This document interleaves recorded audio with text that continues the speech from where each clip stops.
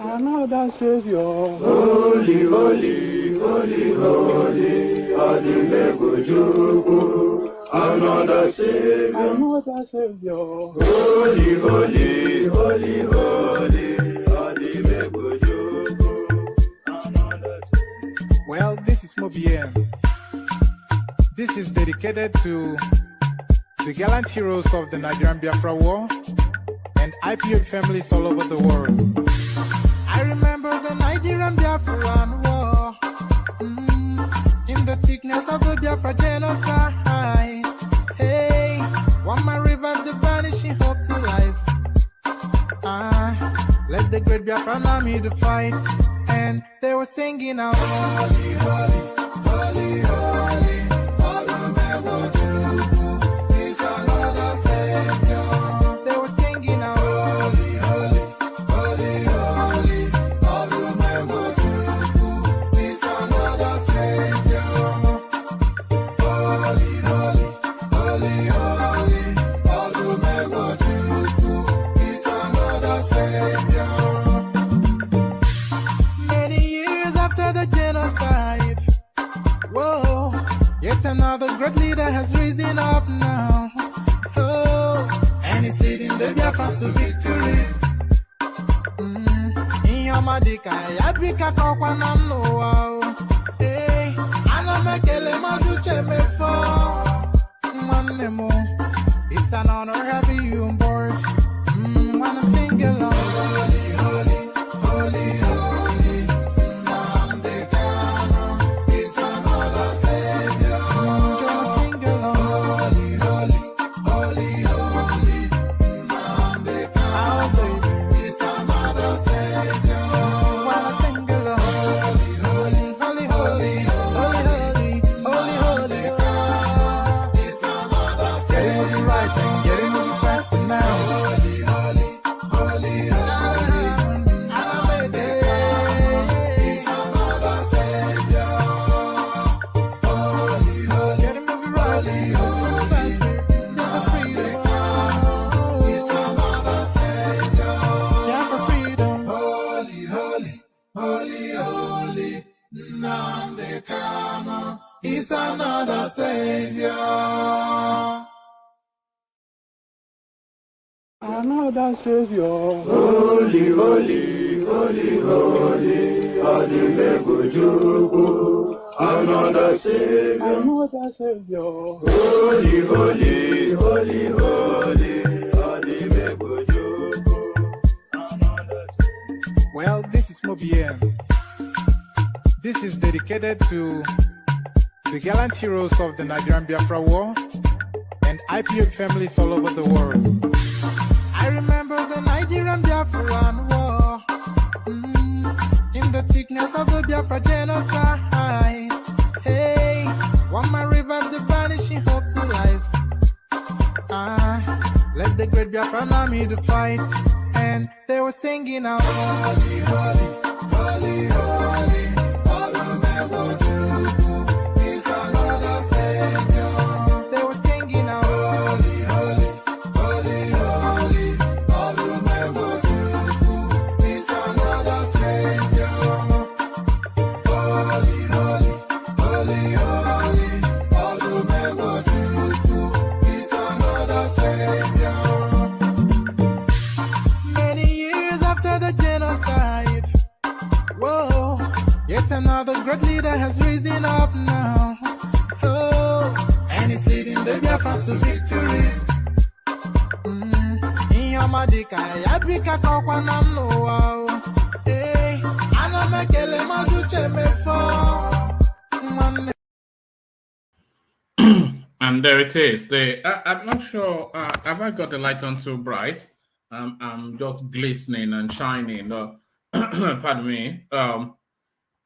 Just glistening and shining. I'm not especially. I'm not within the bracket that should be glistening and shining. So welcome, dear friends. Another session. One man went to mow. You know how it goes. So the session starts and your company is required. So that thing that happens at least once a day is happening as regular as you've now come to anticipate. So as regular as you have now come to anticipate, as guys, I bring you this. Adelekjee freezes government accounts, reverses state name. So Governor Adelekjee now, not Senator Adelekjee anymore, he has now taken the oath of office to become the 6th governor of Osun State. How long that will last, that's only in the lap of the gods, and really at the discretion or the decision really of the election tribunals. But as it stands as of today, Governor Adelekjee now not Senator Adelekjee anymore, and he moves very quickly just as soon as he takes the reins of power to freeze the government accounts, one, so nobody takes anything else, so he's able to audit, and then he has renamed the state too, which is quite a big decision to make. But why has he done it, and what has he renamed the state as?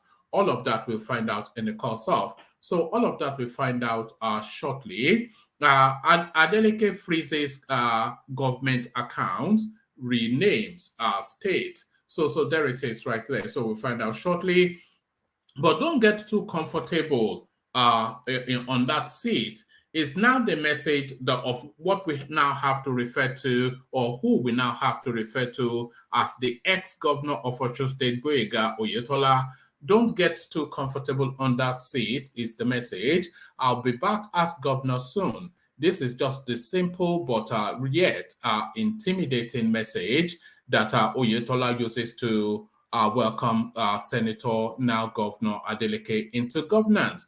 I'll be back as governor soon. Oyetola keeping the new incoming on his toes. Lagos shortlist 3 bidders for construction of 2.5 billion Fourth Mainland Bridge. So this story, you'll say that it is isolated and narrow to the Lagos State space, and you might be right, but really, this story really, it goes to the heart of what opens up Lagos State, because Lagos State, for the amount of people that are condensed in there, is too small a space, so they have to open as much of the space as they possibly can, and this Fourth Mainland Bridge has been long overdue. So it looks as though they are now at the final stages where the decisions are being made to award the contract. So they've got 3 bidders and contracts to be awarded soon. So it is quite a seminal moment worthy of being documented. Lagos shortlist 3 bidders for construction of 2.5 billion Fourth Mainland Bridge. So what that means, we'll find out shortly. Goodbye to Dubai as federal government says production of gold jewelries commence in 2023. So, of course, the gold that has been found in the north, I say found in the north, it has always been there and has always been there to their knowledge, but they for a very long time have kept it to themselves. But it looks as though the northerners are now being, maybe not willing, because nobody willingly gives up money, but it looks as though they've been somewhat forced to surrender the gold to the Nigerian state. Goodbye to Dubai as federal government says production of gold jewelries commence in 2023. So quite what is in play there, we'll find out shortly. Obese facts, figures verifiable. Media team replies Tinubu. So I'm not quite sure who the media team is, but we'll find out shortly. But at the Lagos State rally, Tinubu threw an acerbic remark in the direction of Peter Obi. Peter Obi, of course, known, famous, or should we say notorious, for quoting all these rather highfalutin, what he purports to be facts and figures. That if you go to Netherlands, X, Y, Z, if you go to Malaysia, A, B, C, and if you go to Egypt, 1, 2, 3, there's nothing that Peter Obi delights more than to be quoting all these spurious and vague statistics. So that's all it's known for, really. And Tinubu, of course, he latched onto that at the Lagos State rally to throw mocking words in the direction of Peter Obi and his dubious statistics. So it looks as though the clapback comes swiftly. Obi's facts, figures verifiable. Media team replies Tinubu. So quite what is in play there and who the media team is, we'll find out shortly. Oyo police denies assassination attempt on Peter Obi. So somebody actually sent me that story maybe yesterday or a couple of days ago. Peter Obi, of course, was in Ibadan not that long ago. And in the course of that visit, somebody was sending me stories that an attempt was made on his life. But I searched the media space and I couldn't find it reported anywhere else. So I wasn't really sure that it has any veracity to it. Good thing then that I did not present it because it looks as though it may well be fake news. Oyo police denies assassination attempt on P to B. So Oyo State denies assassination on P to B, but we're still staying in the realms of attempts on frontline politician politician candidates' lives. 2023, Tinubu can't be killed during after presidential election. Fani Kayode sounding now that note of warning. So that note of warning is a preemptive strike. And I think the Yoruba space, they're a bit finicky because of what happened to Abiola, of course. You remember he won an election and they served him tea. So no tea this time around. And please don't drink any tea when you go to Abuja. Seems to be the call that Fani Kayode is making to the looter of Lagos State. 2023, Tinubu can't be killed during after presidential election. A headline attributed to the erstwhile drug addict, Femi Fani Kayode. So there it is right there. Bags of damaged Naira notes discovered weeks after CBN announced and unveiled newly redesigned 200, 500, and 1,000 Naira notes.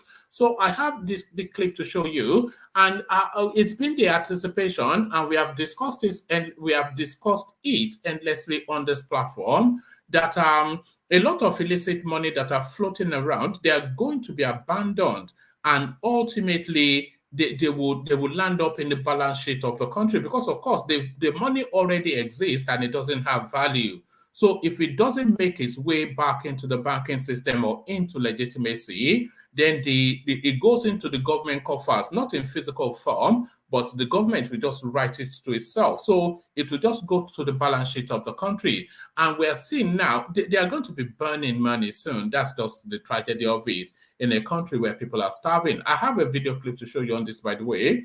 Bags of damaged Naira notes discovered weeks after CBN announced and unveiled newly redesigned 200, 500, and 1,000 Naira notes. So there it is right there. Nigeria, a gift that just keeps on giving. So the last story, Japa syndrome not peculiar or new to Nigeria, says the presidency. So Buhari is now telling you that if you want to leave, then I'll buy you the ticket and you can get out of this space. So what sort of a response to that? Sort of a response is that, by the way, to the fact that the young and most talented within a country are finding that country so unbelievable that they are willing to do anything, including trekking to Libya to escape what they now consider to be a hellhole of a country. Hellhole or not, we are enjoying ourselves, seems to be the message from Aso Rock. Japa syndrome not peculiar or new to Nigeria. A headline attributed to the Aboki from Daura, Malam Buhari. So that's Malam Buhari right there. Cold and unfeeling to the bitter end. Cold and unfeeling to the bitter end. So now, before I go to the next intro music, because when I read you the headlines, then I present you another music just to catch my breath and have a sip of water before I then launch into the throes of reading you the body of the stories. So before I get into all of that, just a bit of administrative stuff. If you want to come and join us on the screen, you've seen countless, endless people do this. And if you want, nobody is designated, by the way. It's me literally putting this link up that says StreamYard. And some people make the decision to click on it, and then they end up on your screen. So it's a first come, first serve open invitation. So if you want to appear on the screen, click on this hyperlink that says StreamYard. It places you in a holding bay, which is a waiting room. And then as soon as I finish reading the talking points, I'll let you onto the screen and then engage you in a conversation. So if you want to come join me on the screen, click on that hyperlink that says StreamYard. So that's the first thing. The second thing is, as you are coming in, click on the like button, because it's somewhat disheartening when you see hundreds of people watching the stream and you only see 20 people or 30 people clicked on the like. So it's somewhat, you can imagine that it will be disheartening. And as you imagine that it would be disheartening, it is actually disheartening. So as you just come in, just click on the like button, then you know that you fulfilled that righteousness. And if you're not subscribed already, click on the subscribe button as well. And if you've clicked on those two buttons, then all righteousness has been fulfilled. So those are the two mandatory things that you must do. You must click on like as you're coming in. And if you're not already subscribed, then please do that, because we need to get our numbers up. So those are mandatory things you must do. So this next thing that you are being invited to do, this is discretionary. If you feel like donating towards the platform, then click on that hyperlink that says buy your host cups of coffee. So you notice that it says cups of coffee, not a cup of coffee, but cups of coffee. So if you feel inclined to donate towards the platform, we've had 100% so far since we've launched that initiative. They've not gone a day yet without at least one person buying cups of coffee for the platform. But what seems to be a curiosity, it seems to be the same person.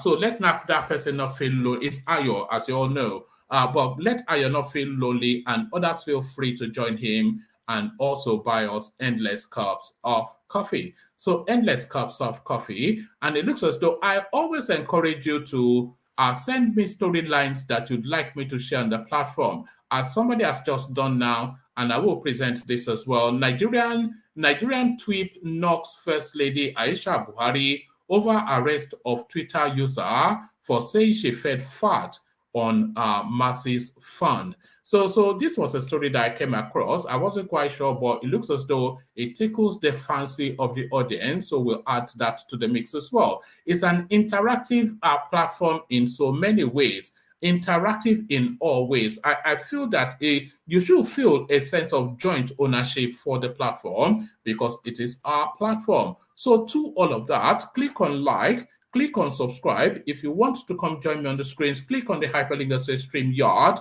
And then, of course, if you want to tip towards the platform, click on the hyperlink that says buy your host cups of coffee. Click on that, but please make sure that you do go wild.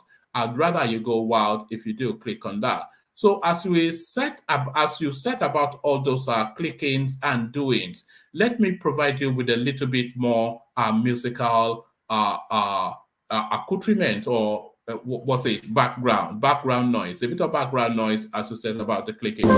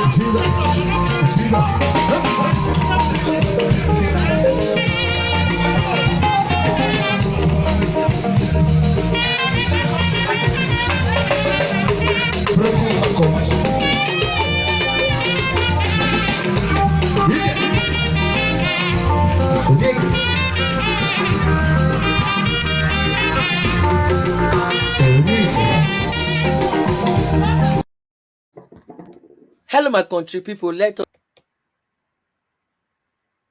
Hold on, one more. Hello, my country people. Let us join Papa Tinubu to rock this latest dance wey in the dance. Abemina corner, me will come dance with Oga Tinubu.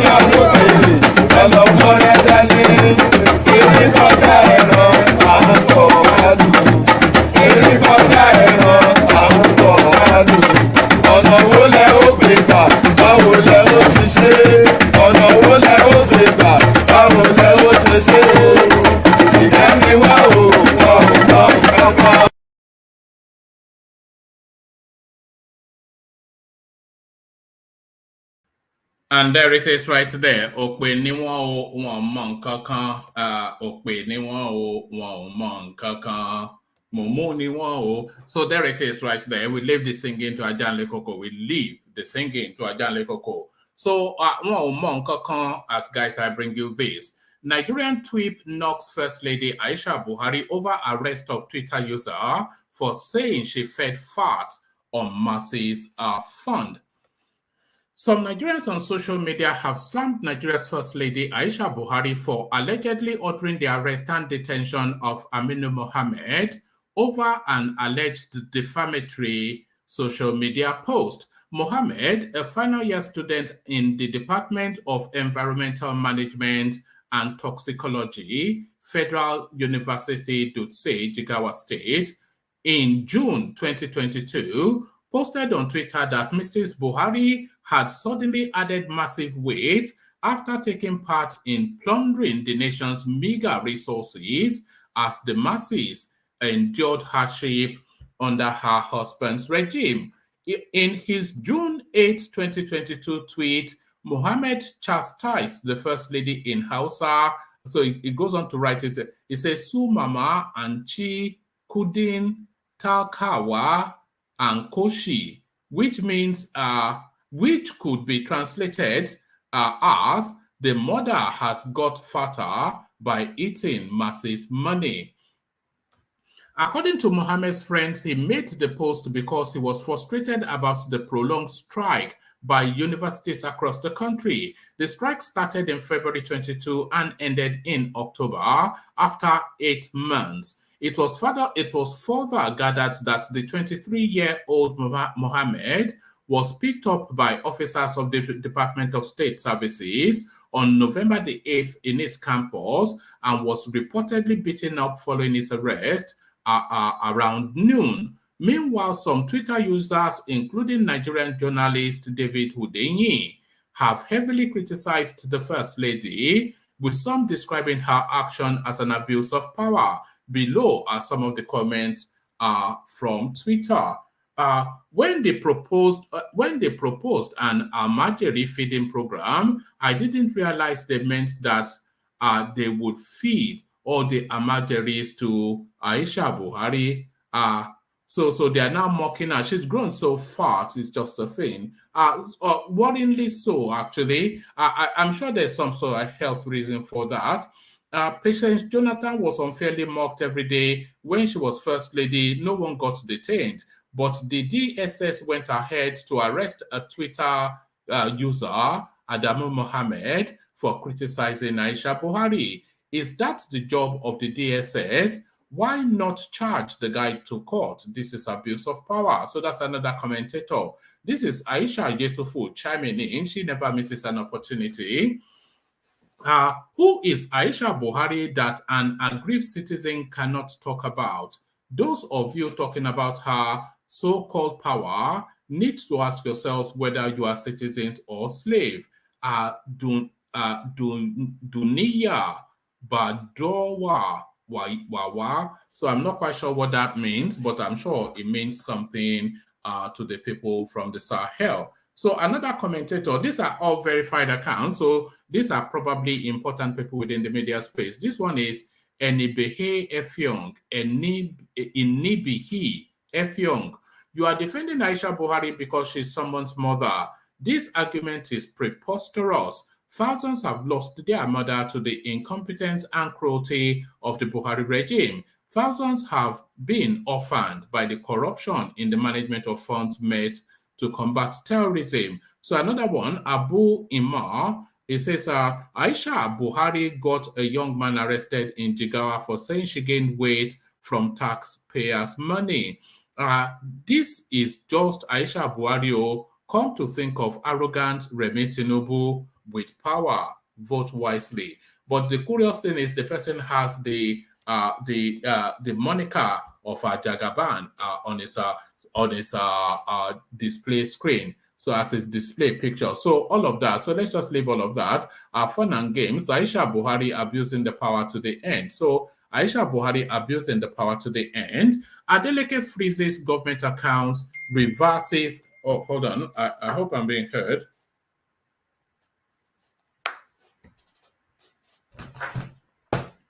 Hold on. Are you seeing me okay? I'm being told that my system is freezing, but it's not showing on my screen that it is freezing. Let me see.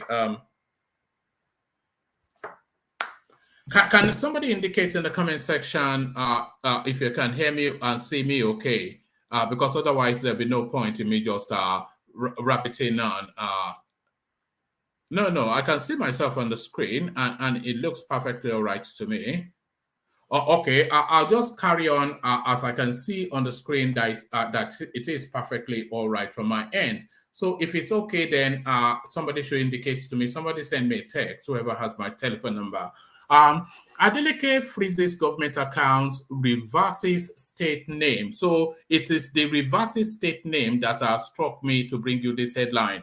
Newly inaugurated governor of Osun State, Ademola Adelekjee, has ordered immediate freezing of all accounts of the state. Adelekjee made this order in a speech delivered at the inauguration. He alleged that the immediate past governor of the state, Adegboyega Oyetola, carried out some actions maliciously after he, Adelekjee, won the July 16 governorship election, including horrid employment without provision to sustain them. He claimed these actions were roadblocks channeled at making things difficult in his administration. Adelekjee also reversed the state's name from State of Osun to Osun State, saying the former was alien to the constitution. So it looks as though I wasn't aware that Osun State was actually called State of Osun, or of Osun rather. So I think he's just dropped the off, but I'm not quite sure that I know that for fact. But then, of course, the governor of the state, he would know, and he has now made an amendment to the name of the state. Adelekjee also reversed the state name from State of Osun to Osun State, saying the former was alien to the constitution. So let's get a little bit of a feel of his speech. The newest governor in Nigeria, he said, My good people of Osun, since you elected me as your governor on July the 16th, 2022, which the Independent National Electoral Commission, INEC, announced on July the 17th, 2022, the former governor, Adelekjee, Oh, so it's even dropped the governor because they still call them governor even after office, not even ex-governor, but it's just reduced him to Adelekjee. The former governor, Adelekjee Boyega Oyetola, maliciously started putting roadblocks to make things difficult and almost impossible for the new administration to serve you.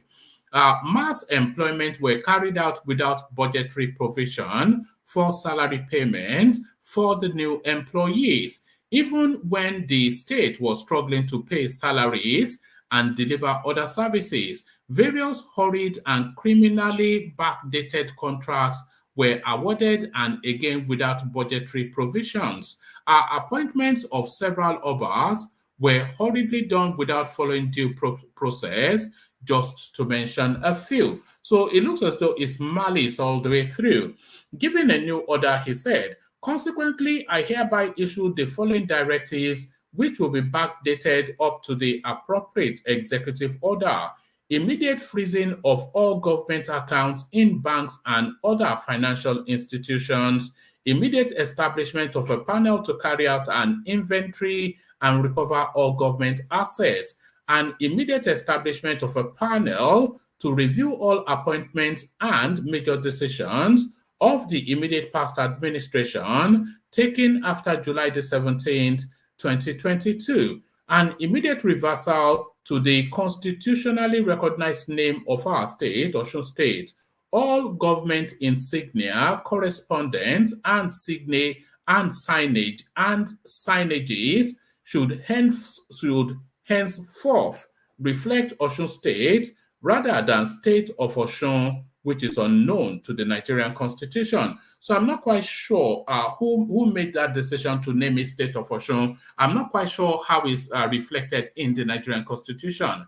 Newly inaugurated Osun State Governor Adelekjee has ordered the immediate freezing of all accounts of the state. Adelekjee made this order in his speech delivered at the inauguration. He alleged that the immediate past governor of the state, Adegboyega Oyetola, carried out some actions maliciously after he, Adelekjee, won the July 17th governorship election, including hurried employment without provision to sustain them in the budget. So there it is right there. It looks as though this is the opening stanza of that fight. It's not even a fight; it's a war. This is the opening stanza. It's going to be a long and tortuous journey as Adelekjee tries to administer that state. I'll be back as governor soon. This is Oyetola not giving it up at all. The outgoing governor, Boyega Oyetola of Osun State, has vowed that he shall be back as governor of the state once again. The outgoing governor, Boyega Oyetola of Osun State, has vowed that he shall be back as governor of the state once again. I don't know why they wrote that twice. Oyetola stated this in a statement he released late Saturday to bid the state farewell as his 4-year tenure ended on November the 27th, 2022. He said he will be stepping aside as a law-abiding citizen, noting that the outcome of the Osun State governorship election that produced Governor Ademola Adelekjee of the People's Democratic Party (PDP), who was sworn in earlier today, was still being challenged in court. Oyetola also said he looked forward to continue governing Osun again as he anticipated victory from the court. So read full text. So I'm not going to read you the fullness of his text because it's always a long-winded essay. But let me give you about 3-4 paragraphs just to document what the outgoing has to say. My dear good people of Osun, as I step aside today, Sunday, following the conclusion of the 4-year tenure you freely gave me, I thank God and thank you for your support, cooperation, and prayers over the years. I recall how the journey began 4 years ago, how by your belief in me and your conviction in the plans and programs of our party, you exercised your right to vote for me. Motivated by God's promise, my conviction, we promise that we will serve you with steady heart and hands. we promised that we will hit the ground running once we assumed office. We gave our words that we will put you first and run a people-centered government. We pledged to uphold the best ideals befitting of an Luabi.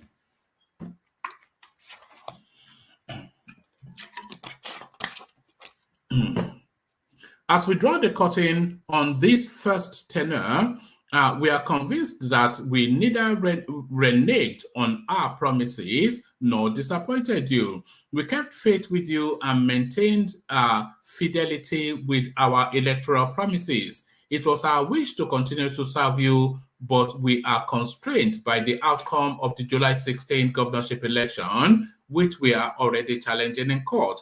As a law-abiding citizen and government, we are stepping aside to allow the law to take its course. However, we look forward to continue to serve you in no distant future. We have absolute trust in God that we shall be back soon, as we have implicit trust and confidence in the judiciary to do justice in the case before it. We are confident that this period of temporary political eclipse shall pass. The sun shall rise again, brighter and warmer, and the sustainable development and participatory governance that we enthroned, which have been applauded by local and international organizations, shall be restored and put on a surer and better footing. So there it is right there. So there is this is certainly not a graceful departure. So this is not a graceful departure. We can at least say that it is not a graceful departure. So I think this is just the first stanza. There's a lot more to come out from there. And I am still of the thought that Adelekjee would not last 6 months in that office. I think the courts will overturn him. That has always been my belief, but we'll see how that plays out to the victor the spoils, but not always the case. So this one was sent in by one of the subscribers, and I agree because it's a story that all others have been following over the months and years. Lagos shortlist 3 bidders for construction of 2.5 billion fourth mainland bridge. So that fourth mainland bridge are long overdue. It's been, in fact, they should have built it before they built the second Niger bridge, because the economy that the second Niger bridge serves is about a single-digit % of the economy that the fourth mainland bridge would serve. The Lagos state government has shortlisted 3 bidders for the construction of the fourth mainland bridge. Okpai George, special advisor to the government on public-private partnership PPP, disclosed this on Saturday at a news conference in Lagos. George said the shortlisted bidders are Mota Engil, Nigeria and Africa, CCCC and CRBC Consort, CGGC-CGC Joint Venture, and CCECC, etc., etc. I mean, there's a whole bunch of them. He said the FMB project had gone through the competitive bidding process, the request for proposal stage 1, and the RFP stage 2. George said the RFP stage 2 was then issued to the 3 shortlisted bidders, adding that the project is expected to cost $2.5 billion.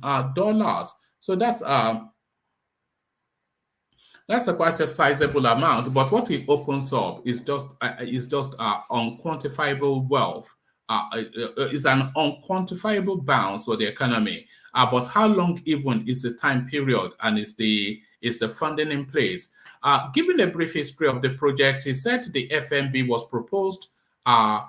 Given a brief history of the project, he said the FMB was a proposed PPP transport infrastructure development, which includes the construction and operation of a greenfield tolled road and bridge with a design speed of 120 kilometers per hour, including the development of adjacent real estate. So it's going to be a tolled space.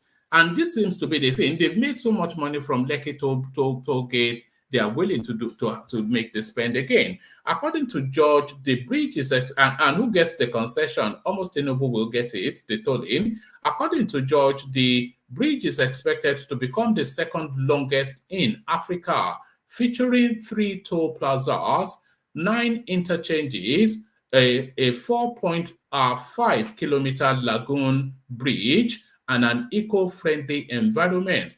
He said the project is also expected to span about 37 kilometers, starting from Abraham Adesoya in Ajah on the Eti-Osa-Lekki-Epe corridor and traverse the northwest towards the lagoon shoreline of the Lagos-Ibadan Expressway via Owutu and Isowo in Ikorodu. So I have land in Ikorodu anyway, so I wonder what that does to the value of my land in Ikorodu.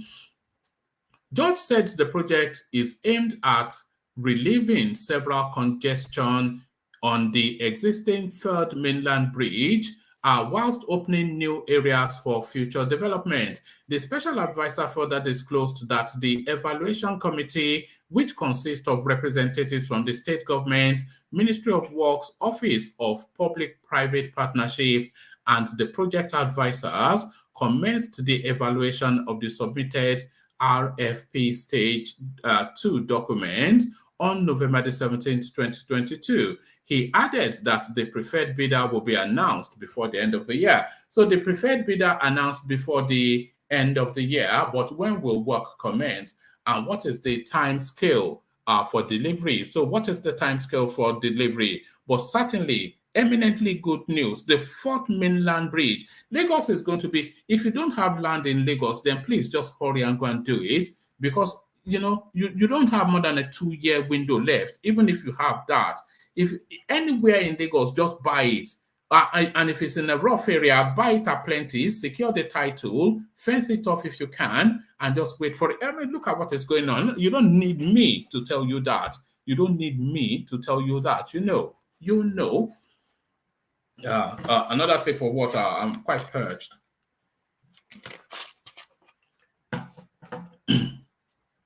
Goodbye to Dubai as federal government says production of gold jewelries commence in 2023. So it looks as though the Aboki have finally given up that gold that they have in Adamawa and places like that. Ministry of Mines and Steel Development says the Kano Gold Souk and other, where am I picking it up from? Am I taking it from the top? Yes. The Ministry of Mines and Steel Development says the Kano Gold Souk and other regional projects being executed by the ministry will become operational by 2023. Mr. Olamilekan Adelekjee, the minister, said this when he was featured at the news agency of Nigeria Forum in Abuja. Adelekjee said the souk would make the country become a world destination for gold. He said the government had trained people who will make pieces of jewelry, adding that they would be resident in that gold souk.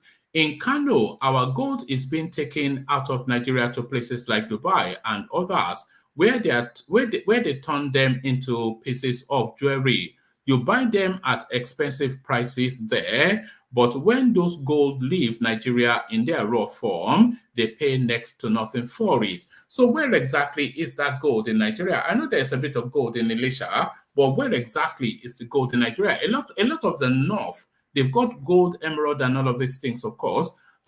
So we said, let's have the gold souk in Kano, which can rival any souk in the world. They will turn the gold in Nigeria into pieces of jewelry. They can make bangles, straps, earrings, necklaces, and pendants. People are trained to do this now. So we are adding value to Nigeria, and we are saying that Kano Gold Souk can join the world calendar of souks. This will enable people to know that a certain time of the year we will organize a gold festival in the Kano Gold Souk so that women and men from all over the world can come to Kano and buy gold. I wonder if Kano has an international airport. I suspect it might well do. That is why we have done all these six. That is why we have done all these six geopolitical projects, and those projects are at advanced stages of completion. We should be commissioning them very soon. We will look at suitable dates to inaugurate these projects early in the new year. So that's it. It tailors into Nigerian banks announce new working days. So that's a different story. So a gold souk in Kano. I suppose Kano will be the appropriate space for it, but I suspected that it would have been better off in a place like Oyo, where they know how to handle business, maybe that little bit better. So now, the never-ending saga that is Peter Obi versus Tinubu. Obi's facts, figures verifiable. Media team replies Tinubu. The media team of the presidential candidate of the Labour Party, Peter Obi, has stated that the presidential candidate of the All Progressive Congress does not appreciate facts and figures. The guy is an auditor and an accountant, but he doesn't appreciate facts and figures. The media team of the presidential candidate of the Labour Party, Peter Obi, has stated that the presidential candidate of the All Progressive Congress does not appreciate facts and figures are used by opponents in place of mere rhetorics. The team noted Obi's claims were verifiable and that many analysts has been on them. In a statement made available to correspondents on Sunday, the Obi Data Media Office said it noted the attempts by Tinubu and his party to cast aspersions on the informed use of statistics by his counterpart Obi, declaring that the APC candidate could not stand Obi's statistics. Tinubu had said at a rally in Baramatu, Delta, that Obi lied with figures. He described Obi as a man that was not wanted by Nigerians because he lies with arithmetics that no mathematician could solve. He said, and he added, even Indians. I recall that statement. To mention his name is a disgrace to me. He gives out wrong arithmetics and wrong statistics on the economy. That is not what Nigerians want. Nigerians need honesty. They need the man who knows the road to take, and that man is me, Tinubu stated. Responding further, Obi team stated that the Labour Party candidate was brimming with practical ideas and was demystifying electioneering rhetorics by employing simple facts and figures in his campaign. Providing the numbers shows Obi's preparedness for the high office of president if and when hired by Nigerian voters come 2023. The Obi Data Media Office claimed it was aware of the inability of some of the runners in the presidential race to cope with Obi's speed and deep knowledge of issues. They shouldn't really be going to that space. A man that cannot produce a manifesto, but he has speed and deep knowledge. This has resulted in a grand design to distract his focus from the issue-driven campaigns, which are resonating very well with Nigerians who are ready and committed to taking back their country from the forces that have held it down over the years. Our candidate has said repeatedly that his assertions were verifiable and dared anybody with contrary facts and figures to come up. Analysts, media houses, and opponents have formed fact-checking units in their organizations, ostensibly to contradict Obi's facts and figures. The acceptable mantra is always, if you can't beat them, join them. But in Nigerian politics, the reverse is the case. If you can't beat them, pull them down. That is what Obi's opponents, who cannot cope with his deep know-how about the economy, are doing, the team said, alleging that the fact that the APC man has questionable biodata has left the electorate guessing his real age and health status. So there it is right there. It's a much ado about nothing. It's just, it's scratching and squealing at each other. It's just, when you see two fat girls fighting, that's just the image that conjures up in the mind. So it's just two fat girls fighting. But still staying with Peter Obi, but matters more serious.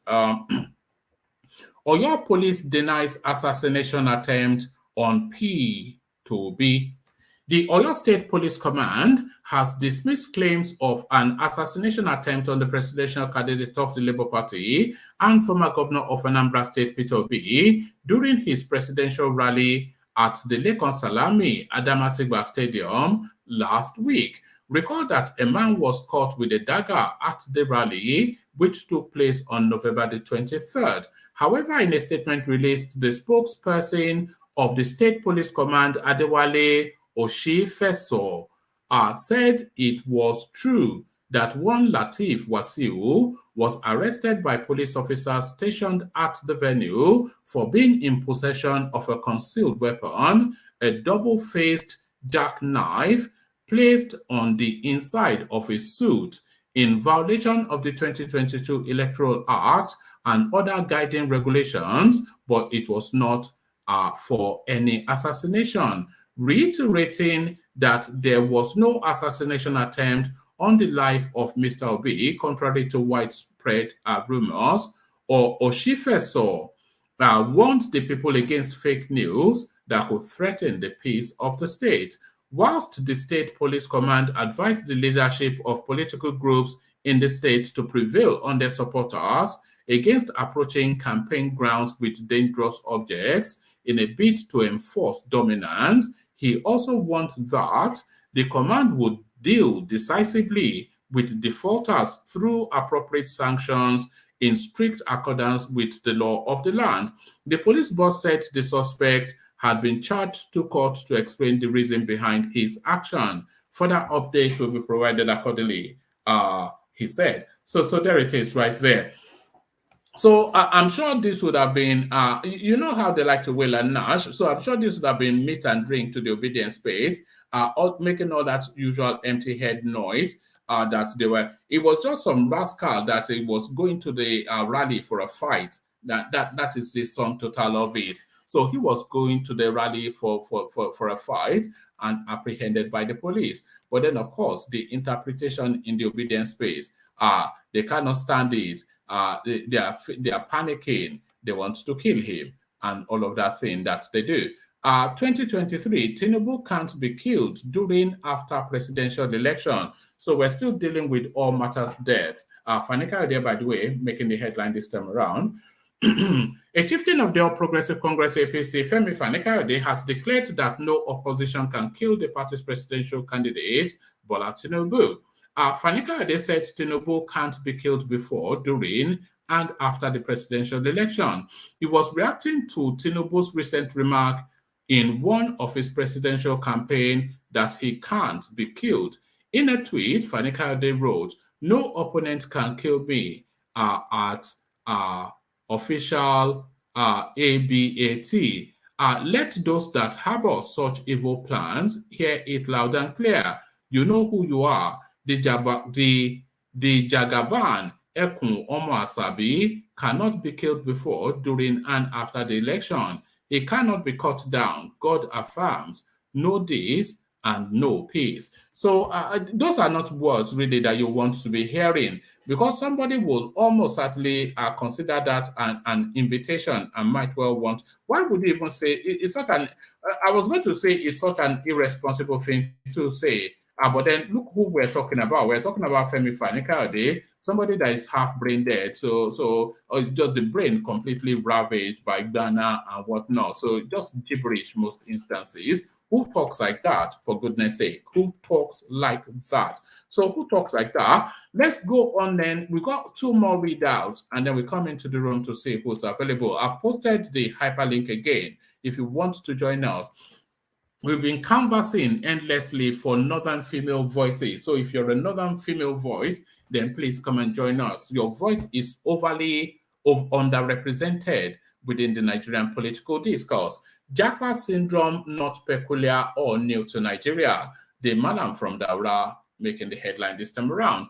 Presidential aide Femi Adesina is not moved by the recent wave of migration, saying many Nigerians have always wanted to leave the country. He spoke on Channels Television's Sunday Politics, maintaining that the situation does not apply to Nigeria alone. The average Nigerian had always wanted to leave, and it is not just in Nigeria.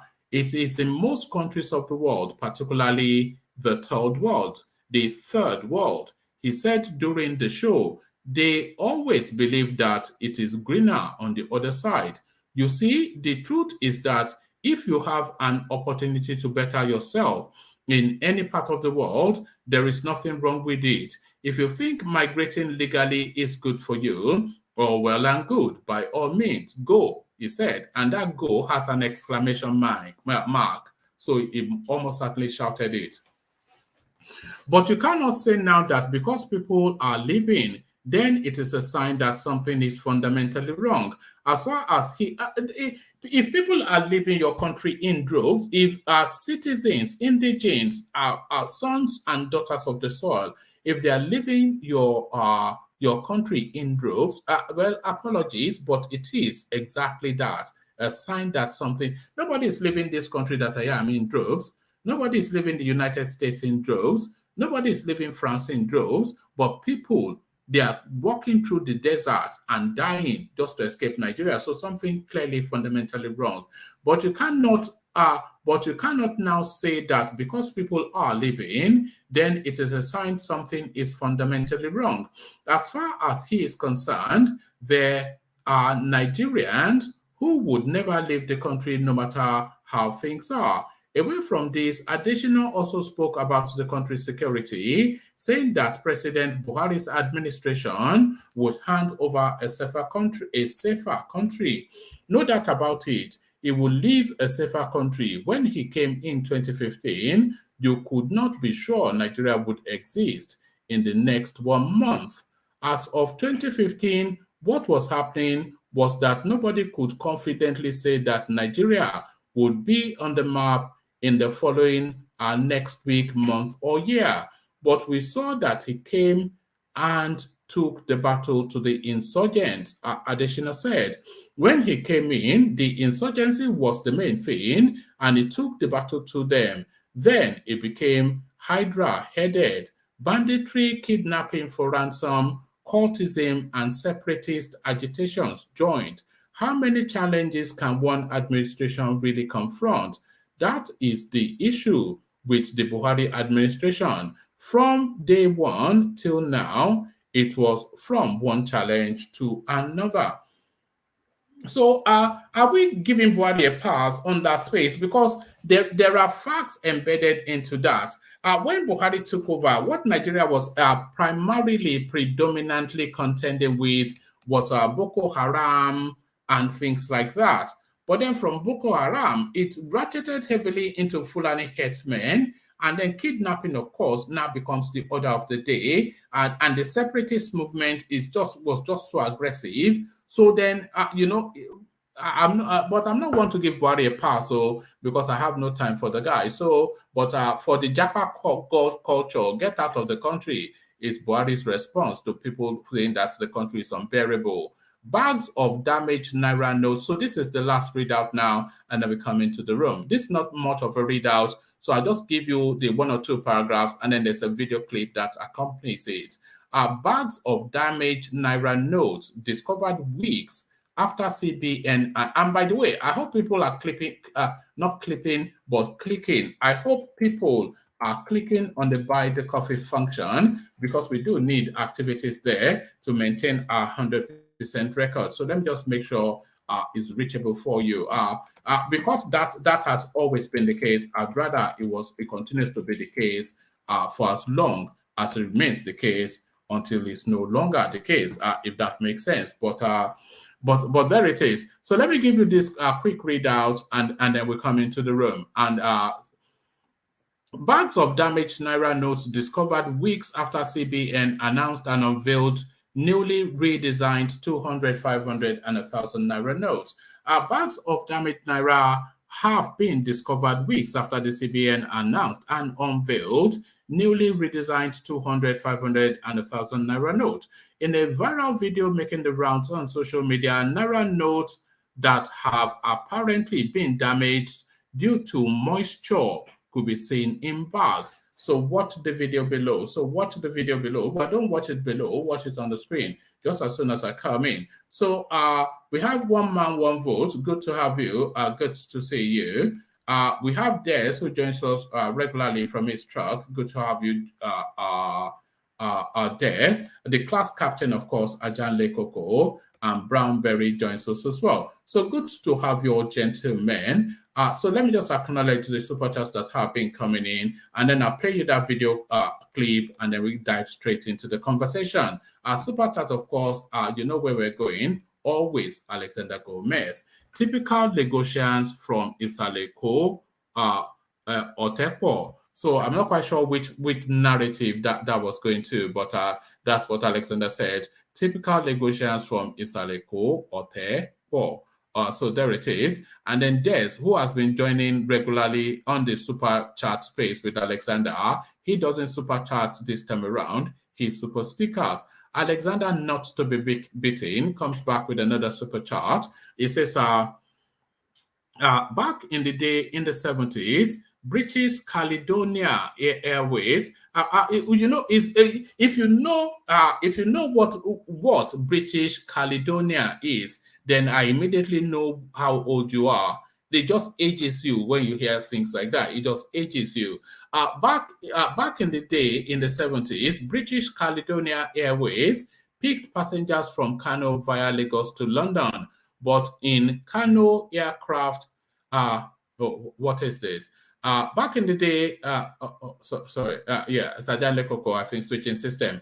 Back in the day, in the 70s, British Caledonia Airways picked passengers from Kano via Lagos to London, but in Kano aircraft is heavily sterilized.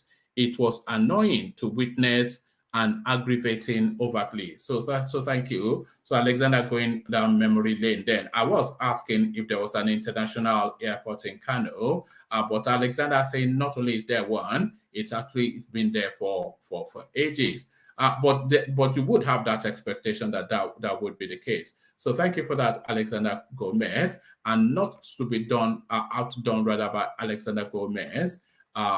Des, he super stickers yet again. So thank you for all that, gentlemen. Thank you for all that, gentlemen. So let me then play this video clip, and then we'll delve straight. Let me play you this video clip, and then we'll delve straight into the conversation. So watch this. Watch this actually and weep. This is enough to make you cry. But watch this. Just before I play you this clip, conjure in your mind the images of people starving in Nigeria. You don't have to reach too far. We've all seen the images. Some of us even know people that fall within that bracket. So have those memories, and then watch this, and then tell me if it doesn't make you weep. This will make you weep.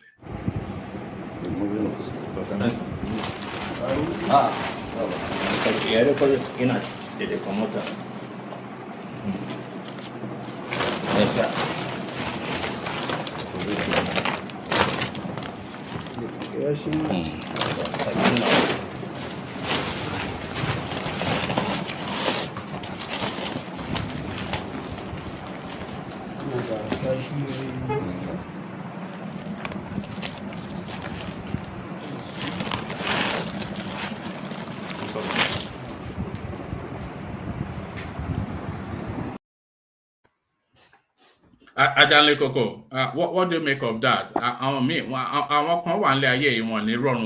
That was countless billions of naira I saw there, just rotting away. Did you see it? Yeah, I saw it. That's the money to people, to poor people, to better their life. I don't know why they stash so much money. I don't know why we are the way we are.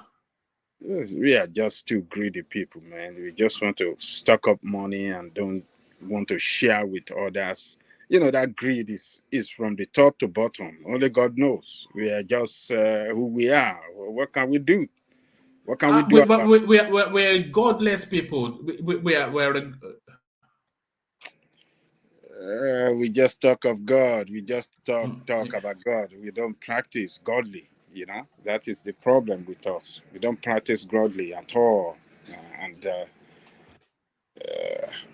those money are still intact. I don't see no, anything wrong with those money. oh no, they rotted to the point that they cannot be of any real value. So I don't know. I don't know if they can be retrieved as legal tender. But they are still, how do I say it? I think they're still valid currency, or is the date over? I don't think so. No, they are still valid currency, but Yeah. whoever looted them, he just went and stocked them away. So I'm almost certain that it was during the elections when they were dishing out money, and Mm. then the person didn't use up all of the money. They said, go and bribe them with this 30 billion. He gives the starving people 10,000 and stashes away the rest to be doing fine boy. But it didn't store it properly. The money is just rodent, not rodent, but it's termite infested in a moist place. The color has run. The paper has flaked out, but you can make out that it's 1,000 and naira notes, bags and bags and bags, endless bags of 1,000 naira notes, piles of them, bills. Yeah. Well, It's terrible. this is what our politicians have done to us. This is what they have done with our money.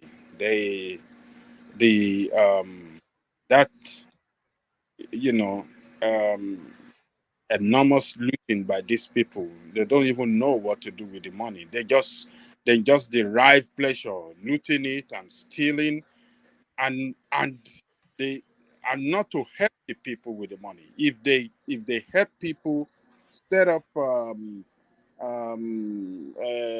some kind of program that um, maybe private organizations that give like social services, help people financially, doing some kind of charity. We can know that some kind of way, at least the looting, they still utilize it, they still pump it into the economy, but they will just hold on to the money, thinking about the next election, how they will use the money to bribe people and bribe their way back into power. It's just only God can save us, man. This was what the redesigning of the naira was set out to achieve. Is the illicit money that cannot because I think they only gave them what, a 6-week window. So it's the illicit money that is so voluminous it cannot make its way into legitimacy and it's just rotting away. Unbelievable. Unbelievable. But that I don't know how much I don't know how much that will even what impact is going to make on the economy, because the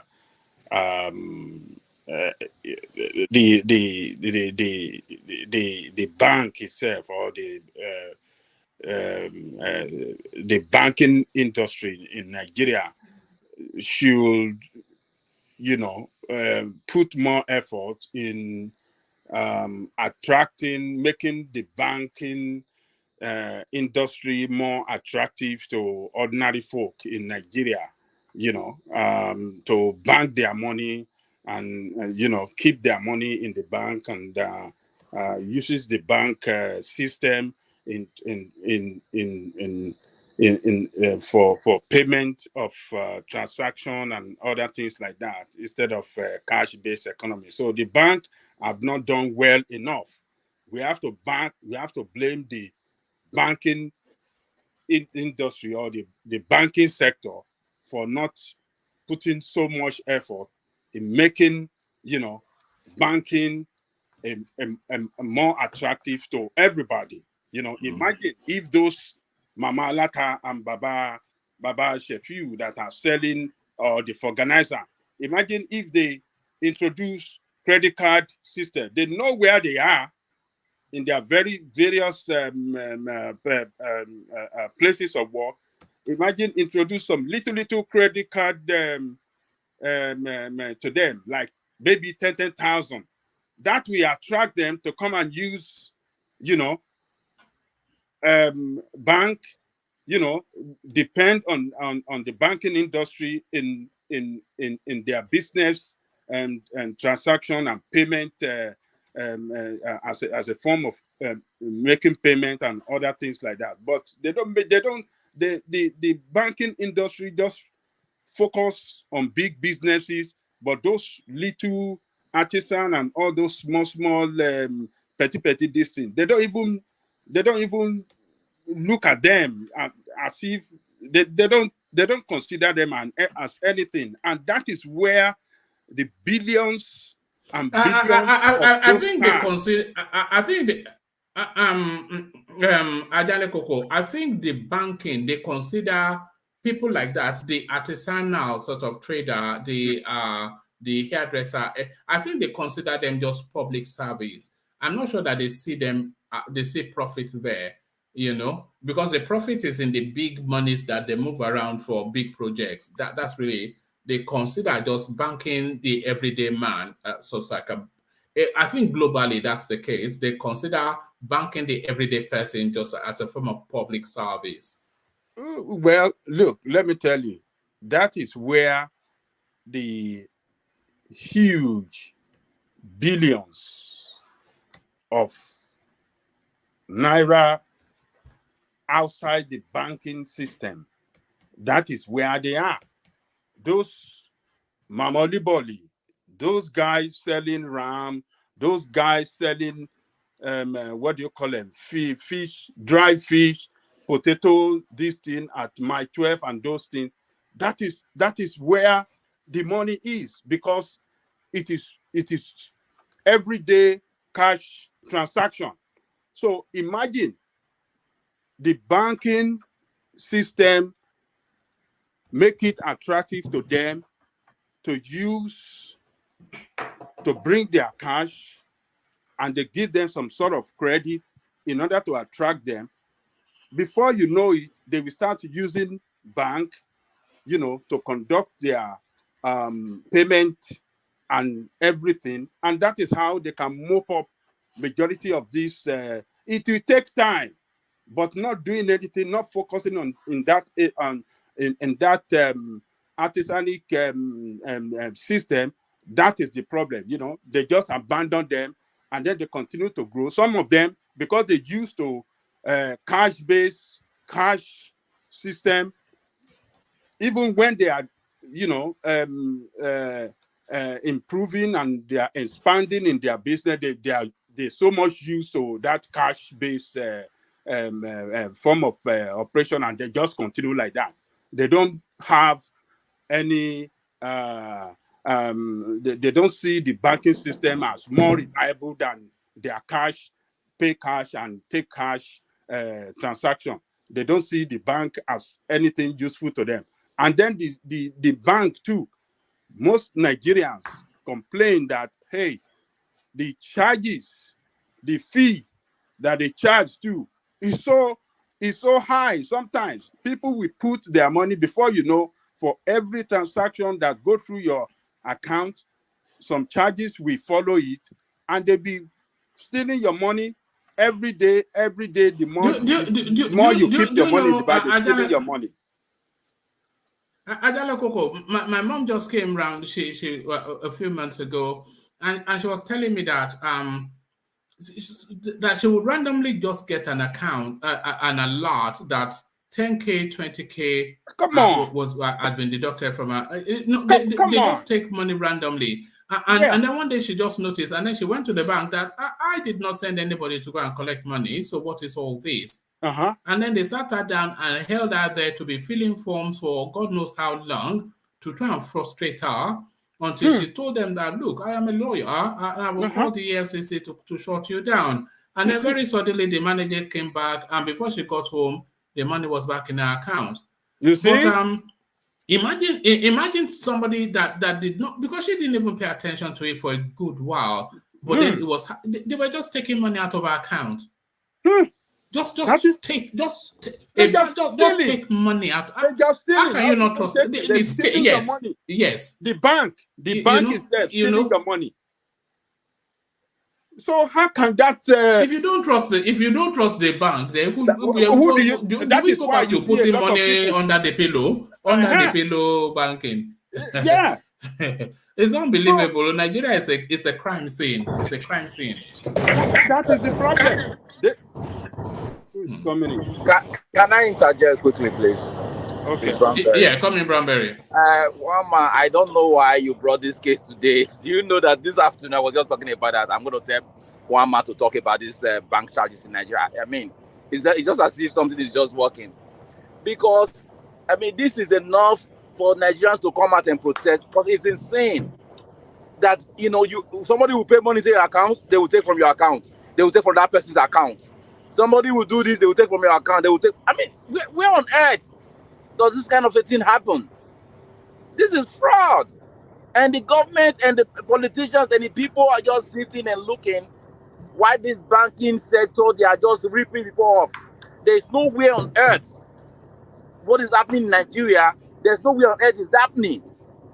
And people should stand up and complain to their representative. Do you know what else they need to protest on? Because I've been trying to book, local flights, and it's crazy. 75,000 just one way. Before you do all your flight trip in Nigeria, say a month, you're spending almost 1 million or 2 million naira just for local flights. It's crazy, and people are not protesting. How is this happening in Nigeria? I don't even understand. That one, you know, say now rich people they use air flight now in Nigeria. What it concern poor man with that one? That one not be that like big man wahala. That like big man wahala. That one a big man wahala. Everybody wahala. What are you saying? That like big man wahala. That like big man wahala. Me and you, we can handle that. A lot of people are suffering. It's not good. No, the banking sector, they are ripping people off, and it should be talked about. You don't understand. You know, come out on the street. Just it's not be how many months you get. I came back, so I'm going back again. That's 70. Aviation, what's it called? Fuel. It's aviation fuel, so it's expensive. There's nothing we can do about that. Oh, yeah, that's crazy. I don't even understand. All right. That explains in many ways why there's so much money in circulation. People don't trust the banks. When the bank is robbing you, then of course, then you know that if you give Mutiu 1,000 naira for a 500 naira transaction, if he gives you 500 naira back, then you know nothing comes in between. But if you get the bank, they will take 15 naira from Mutiu, cut you 15 naira. You know, and then even when it gets into your account, they steal the rest. It's a crime scene in Nigeria. But a crime scene, Adelekjee, so it looks as though now Osun State, the dancing governor, he gets sworn in today. He got sworn in today, immediately freezing all the state accounts and renaming the state. So apparently it was known as the state of Osun, and he rebranded it Osun State. Senator Adelekjee, now Governor Adelekjee, Adelekjee, your dancing shoes, put them on. Yeah, Faji Bere, Thank you, woman. Let me greet our listeners around the world. Please click on the like button, share, and subscribe if you haven't done so. Hey, today is a good day for Senator Adelekjee. Finally, he got sworn in as the governor, and you see the changing of that name from Osun State happened during the time of I think Adelekjee. I think it was Adelekjee that changed into state of Osun. So, and because during the time of the PDP, the former military man, I can't recall his name. Yeah, the former military man that was governor there. Yeah, it was known as Osun State, but it was Adelekjee. They're trying to, inject some American style into the naming, and that's why I think they changed it to State of Fortune. So, and so the governor issued some executive order that all the bank accounts should be frozen, and some other executive order, which I think is a normal thing, because he has to know where he's starting from, and in order to give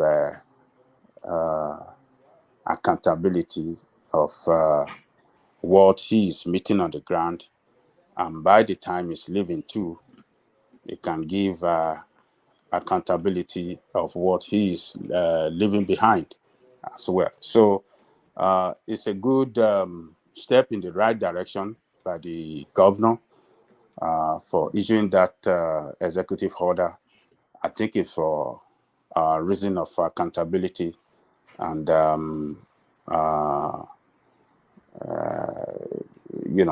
so that it can start, it can know the state of accounts and what is on the ground for him, so it can start his administration on a clean state whatsoever. But at the same time, we have to give credit to the former governor, Oyetola. Oyetola have done well. He managed the resources of the state prudently, and and he's a very resourceful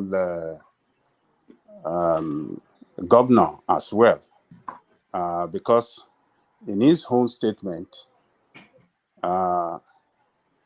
he did not borrow throughout his term of office. For the 4 years being as a governor, he didn't borrow, and he was able to pay off 97 billion naira debt that he did not incur on behalf of the state. He paid off 97 billion naira from the debt that Adelekjee left behind. So, and he left 14 billion naira in cash in the account of the state. What about the spate of appointments that he made over the last week or so, knowing full well that he was out of office in a week? What about the spate of appointments that he made? What's that all about? One man, politicians now.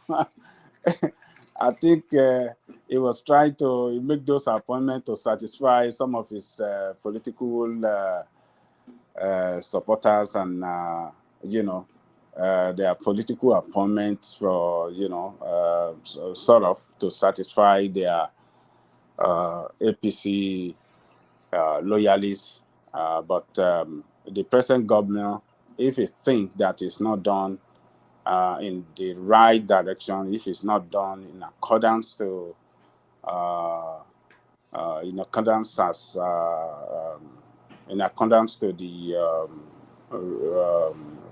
financial regulation has been stipulated by the financial regulation, if it's not done in the interest of the state, if it's done in terms of favorism to satisfy some political purposes, I think he have the right to cancel those appointments, and just cancel them, and then send those people packing. So, but Oyetola did well, whether we like it or not. The problem that he did was that he couldn't combine the politics of governing and the governance well. He concentrated more in governance well, and did not play the politics, the politics that you know that should go with it to satisfy some political expediency. He didn't play that one well, and those are the things that backfired against him, particularly from the side of the civil servants. The civil servants in the state, he was actually paying adequately paying. He was paying them. He was making full payment every month. He wasn't paying by probation or by percentage. No, he was paying them, their full salary, but the arrears that he promised before the election that he's going to pay, he wasn't able to do that, and the civil servants that constitute majority, a larger percentage among the voters, were not happy with him because of that, and they voted. Majority of them voted against him. So if he had played his politics well, if he had paid those arrears of workers, I mean, maybe the workers wouldn't have voted in favor of what do you call this guy, Adelekjee. But majority of the state workers voted for Adelekjee because Osun State, what do they produce? What do they manufacture? It's a civil servant state. So when in a civil servant state, a governor that does not satisfy the civil servant will surely lose election because majority of them will not vote for you, and they have a lot of people at home that depend on them, that they will campaign hard, to vote against you. So that is what I believe that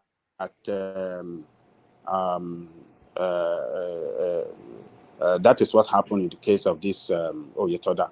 But he did well. He managed the resources well, prudently. He's a prudent manager. He paid debt.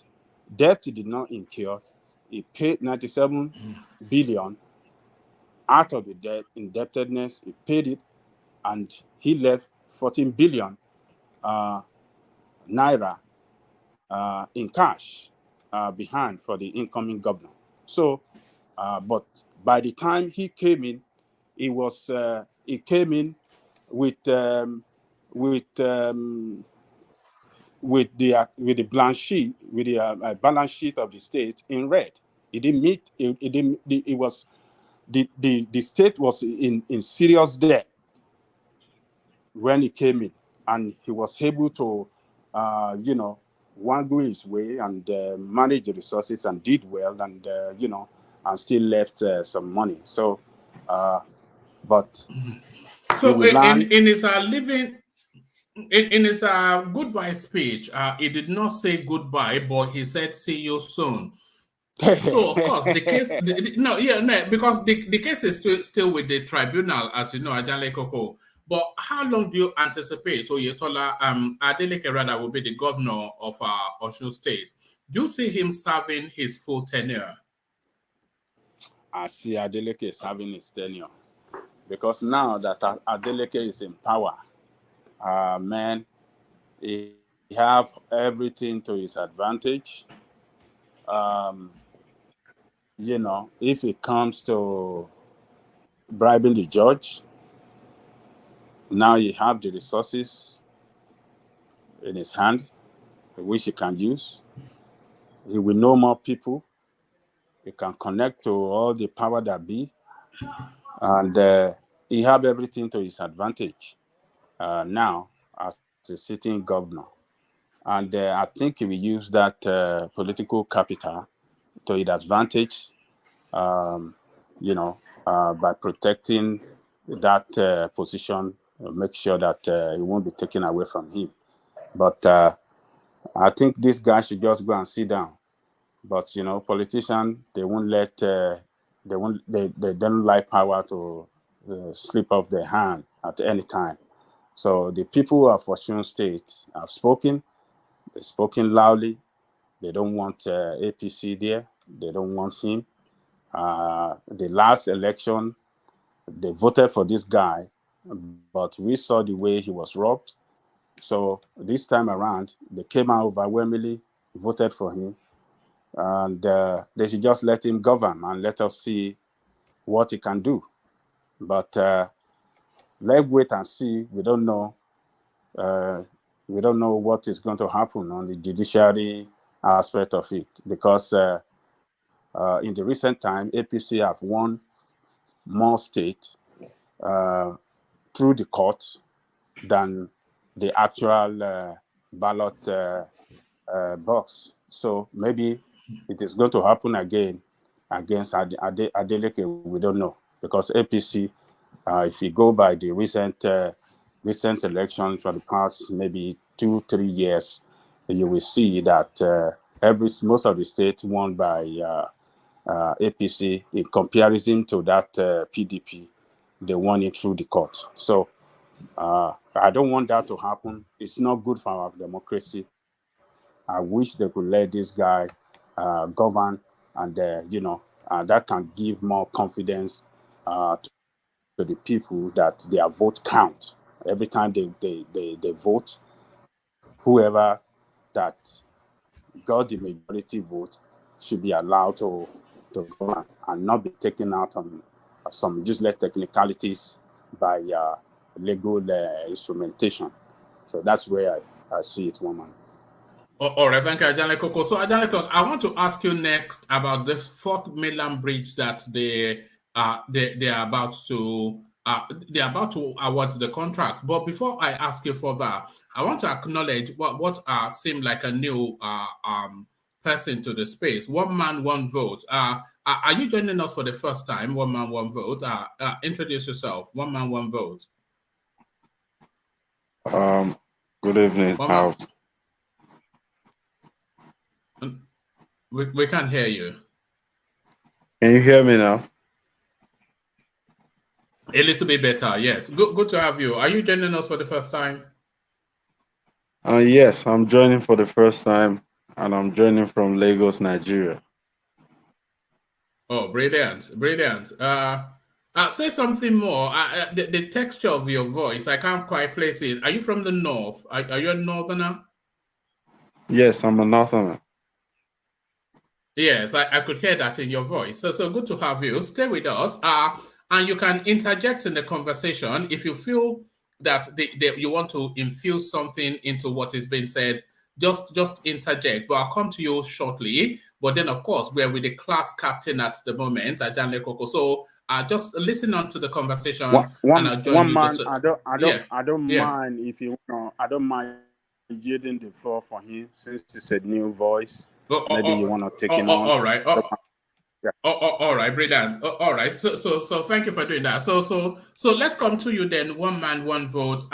So you are in Lagos. The news comes in then that the fourth mainland bridge is at the final stages of contract award. They've narrowed all the serious persons that they feel can carry out the construction to 3 bidders. It's going to be a $2.5 billion dollar contract, the fourth mainland bridge, to go all the way through the Adelekjee axis all the way to Ikorodu. So what are you making of that? Do you identify the need for it? And how do you think that will impact on Lagos State, a fourth mainland bridge? One man, one vote. All right, thank you, one man, went to Mo. I was following the other speaker, and I actually wanted him to land this point before I can interject. So I'm listening. All right, it was yielding the floor to you, but let's get back to Adelekjee. Somebody has to have an opinion. So Adelekjee, give us yours. Or who is excited by the fourth mainland? I am excited by it. And I think it's a window to anybody that doesn't have land in Lagos and you can afford it. Then you're just silly. Adelekjee, echo for sure. Look, fourth mainland bridge is long overdue. This is a project that Nigeria should have carried out in the 90s after the third mainland bridge. But Nigerian leaders being what they are, they don't, they lack vision, and that's why they could delay that project in this time. We are still struggling to see what we can do about it. And Tinubu promised Lagosians before he was elected that he will construct that fourth mainland bridge. I think it was regarded as a federal government project. Maybe that is why he couldn't do it. I'm not sure. But throughout its 8 years, he couldn't do it. Maybe because it was federal government project. Maybe because he couldn't deploy the political will to do so, because politicians talk is so cheap with them. They can talk, but they are not doer. They are talker, and they are not doer. So he didn't do it. But it's a heavy project, though, Adelekjee, to take on. It's not. It's the second longest bridge in Africa that they want to construct. So it's not something you just sign a check for. Yeah, I know. I mean, it's a project that, I mean, once you get and it should really be a federal project. It should really be a federal project. Lagos State should not have to carry the burden. Well, that is what he promised Lagosians, that he will do it, since federal government could not do it in the 90s, that he would do it and open up between Ajah and Ikorodu. And that will make that, in order to, number one, to Lagos traffic that passes through Ikorodu all the way to Lagos Highland, you know, people can just go straight down from, what do you call it, from Ajah area, straight down to Ikorodu. So that will definitely, you know, cut out a lot of traffic, and you know, people in the mainland and the most going to be light traffic from there, on that side of Lagos. So that was one of the main reasons why they said, okay, what can we do about, you know, this traffic problem, congestion in Lagos every time. So, but they think if they open up that space, that will definitely, you know, take out that traffic along that Ikorodu road lane. So, but 2.5 billion, though, is that excessive? 2.5, even in this climate, that's my heart skipped a bit when I saw the 2.5 billion. Is that excessive? But then we're talking about a long and complex bridge. Does the pricing sound just about right, or is it that excessive? dollars or naira? dollars. No, naira. Okay. That's crazy, one man. That is a lot of money, one man. It won't even buy you land in Ikeja. That's a lot of One money. man, that is a lot of money. No, it's excessive, one man. That is not how you're gonna put. That's too much. That's the too second much. longest bridge in Africa. But The second It's longest too bridge in much. Africa. But how many kilometers though? The kilometer is what is going to, and you remember this is passing through on top of lagoon all the way. You know, how many kilometers? Is it not 30? How many kilometers long? Yes, I'll just check again. About 37. Yes, 37. Yeah, that's a long, you know. So, but you see, well, Tinubu couldn't do it. Regime after him couldn't do it. But it is good that this guy Sanwo-Olu is trying to do something now. I wish he could get that funding for it, and I wish he could do it, because if 4th mainland bridge is constructed, it is going to make a huge impact in the economy of Lagos State. Huge impact in the economy of Lagos State. It will create jobs. They will open up places that have not been opened up. So the economic effect of it is going to be, it's going to expand the economy of Lagos State. Lagos State GDP will grow, we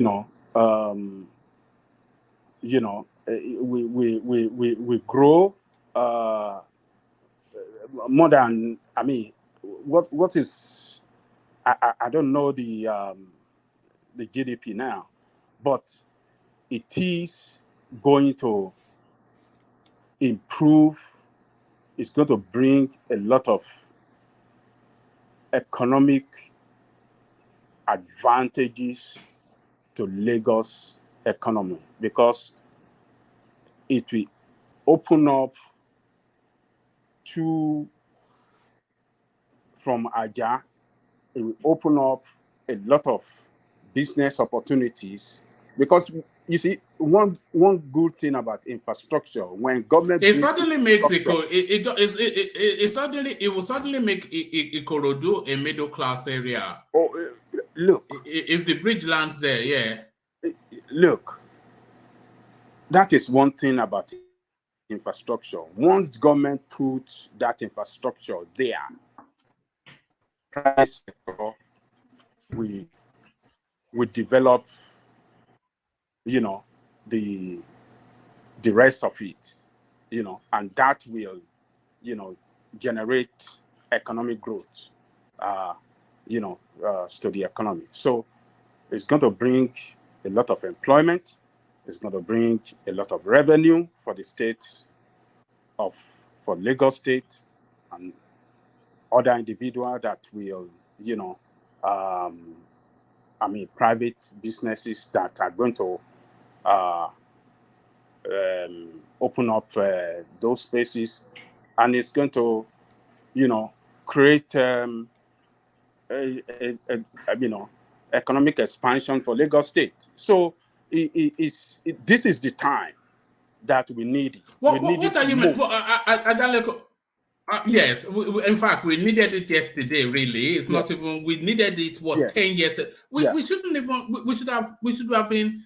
But just okay. Before I go to where I wanted to take you, let me take you to this space first. There are tolling needs. So, do you think there should be a toll gate there? There's 3 toll booths. There's three toll points in the course of that bridge. Is this the sign of things to come? Is this another a job for the boys? Is this Alpha Beta again? Is this Tinubu robbing us again?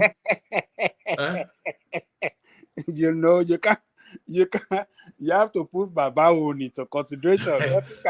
Nothing will My God, man. Now. My God. Because when I heard they were putting toll booths, you just think of Tinubu, don't you? Another that guy. I'm not sure if he's not richer than Elon Musk or the way, There's no way you want to do that, Baba. Baba's interest will not be, be put into consideration, So, but his own is by the side. But let me tell you this: Nigeria is facing a very serious economic challenges. So, if we should do that now, particularly Lagos State, the job opportunity that infrastructure will create for that state, the revenue level of Lagos State will grow. And then that routes, we're going to see water transportation as well. Yes, that's long overdue, by the way. That's long overdue. So maybe there's going to be rail somewhere along the line too. We don't know the way they're going to design and construct this infrastructure, because if they really what is worth doing at all is worth doing well, they should be able to have a rail line. They should be able to have, the water But they have that transportation already. system. The blue line and the red line, they have that already. I don't think they have that along that route. That Ikorodu and Naija. All right. Well, not everywhere can be covered now. Not everywhere can be covered. Yeah, if they can do that as well on that route, that will be an advantage as well. So we just have to decongest Lagos of traffic so that Lagos can be a peaceful place to live in. The traffic in Lagos give people headache, particularly people like us when we travel home and you cannot go around. You can't go to places that you like to go because of the traffic. So if the traffic problem can be solved in Lagos, it will be the best thing to happen to anybody in Lagos. Lagos will be more attractive for people to go and live, to go for vacation, and to do, transact business and do a lot of things, So, but this project, I'm telling you, is going to bring a lot of economic opportunity. Lagos is fast propelling. Lagos is fast propelling into a world city. All we need now is electricity. It's fast propelling into a world city, because it's already known around the world, but they're not building it up and cleaning it up to the point that it's now. You say it's now Lagos, London, New York, Paris. Oh yes, we have to make, Lagos must be, look at Lagos. Lagos is the fourth largest economy in Africa. The fourth largest.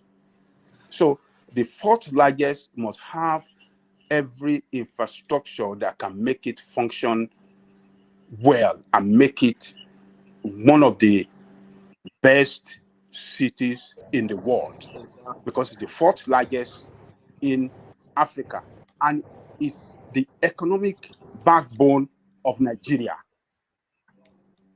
So Lagos needs infrastructure and as well as security to make it function well. Take Lagos out of Nigeria. Nigeria is dead economically. Were you not the one that was telling us Lagos is just Adelekjee, were you not the one that was telling us Lagos was just a backwater fishing village just a few months ago? Was it not you? Was it not you? You killed yourself.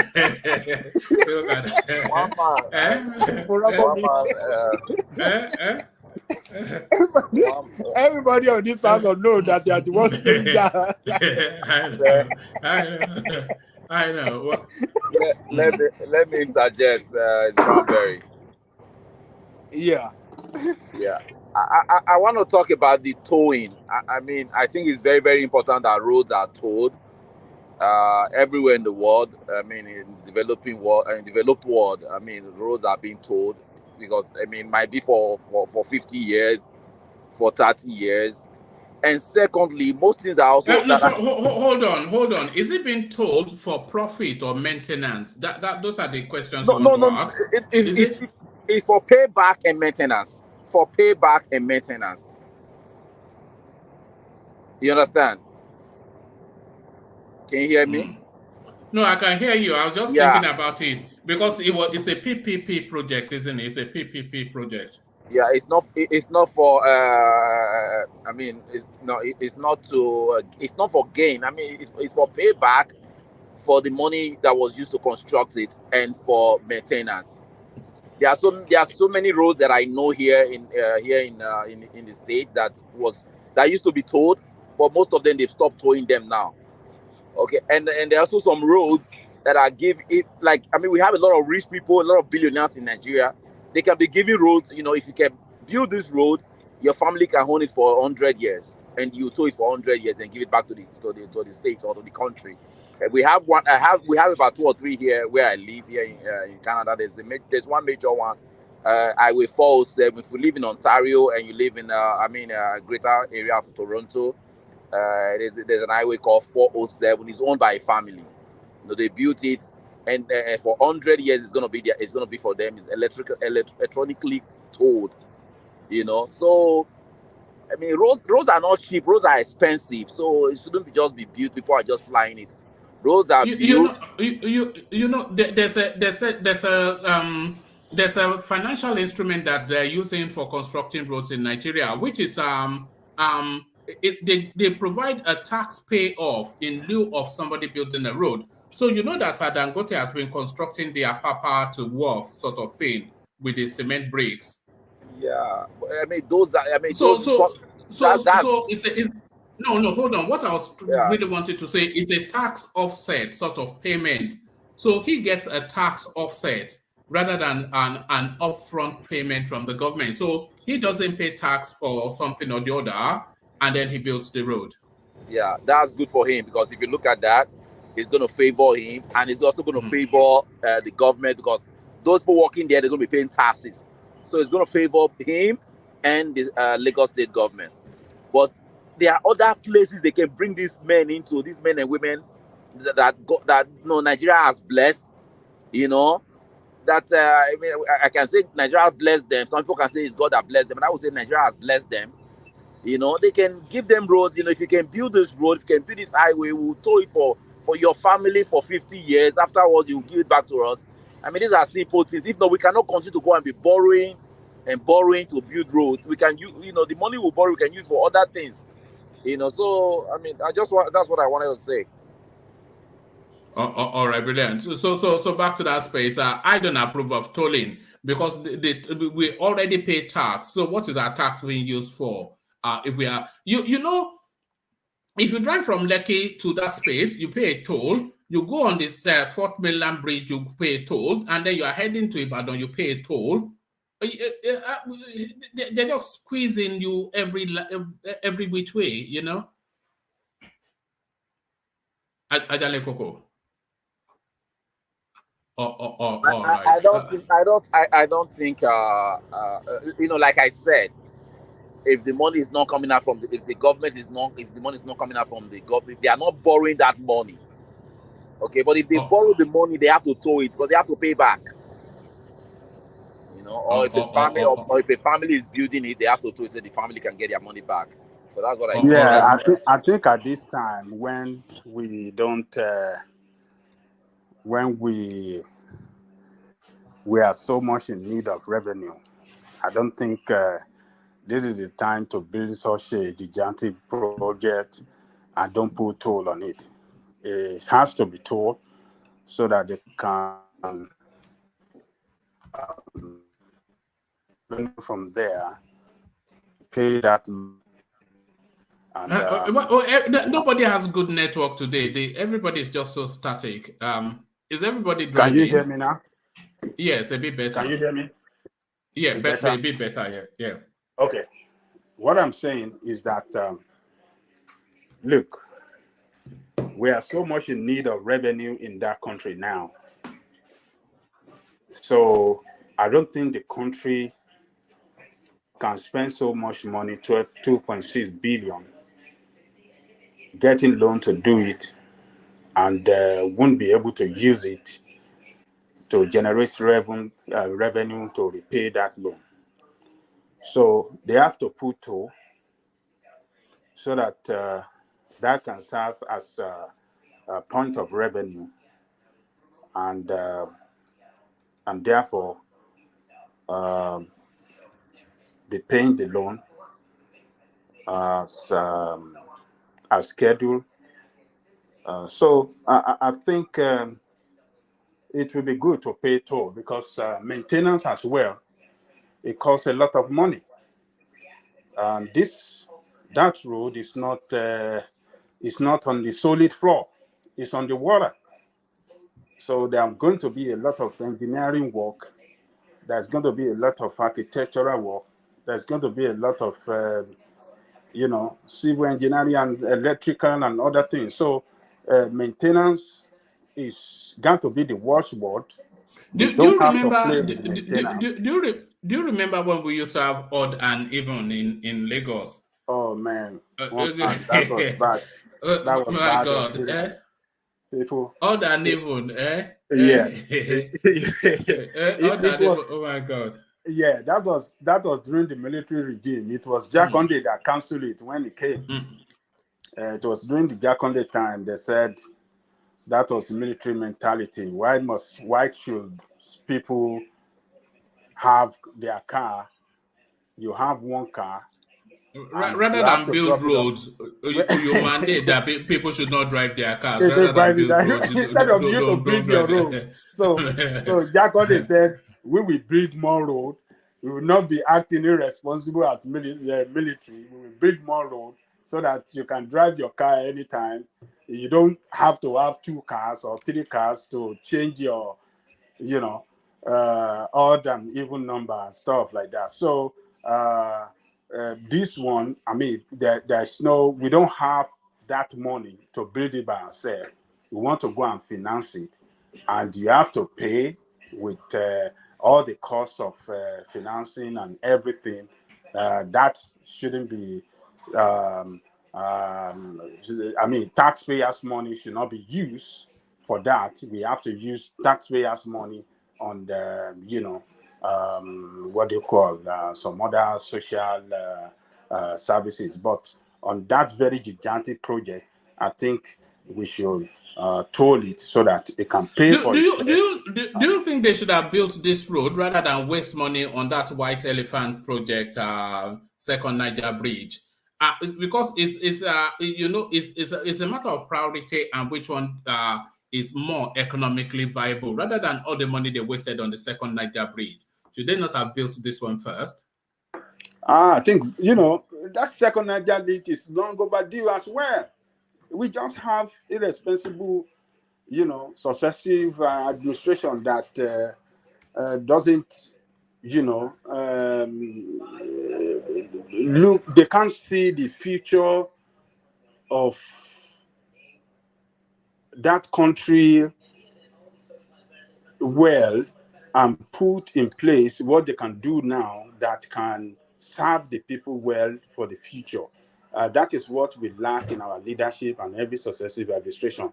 The the second Niger bridge is long overdue. It's long overdue too. So both of them are long overdue. So it is good that they build that of second Niger bridge. That as well will open up. We translate into business opportunity and economic. We make the East more economically viable as well in Nigerian economy. People will be able to, transact and travel easily between, both sides of the Niger, and that will But stimulate they've not given economic us a growth time over scale. there. They've not given us a time scale to Ajanle Koko. Should we have a time scale to at least know what the anticipation should be? You mean for this fourth mainland Fort bridge? Milan, yeah, Fort Milan Oh Bridge, yeah, yeah. we need to know that. We didn't know that. We don't just want to know that, oh, we want to do something on Fourth Mainland, and everybody will be happy, and before you know it they will abandon it.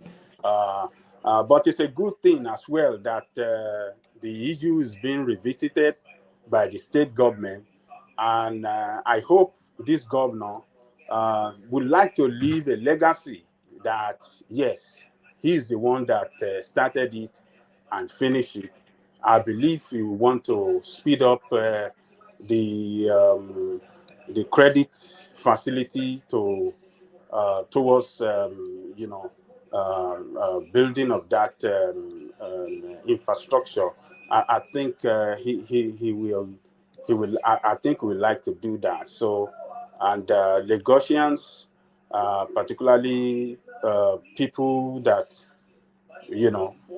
that knows how to influence government decision, should jump into that space and then push the governor, push them hard, to, kickstart something so that we can have this project situated in Lagos. It's a very important project that we Can really, I ask you a question? yes. The other projects that Lagos State have been doing for the past 16 years or over 16 years now, what has happened so far? They've budgeted billions of dollars for that project. What such as? The rail line project that we're doing from, is it from race course? So we can barely hear you. From race course to Badagry. They've not finished it, and they're talking about getting more loans. How does that sound? They're not getting loans. It's a PPP project. A PPP project. PPP, private public partnership. A PPP. Like That's the why one- they are tolling. Yeah. Like the one they did in Lekki Admiralty. Is that the kind of Along those lines, yes. So it's a PPP project. It's a PPP project, yes. So okay. They were considering it to some of their people, and then they'll start taking toll on it. Is that what it is? Well, no, they'll build a much needed infrastructure. That is what it is. No, you said they're going to build a bridge, a 4 million bridge. Yes. And so that's for public use, right? And yes. So if it now becomes a public, privately run bridge, it means they may have to toll it then. No, they will toll it. They will toll it yes. at 3 points. They will toll 3 points. Yeah. Of course, if it's a private, whoever does that will have to. They have to get their money back. That's of course. And so, yes. if they are doing that, so what happens with the taxpayers' money that they are Lagos is generated? Why can't they? Well, they will have a financial mix now. It's a public-private partnership, a public-private partnership. So it's going to be an equity-led project. So whatever equity you have in the mix, then of course that's your income in from the tolling. Yes. Well, I understand what you're talking about, one man. Well, what I'm saying is, right. What I'm getting at is this. We know of, Tinubu has been accused. Would you allow me to speak? Would you allow me to speak? No, your system is humming. Your system is humming. Okay. I don't know if you have got two devices next to each other, but it's humming. Your system is humming.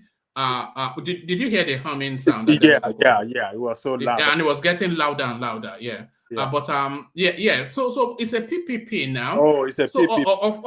And that's the way of the future, by the way, because no government is going to heavy lift infrastructure. Every country does it. Oh yes.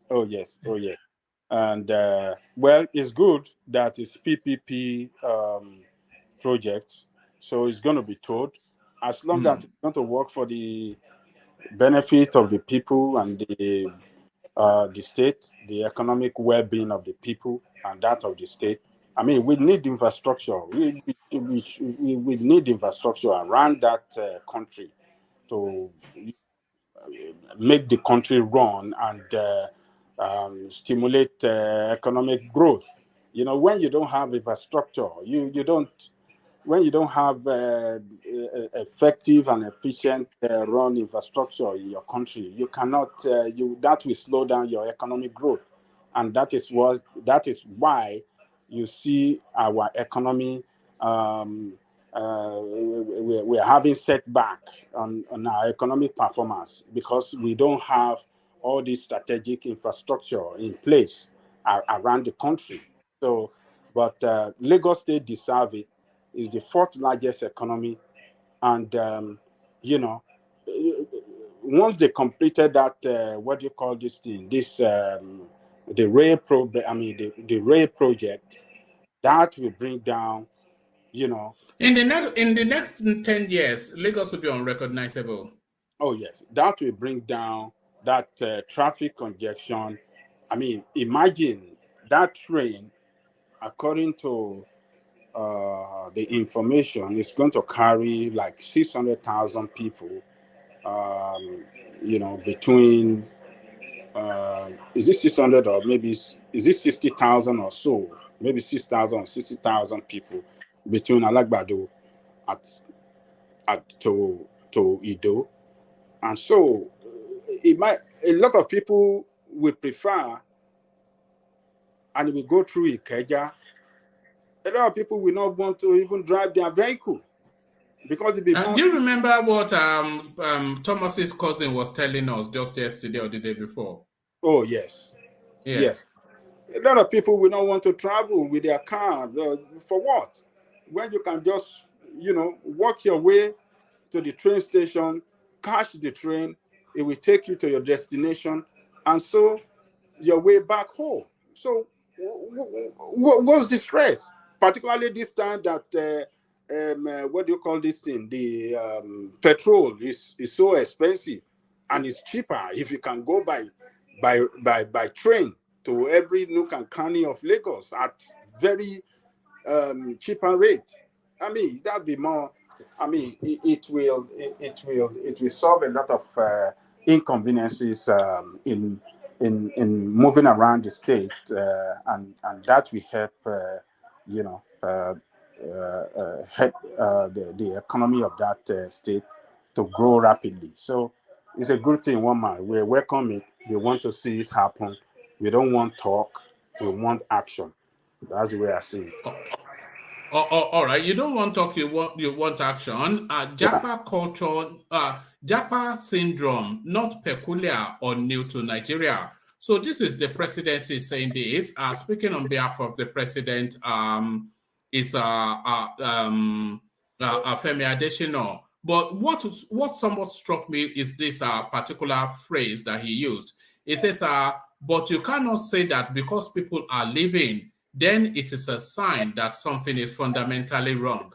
So it is saying that the fact that people are leaving that country in droves, to the point that they are traversing the Sahara Desert, dying in the process to escape what they consider a hellhole country. He's telling us that is not a sign that the country that something is fundamentally wrong. What are you making of that? Is that a heartless statement? It is just talking gibberish. It doesn't really. It is just. I mean, it is not fit to be in that position. You see, Japa syndrome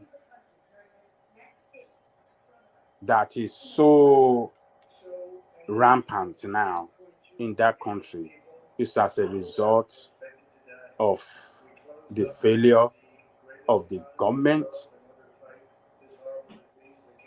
to make the country a happy place, to make the country a good place, to make the country, because of the failure of their government to give hope to Nigerians. Nigerians have lost hope completely in that country due to their failure, the failure of this administration in so many areas of life. They fail to guarantee job security. Cost of living going high and high every day, making life unbearable for people. The future looks very, very bleak. Everything is so unbearable to Nigerians, and that is why Nigerians are japping. If the administration have governed Nigeria and run the economy well, and the economy work for the people, work well for Nigerian people, there'd be no reason for Nigerians to to want to leave their country. But when you have a country that doesn't work well, you know, people want to leave that country, and we are living in a global uh, this world. We are now a global village. You can easily travel from one country to the other easily, and a lot of countries are making attractive, putting out attractive program there for people from other parts of the world to come to their country. So when people see opportunity to go to other parts of the world where life can be more comfortable for them, they will surely leave, because where they live is there's economic hardship, that, you know, the future doesn't look good. There is a lot of life unbearable, insecurity. You know, those are the things. When people live in a place where they live with fear, people want to leave, want to run away from there. A lot of Nigerians are living in their country with fear, and that is the most unfortunate. And that is what the administration of General Buhari has brought on Nigerian people. Nigerians are living in fear.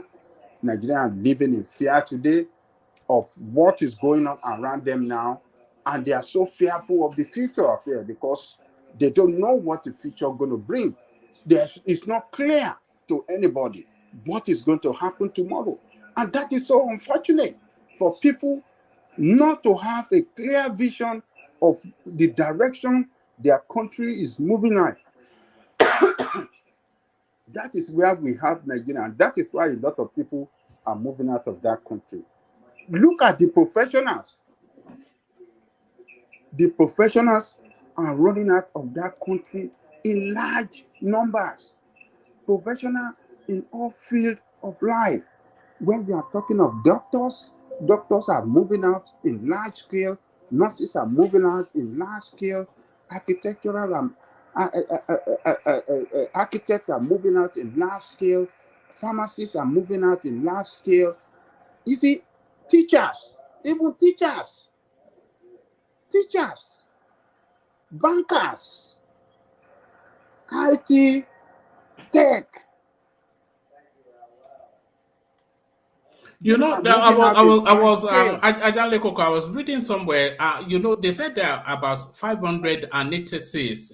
Is it, do you know how to pronounce that word? I always struggle with this. People that give anesthesia, whatever it Oh, is. anesthesis. Well, Anesthesis. yeah, Yes. so there are about 500 in Nigeria for a 200 million population, because the rest of them are jackpot. They have how many you said we have left? Less than 500. Oh my God. Anesthesis, So 500. you fall sick, you die. That's just what it is. You fall sick, you die.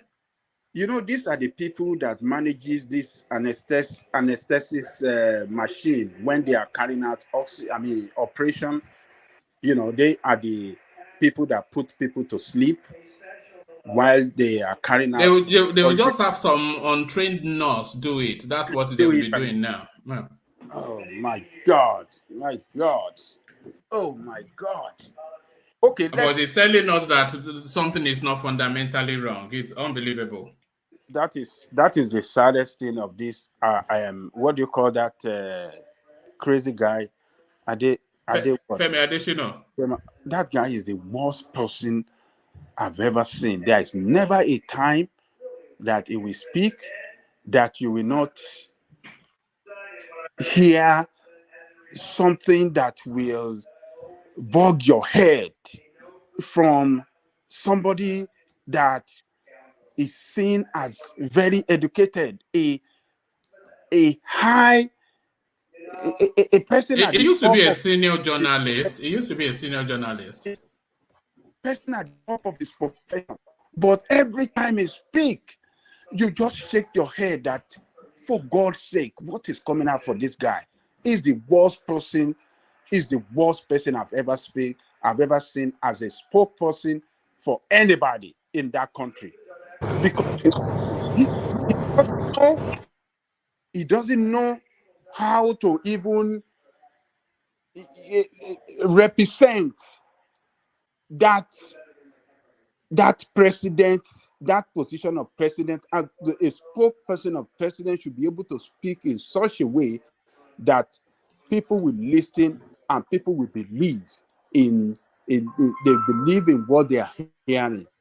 But he will say it, and look, it will sound so stupid, it will sound so horrible, and you can just shake your head at, oh my God, only in Nigeria you can hear this.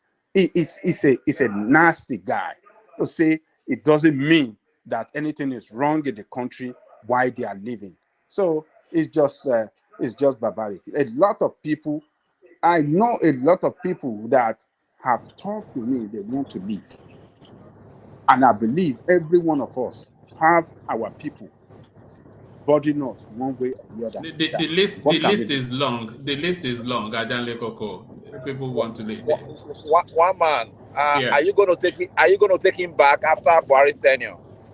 No, they have to find him a small bungalow in Daura, you know. I'm telling you, Yorubas will not take him back. Oh, this man is the worst. Is the worst of everything. Femi Adesina is the worst of everything. But the sad thing is, he will end up on some couch somewhere, being the second Ruben Abati, and then trying to rebrand. That's what will happen now. That is what is going to happen. You go and find work with Arise News and be talking, smiling Nonsense. with all those young And he has such a docile voice. He has such a his voice is as the voice is as annoying as the contents that come out of it. I get a bit like just like a you know. Oh God. You know, and look how fat he's getting. It's the conscience, you know, it's comforting, isn't it? It's comforting when he knows that, you know, it's unbelievable. Unbelievable. Adelekee, I want to take you to one more point, and then I want to go to Brownberry. It's only because these guys in their vehicles, the quality it never comes through, and then we always struggle to hear. But we'll labor through. But I want to take you to one more talking point. But before I go there, let me do a bit of administrative stuff. Kulata comes in to join Des and Alexander Gomez with the super chats, and is speaking to that tolling of is the time scale is the most important, not the tolling. But I don't think we should be paying tolls on roads in Nigeria. But he disagrees. He says we pay tolls for using New York City bridges and tunnels, etc.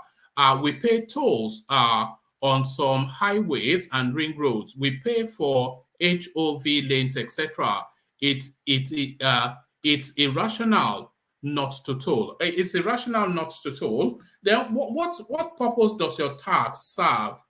What purpose does your tax serve? Because the tax is there to provide you with infrastructure and security. That is what the tax is there to do, to provide you with infrastructure and security. So then what are you paying tax for? It's double taxation, really. If you think about, somebody should challenge that in court. Actually, this is where where Femi Falana comes in. You know, somebody should challenge. Is that not double taxation? You already paid tax for that road to be built, and then that road is being built. Then you are being told to drive on it, which is another form of taxation. It's stealth tax. It's ridiculous. Actually, in this country, when you have some roads that are tolled, there's always alternative road that you can take, you know, that are not tolled as well, that are equally very good and not too congested road. So, but you see in Nigeria, we have a country where people that are running the country we just settle on one thing they want to do, and you don't see anybody challenging them, or if you see people challenging them, they will silence that person. They will use propaganda to silence those voices, and they will carry on with whatever they want to do. I'm not saying there's no.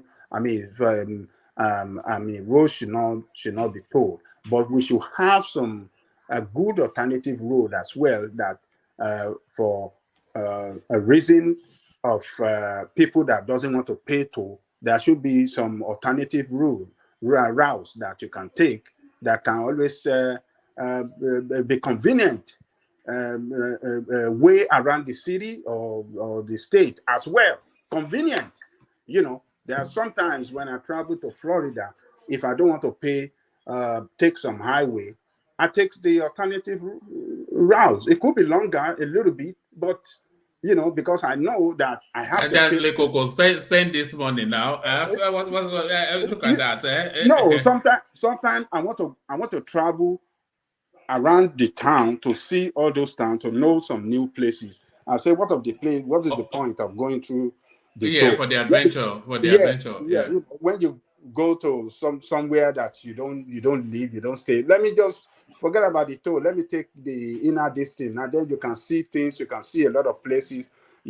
So that is what they should do for us as well, so that it can make life convenience, and it can make people choose whether to take the toll route express, which is express, or take the other routes that are normal public road. And then that is the way it should be done. But it's just the way it is done over there. So one man, I support you for what you said, that everything Yeah, not be, it's self tax. It's double yeah, taxation. It's double people taxation. pay so much in Lagos State make a lot of money.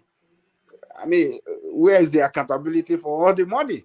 I mean, what do they do with that? We are not saying they don't do something, but there are more questions to be asked for what they use that money for, than let's see what they have done with the money, more than don't just put the burden on the people all the time. Everything you want to tax people. What is the point? All right. Your friend Abdul Momone is already attacking you, but let me continue with the super chat. Joel of Nashville, he counters Kulata. He says, Kulata, come back to Niger and see the kind of roads that is being told in Lagos. There is no value for money spent. This is it. Is it the drainage? Please come. So, the one thing that have always puzzled me, thank you for the super chat, Joel. The one thing that's always puzzled me about the way they construct Lagos, which is a heavily water dense area, is they don't build drainage and then it just rain once and then the road is washed away. I know they have to build drainage to channel the waters. So why don't they know that? I mean, it's just basic I mean, stuff. those ones should even be number one before they build. Drainage should be channeled, around the city, for that should be laid out for us before they start building places. But I don't know, Nigeria, man. Lagos, uh, it's just propaganda too much, Jerry, woman. That's it. All right. Kulata comes back with the super tax. It says, in addition to our income taxes, we pay additional gas taxes specifically to maintain roads, and we don't have that in Nigeria. Well, the fact that it's done in America does not make it right. It's still wrong. It's double taxation. It's stealth tax. It's stealth tax. So, but thank you for the super chat, Kulata. What did he Yeah. say about the gas that they pay taxes on? What did he It say said there? as well, it said as well as paying income tax, which they take off your wages. It says they pay an additional gas tax specifically for road maintenance. So that is what they do in America. So it still doesn't make it right by my reckoning, though. It depends on the state to state, though. Yeah. Yeah. All right, But we maybe see that. they maintain the road. We see what they spend that money for. We see they build road every day. We see construction going on everywhere in America. There's no state that you will not see some part. You will see heavy construction of road, bridges. Something must be going on somewhere. You can't. There's nowhere you live in this country that you will not see construction going on, and that is the money that they use it for. They don't play with your money. They monitor it well. You can't steal it. I'm not saying that they cannot make some money out of it somehow, but what is specifically meant for, they will target that money on what is meant for. So they spend the money accordingly here. So Kulata should not I be trying to fundamentally specify. object to. I've always objected to it since the days of those Lagos Ibadan toll gates. I've always objected to it because even with the Lagos Ibadan toll gates, they said it was a recovery toll to recover what was spent to build the road. But the thing was there for endless years and decades. You Mhm. know, so it's just a stealth tax. I object to tolling roads. You know, people should be able to drive fairly. I object to tolling roads. Uh, Um, Oriola, did you want to say? yeah, can I ask a few questions? Yeah, Quick. carry on. So is there any other road before the new bridge? Is there any other alternative road before the new No, bridge? there's the third mainland bridge, which will serve a similar purpose, but is a more convoluted drive, Mhm. perhaps. Yeah, Than so yeah. that's the answer. Nobody's forcing you to take that new bridge. So they're not forcing anyone. If you want to go faster, then you take that route.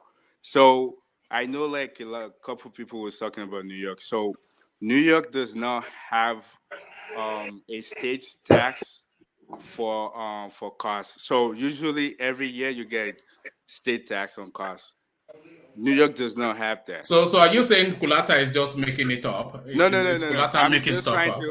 I'm just trying to back the reason why I think New York have a lot of tolls. Because I live in another state, the neighboring state, and we don't have like so many tolls like New York. And the reason why New York has so many tolls is the fact that you don't pay car tax every year, and you don't. So usually in New York, I think they just do like the I forget the name that they do every year for their cars, and that's why, like, if you have to go into the city, you have to pay tax to go in there. So that money, I believe they're using that for all the maintenance and all of it. So in my state, the neighboring state, so you pay yearly tax on cars. So meaning the money they get from you, they use it to maintain roads. So I'm definitely sure Nigeria is doing similar things. Like you're saying in Lagos, you have to go into the parliament. Or we don't have parliament, we have like House of Rep. If you go in there, I'm definitely sure they're not just gonna bring this out of nowhere. I'm definitely sure the money they get from that toll is used for something, maybe maintenance or other things. And the thing is, they're not forcing anyone to use the route. If you want to go fast, then use it. If you don't want to, then go the alternative. No, you Then you do don't pay have to toll. use it because no, you do have to use it because for reasons of time, pressure, and demands, and that is what the government must facilitate for. They must facilitate for ease of movement of both persons and businesses, so that the city can function and incomes can be generated. So Right. and that is what people pay taxes for. What tax? Who pay tax in Nigeria? I was in Nigeria. Everybody pays tax. Everybody No, pays tax. no. The people that work in the street, they don't pay tax. Whenever I buy like They do pay when tax. you What do go you mean they don't pay tax? the tomato seller, when you go They into the pay supermarket, tax. They They pay pay, tax to they who? pay taxes to the To local who? government, to the to local state. government, to Okay. the local government. There's no way they can So sell anything without there's a paying. ticketing system. You think they just go on the street Yes, okay. and start selling? The reason why I said that is this. So like when you go into the fast food restaurant in Nigeria, Yes. I think they have a different name for it. When you go in there, they show you like Buka. you pay tax on this thing. And another thing that I noticed is when you go into hotels, they don't show like you pay tax. So that's why I was thinking that maybe they No, don't. maybe But they I know like absorb in the the cost, restaurant, or they just maybe they don't itemize it, but they exactly yeah. or they just embed it in the price. Wow. they Well, I'm will just saying what I when they even see. give you I the don't see the receipt, you real. go to hotel, you will see the value added tax added to the total that Yes. you are paying for your services there, or you buy drink or Really? anything. Really? Yes. Which They one? also You, get Wait, you wait, income wait. pay tax. no. You're so rich, you don't check You your pay. receipts. O- We No, check no, our no, Oriola, no, no. receipts I've because been to see. Wait, I've been to hotels. I've never seen that. Like I just see like they just say the Yeah. amount you have to pay, and that's all. You just pay that amount, You- but it doesn't show like. oh, But when you go into Oriola, restaurants, you see that in the Oriola, restaurant. Yes. they pay. I paid income tax while I worked in Lagos. I paid to Lagos State Wait, is government. this a private or the public? It's a private, I yeah. never work in Lagos, so I don't know. So I'm asking, So is this a private yeah, company both or private and public, you have to pay yeah, they income tax. deduct money from my Yeah, salary. Yeah, income they tax to pay. Lagos. They Yeah. pay I you, hope you are not going to pay as you implicate. earn. They I hope pay you are you, not going to pay implicate you. yourself, Oriola. I hope you are not going to implicate. Have you been okay? Let me not ask that question. But I hope you have been paying your taxes. Is what I have to say. So you don't. Oh, You sorry Pay as about you that. earn. I think I lost. Oh, sorry about that. I was going to ask on Rational Mind. So, is this a private or public company? I answered your question. I said private. Oh, so Also, yeah. Sorry, I lost connection. hold on. Also, civil servants pay tax. I know that. Everybody pay tax, My, even I the know it about my private and friends. public. So I You don't have to know. Like, pay. I mean, civil servants working in Laos and other local government, they pay tax. yeah, And okay. and In So, fact, let me people tell in you this. Lagos they are heavily taxed, even Yeah. heavily. all right. Yes, All right, yes. so I understand what you're saying, but you have to look at it like this. So where I live, so basically you pay tax for drainage, you pay tax for road. The road will be like your car yearly tax. So you know where your money is going. So when you go to work, you pay tax as well. You pay state tax, you pay federal. So in Nigeria, if we're only paying one tax, do you think that can solve because everybody's saying, oh, I pay tax, I pay tax. Do you think that can fix every problem in Nigeria? It cannot. I don't think so. We I need to mean, be how paying many? like, What kind of taxes you want Nigerian to pay? What are you talking about? wait, I'm sorry, Eh? I'm sure you live in the US. Whatever state you live in, you definitely Yeah. sure that you're not just paying one tax. You pay other taxes. You pay your house tax. You pay if you're doing every single thing. So you know that if Yeah, I pay my They but the pay. same They pay in Nigeria too. You know the they one pay for value Nigeria for added the tax house. now. They pay value added tax. They pay tax on your wait house. in You pay Lagos, income but not tax. outside Yes. Lagos. They pay it everywhere. Oh, You know Okay. the property tax here is called the tenement rate in Nigeria. That is what they pay And every year. everybody pays because I remember Everybody, when I was yes. so young, The local they government used will to like come and force take it people. from They you. If don't you don't really. pay, they come and cross your door. They won't let you open your. I mean, they pay it. It's just that it's not being Okay. well utilized well by the government official. You know, they don't. Okay, so They that don't. makes sense if you're saying that Oh, we Nigerians are paying actually pay tax. taxes. Nigerian paying Yeah. taxes, So but if we do, you know, how come they're not fixing every single thing like the drainage? Like the drainage in Nigeria is bad. We should have like the underground one, not like the one that is open. Like I no, know we like a can't lot have the of things underground one because Lagos is too built up to have an underground one. where you can do it. Well, you And then the cost, can the do it if cost you is want. astronomical. You, yeah, yeah, yeah, but it still can be for the done if they future, really want to it's do good it. because everybody just dump things in the gutter. Like they just throw things. We're not that clean, and when there's rain, everything is moving to the gutter. So I think it's better to Do you have, mean? even if Oh, it so costs money. sorry. Hold Future, on. future. Can you hold on, please? Hold on. I think I misheard you. Did you say the drain should be done underground? No. The drainage, The like drainage. Oh, He's all gutter. talking right. about You the know, the I drainage. gutter. thought no. I thought it was talking about the trains and undergrounds, like the. Okay, No. sorry, I misheard you. Sorry, carry on. Yeah. But there are some Yeah, I parts of mean like Lagos, like if you go to the Lagos Island, like you go to the Broad Street, the the rich people, CMS, right? and all those one, The rich you know, the people. drainage were beneath the ground. You cannot see them, That so rich people. yeah. So They probably made it themselves. huh? They probably built that drainage themselves, not the government. No, I think it's more they did that properly. They did it because I'm sorry it's the plans now. So It's the plan. Those because ones are done by the colonial masters and by when we are under the British rule before independent, and they function well.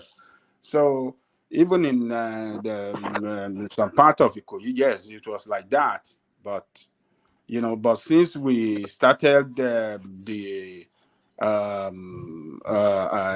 town planning by ourselves, Nigerian abandoned all those system of underground drainage. We always do the open drainage, and people will just throw things inside. But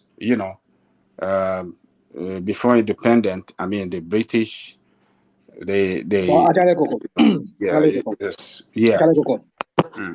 If you go to the new development areas, like in the Ekpe area there, where they are selling lands now, ordinarily, before you buy land, whoever is selling the land to you, the local government should have a town planning where you should not build. In fact, I tell you, I know of friends that bought lands under high tension. You know this high tension? Oh God. You can imagine. So when there is people will sell that land to you and you will buy it. People will buy it. So my point is this. My point I'm trying to make is this. These new development areas like in Ekpe, Badagry area that are opening up fast up, even some parts in Awoyaya, Shangisha area there. A lot of them has no planning. People are just building houses anyhow. Oh yes, that is the problem. My point is this: what is the government doing? What is the Lagos State government doing? Because if it's only about just collecting taxes for tenement rate or whatever, and they're not doing what is necessary for them to avert all this disaster that might happen in the future, because these are disasters waiting to happen in the future. Because when you don't have even that Admiralty, where they have that toll gate, sometimes if it rains, it floods everywhere there. Even though it has rain, there's drainage there from VI there down to Admiralty to some part of Lekki Phase 1. There's a good drainage there. But sometimes when it rains, overfloods because other parts there, interior parts, they do not have drainage. So I don't know what Lagos State government is doing when it comes to this planning, urban planning. So it's if they allow people to build houses the way they are at this rate that people are buying houses in Ekperia, Shangisha, Badagry, I tell you, it's a disaster waiting to happen in the future because of the flooding. All right, that's what the state government to address. So thank you. And just to acknowledge, we've maintained our 100% on the Buy the Coffee thing. James Saba, so glad to announce actually a new name in that space. Not a new name, but because he did yesterday as well, but not Ayo this time, but James Saba. So that 100% record still maintained. So let's go on then. Adelekjee, this is something that has been happening with this has been the story of the Buhari administration. If you want to sum Buhari's administration up, you can sum it up in this headline. Nigerian tweets knock First Lady Aisha Buhari over arrest of Twitter user for saying she fed fart on masses funds. So for a guy throwing an acerbic remark in the direction of the First Lady, they actually is a university student, and he was frustrated that the schools were shut down for so long as he continues to see the First Lady so-called balloon in size. And he just tweeted out like that the woman is feeding fat whilst we're all suffering. The DSS went to his school, they beat him up and is in detention. So what is that not just the story? Is that not Buhari administration just summed up in that headline? It's unfortunate that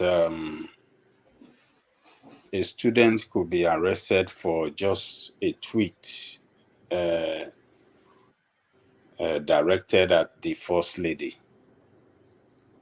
Does that in any way constitute security threats to our national security, or what?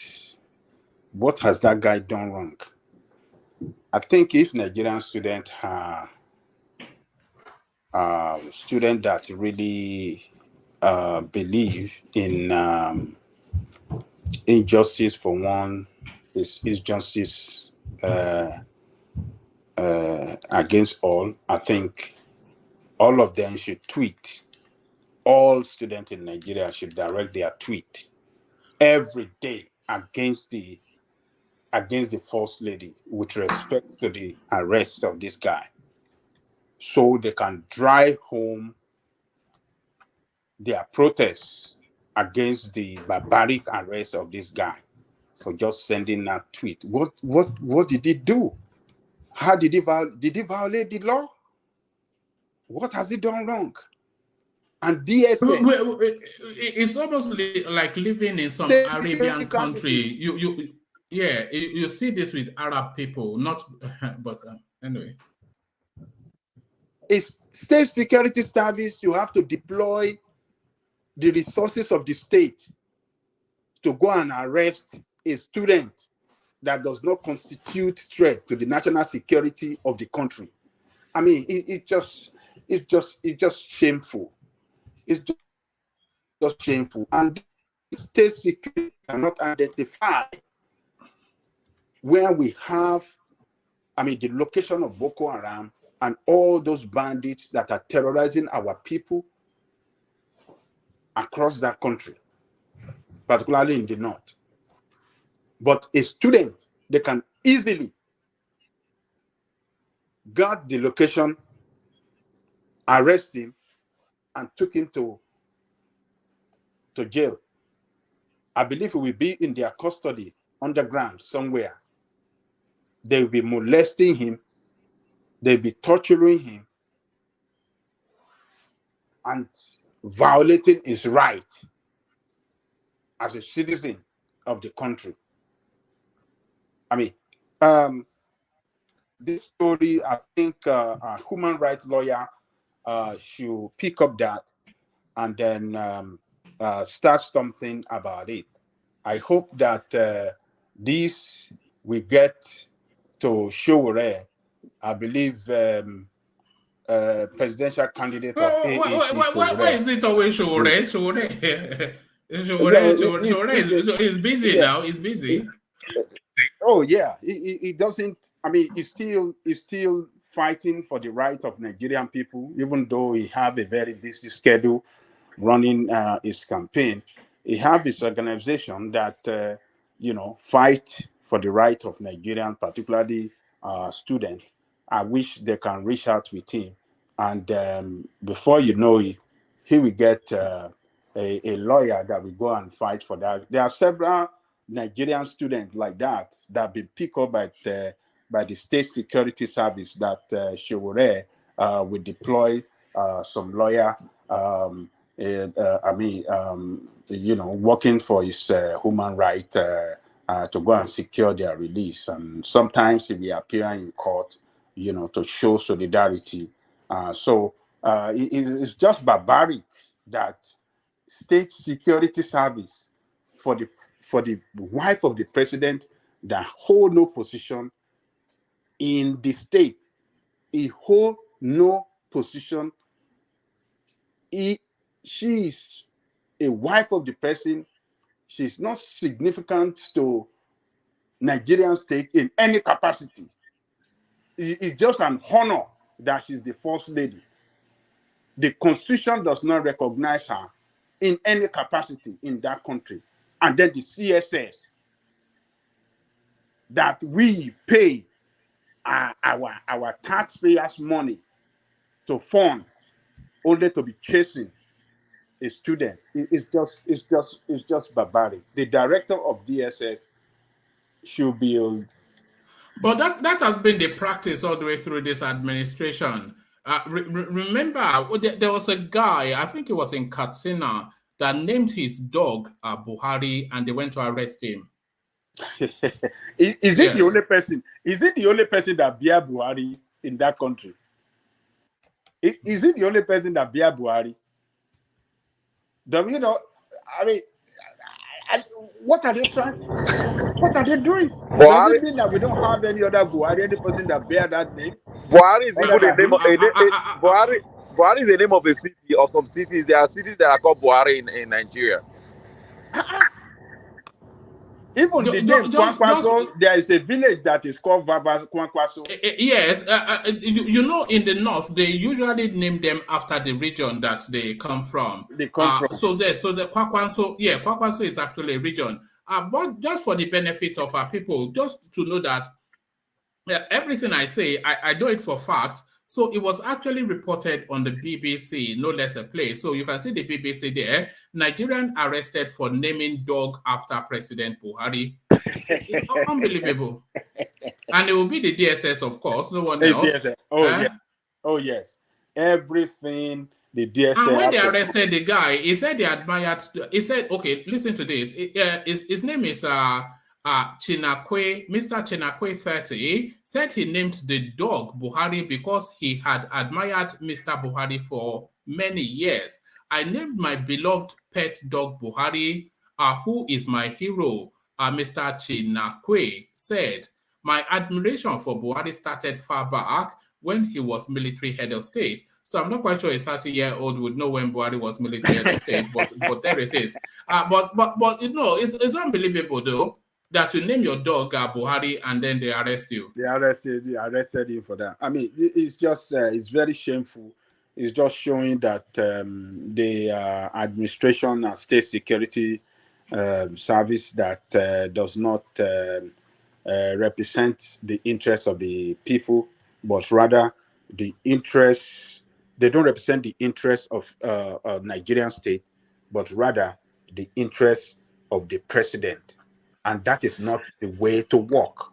Do you remember when Adelekjee, do you remember when Burutai was the chief of army staff and he came out in the public to tell us that his loyalty is to the president, not to the country? Yeah, it's just shameful. Unbelievable. It's unbelievable. We heard that. That is true. So the director of security services is loyal to the president and not to the state, to the president and his family. It's just unfortunate. It's just yeah. Well, listen, good evening, everybody. You see, you guys are going too far with this president. And have you not been in a situation in Nigeria or seen a situation whereby a rich man will ask police to arrest somebody, and then they will say your family should go and beg that man first before they can release you?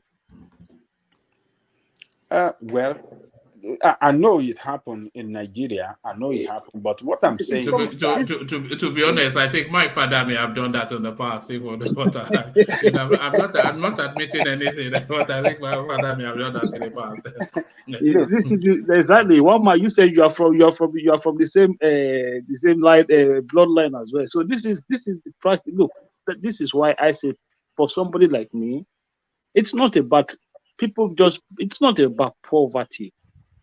You know, it's about freedom. It's about to be able to feel equal to other human beings in the same society. You know, where we are today, whether you have money or not, even though you have a different background, nobody can just come and oppress you like that. But in your own country, it's just survival of the fittest. If you're not up there, the level of oppression, you yourself you'll be shocked. So going to a president wife, that one is even high class.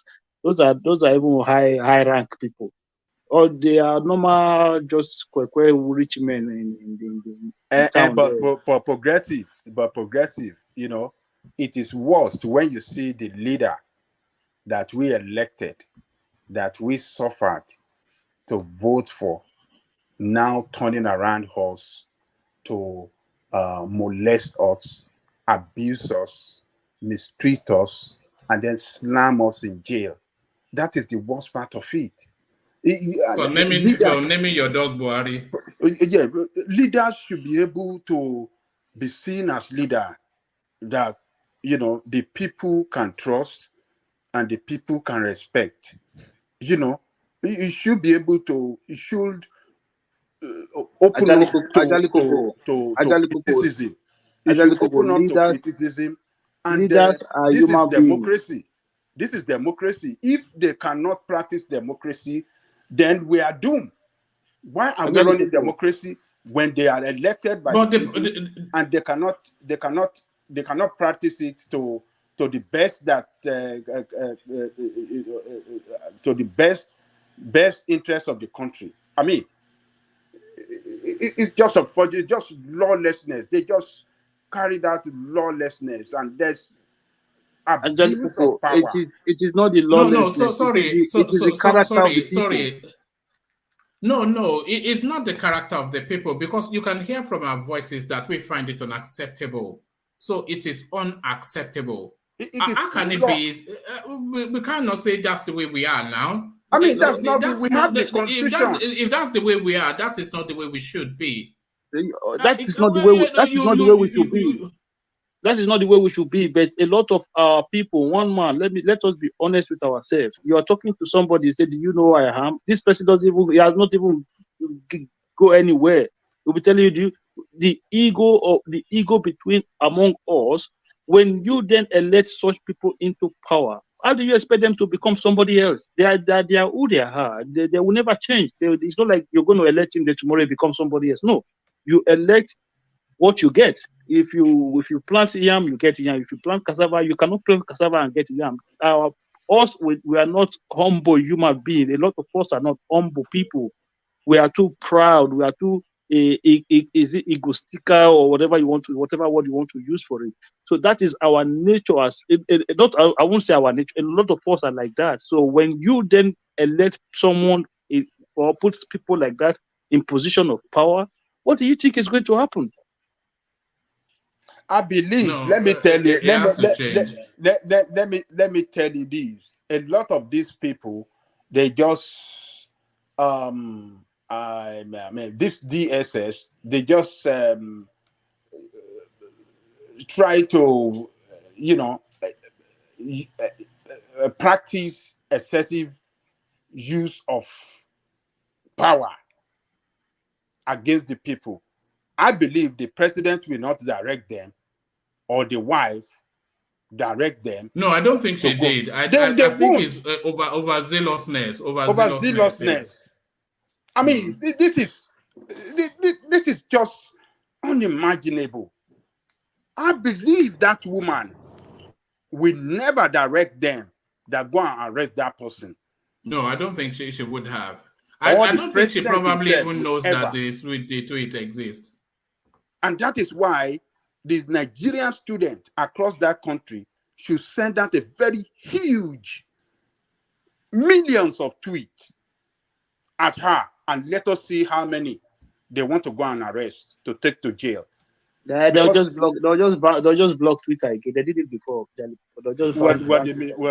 Let them block it, and that will expose them more as a very irresponsible government. I mean, let the students stand up for themselves. Look, sometimes we have to team up to fight these evil people that we have in a position of authority. If they don't do it, they will not even expose the director of SSS. Maybe the president's wife doesn't know this, but it's giving her a very bad name. A lot of people will think fast and straight in their head that, oh, it's Buhari's wife that sent them to go and arrest them because they run an abuse, attack on her over the Twitter.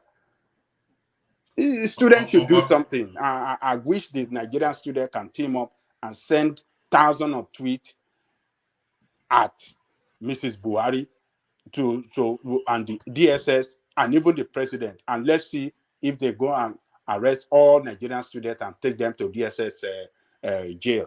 It's just unfortunate, one man. Yeah, but I agree with you that it's almost a certainty that she doesn't even know. No. What would she know? She probably didn't even see the tweet. Never mind.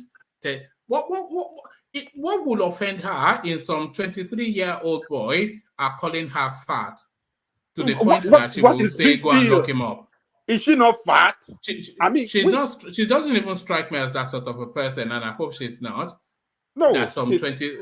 Well, of course, what is the other job of a 23-year-old other than to be on Twitter abusing people? Is that not what they do? They're on the social media abusing people all the time. Eh?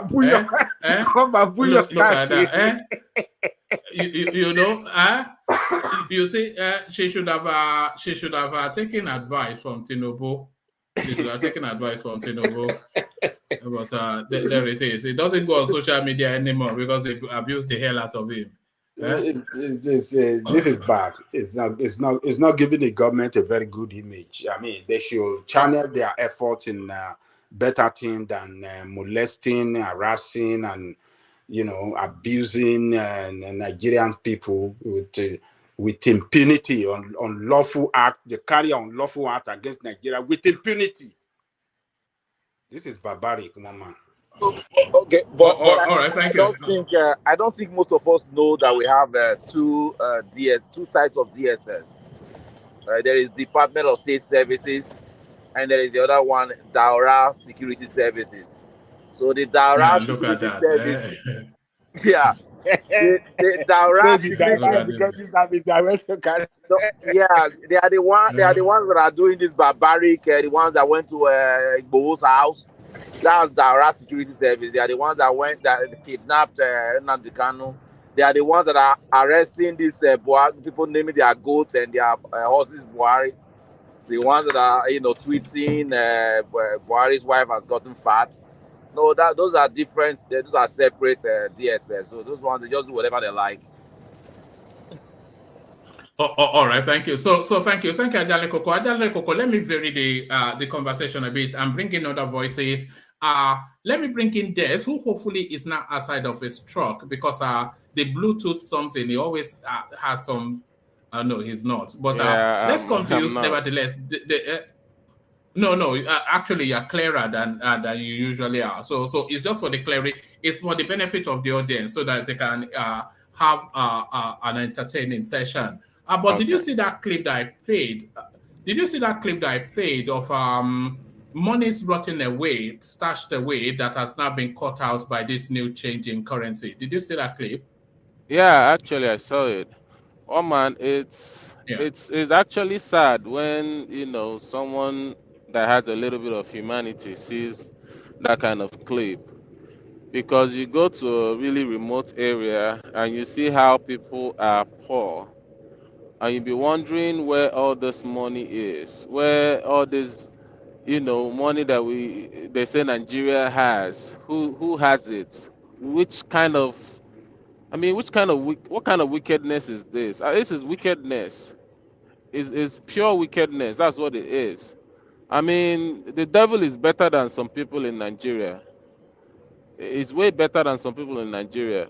Because you see a lot of people suffer, and people are just parking this money somewhere that they're not even gonna use it. I mean, if I start thinking about it, I'm like, if I see the person that is doing this, I might actually be tempted to kill the person, because this is pure wickedness. That person should be dead. He should be dead.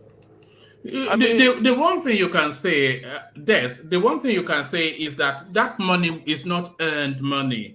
It's not money that somebody earned. No. For the benefit, for the benefit of the audience who may not have seen it, let me just play. It's a 40-second clip. Let me play it. So a lot of you, of course, you recall that the Naira notes recently changed.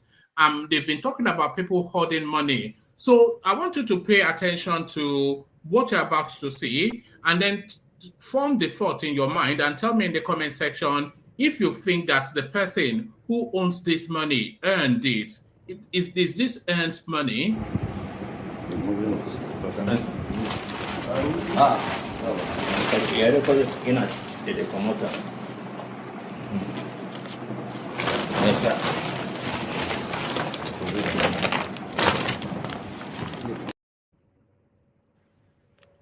Oh man, all right. Yeah. It's not earned money. There's no how someone that is suffering and earning money can be that can be that careless. There is no how. There is no how. You're earning a legitimate money, and you are just wasting it like that. It's not even possible.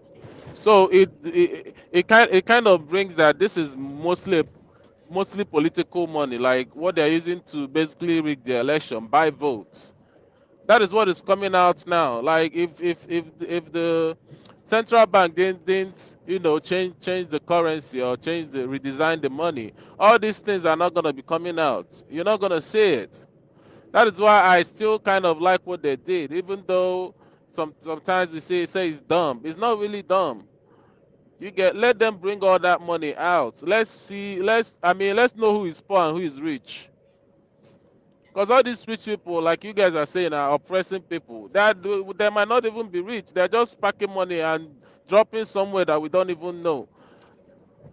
They are there oppressing people. Before you know it, they'll go there and bring out in that their warehouse and bring out billions of naira and use it and oppress people. Money that they don't even have. They can't even say where they got it from. Do you get? One man, it's pure wickedness. I mean, It's just heartbreaking because that clip it froze, so it didn't play fully. We only saw 10 seconds of it, but there are endless bags of that. But they stored it in a damp place, and then moisture and just degradation has gotten in. So all of that money has rotted away. They can barely see the serial number. You can only just make out that there are 1,000 naira notes, and there are endless bags of it, endless bags. Oh man, the most annoying thing is the way they saved it. If they saved it right and this money was still, it still has some worth in it. I mean, people would have like, okay, it's gonna go back into the, Nigerian, even if, they just like EFCC find it or something, it's gonna still go back into Nigerian's coffin. But most of them are now worthless, which is sad. I mean, some people, it would have fed a lot of people in Nigeria. They could have done it like Escobar. Escobar, that they have been finding money in different houses. I mean, why can't they figure out how Escobar hid their money and hid it so that we know that it's not gonna rot? Do you get? One man? Why would Now, you save it in? it also tells you the quality of person that stole that money is actually somebody dumb, because Very it's a dumb. dumb person. So it tells you you don't even need IQ to steal money from in Nigeria. One man, there's some kind of money you have. You don't even know where to save it. I mean, you'll be trying to, just like Escobar. He's hiding everywhere around his house, as in the ground. He's hiding everywhere because there's no other place. You can't even find out. The warehouse is full. This place is full. The house is, so you don't have any alternative than to, save it in somewhere that is not even reasonable. It's just it. I mean, Nigeria has money. One man, Nigeria has a lot of money, but There is no doubt about that. Yeah.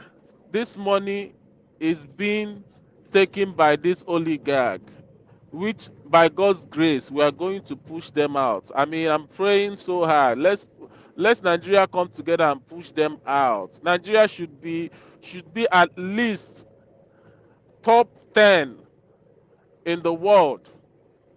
At least top 10 in the world. Oh, you mean for corruption? No, world power. I'm telling you, Nigeria has the power to be at least top 10. I don't know. It takes more than economic might. The real strength in the world is force. We have the army. We have the number. What do you mean army? We have not army. We have the number to do that. Even if we were talking about force, talking about military force, we have the number. So we can't say we don't have the number to be the great. We don't have the technology country to be a military force. We don't have the technology. But one man, we have the money to get the technology. That's what I'm saying. We have the money to get the technology, but still, these greedy people don't want to let us have a better Nigeria. We have everything it takes: the number, the money. I mean, what else do we need? The mineral resources, the gold, the oil, the vast land. I mean, what else? We don't even experience this, this natural disaster that all European countries experience, and we're still there, and we are crying. Talking about One man, gold. Yeah. you know, I said something to a friend of mine one day. I said it's like the way God favor us here, we took it for granted. Just imagine with the kind of people that are running our country. Yeah, just imagine if we were to have winter, like proper snow winter in Nigeria. We're We'll be gonna all die dead, now. probably. We'll be all dead. We'll be all dead. No doubt about it. I mean, Although hold on, there's an argument to say that it is actually the inclement weather of the West that propels technology.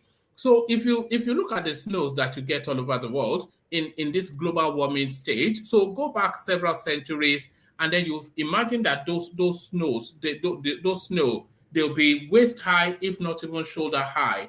So is they had to tame the environment in order to survive. And I think that might well have been what's part of their technological advancement.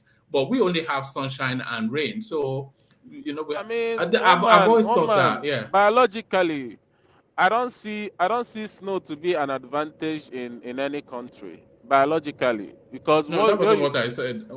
Did I you? didn't get Okay, go what you on. mean.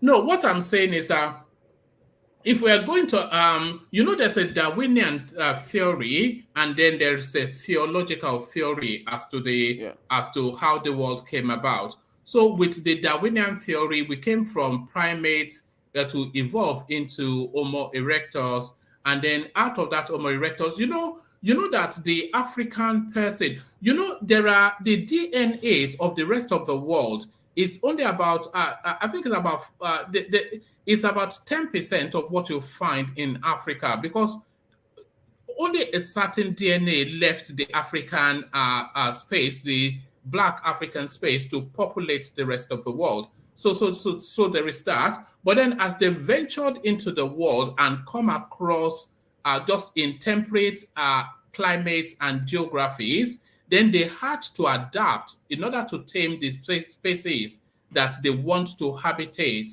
And in that adapting to tame the species that they want to habitate, they had to then apply some sort of rudimentary coupling together of things, which then evolved a science out of that. So I think it is survival from the people that migrated out of Africa to populate the rest of the world that birthed the technological, all these advancements that we now see. That's just my theory. Okay, that's your theory. Yeah. I was going to say you should go and bin in somewhere, because that one it didn't add up. All Yeah. right. So you don't agree. All right. Thank No, you. I I've don't always know. thought that. even the I've even always the thought that. Darwin's theory, that one self is a joke as well. That's Yeah, Darwin's it, theory. I it, think Darwin's theory and his natural selection. I don't think it, it doesn't add up. it It doesn't doesn't really add up add at up. all. Why But doesn't it add up?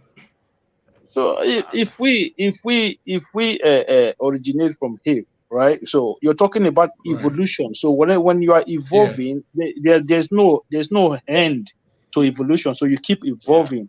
So so we as human being now, it means that we evolve from some certain species to where we are now, to the current form that we are now, right? So it means that if you want to follow the natural course of evolution, it means that we still have to evolve into something else. But we are evolving. No, we've not evolved far from the apes. We only shedded the fur and we walked upright, and then there's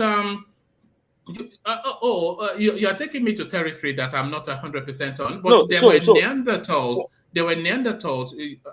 Okay, go on. no, Mama, so what I'm trying to explain to you now is that the time will come that there will be no human being as we currently are now on the planet. No, there will be. Why Yeah, no, not? if we continue to evolve, it means that the time will come whereby we actually evolve out of what we are right now into something else. Is that not what we're supposed to do? No. Well, if you look at the trajectory of that evolution, we are a lot bigger now, a lot taller. than let's say 3-4 centuries ago, or certainly 2 centuries ago. We're bigger, we're taller, we live longer, we know more. So we are still evolving, but only in the form that we've settled into. I I just I don't just know, like one man. H.O., let me address one man. This is your Darwinian theory of evolution. It's flawed. It's Like not mine. I'm not Darwin. It's not mine. H.O. just said to you. The progressive, right? Hakim. Yeah. Just said to you. It stands to reason that if there's evolution, we should be evolving. We should be seeing other animals also evolving. Evolving into something else. So what has happened is the whole circle of that evolution has stopped. In the past many centuries now, we've not seen any other species or subspecies of human or animals that has evolved. So that. But we have though. No, that's the how the Darwinian theory makes the Homo erectus evolved into a kangaroo. Into a kangaroo? Where did you see that? Yeah. Well, I don't know about all this stuff, but I know that science. Look at that. Evolution. Yes, so we have pouch in front of us before, like a kangaroo, right? Also, I'm evolving to kangaroo. No. Maybe not Homo erectus. There used to be this dinosaur. Maybe it's the dinosaur that I should have said. But there was a particular animal that evolved into a kangaroo. But that evolution is taking place right across the species. It's not like a tiger suddenly turns into a bird. No, it will just grow bigger. It will go faster. It will be more aware of its environment. And it's all dietary. How many years? Do you know since when they say AD, during the time of Jesus Christ, AD, people were the same human that has been living in this form. One man. Yes, but not in this form. People are taller. People are taller. People are bigger. Go on, sorry. One man, there's no doubt there's what we call adaptation.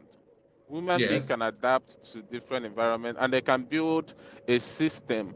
That even life can build a system to adapt to an environment. You can call it evolution. You can call it just God being a very intelligent man. Do you get? There is a way you can live in a cold environment and you get adapted to the thermal, of the environment. Do you believe in God? Do you believe in God? Why not? Why won't I believe in God? Do you believe in God as a being or a concept? Is it a being or a concept? Believe it or not, one man, there is something that we can't just simply explain. Do you get? Science as a whole can't simply explain it, and you have to realize that there's something that is powerful out there that we can't really understand. We're not arguing about human evolution or how life became. Some people say it by molecules, some people say by, there's so sort of theories about it. We can't really explain it. Some people say Adam and Eve. But do you believe in logic? Do you believe in logic? I believe in logic, yes. Okay, now, logically, if you look at it, evolution, creation, which one makes sense to you? I would say evolution makes more sense. So, you keep giving me this evolution of Darwinian theory. But you and I know, based on logic, things cannot just pop up by itself and have what we know as. Okay, let me take an example. Look at the design of humans. Humans are so designed in such a way whereby it defies any logic to believe that it came just by chance or by some chemical, molecular, whatever reaction. You have eyes, you have ears, you have all these organs that functions properly. We're not like some kind of some chance thing that just happened and then everything just doesn't fit. It's not chance. Evolution is not something that happens from year to year. It's from there are certain things decades, centuries, and millions of years. There are certain things that evolution does not explain. Like I said, I just give an example now. You can't walk into a forest or walk into a desert and you see a house there, a well-built house, well-arranged, furnished. Yes. And you just assume that it just came out by chance. You can't just say it doesn't make sense. There must be somebody that made that, designed it. Maybe the person is no longer there, or they abandoned it. But some people built that thing, or somebody built it there. Now you just say the house just evolved from Yeah. the So sand. that is one thing evolution does not explain. It does Origin. explain it. What The does origin it of explain? what? The origin of what? You know, if we trace it all back, the actual we are all amoebas because it evolved from the amoebas to the primate sort of something.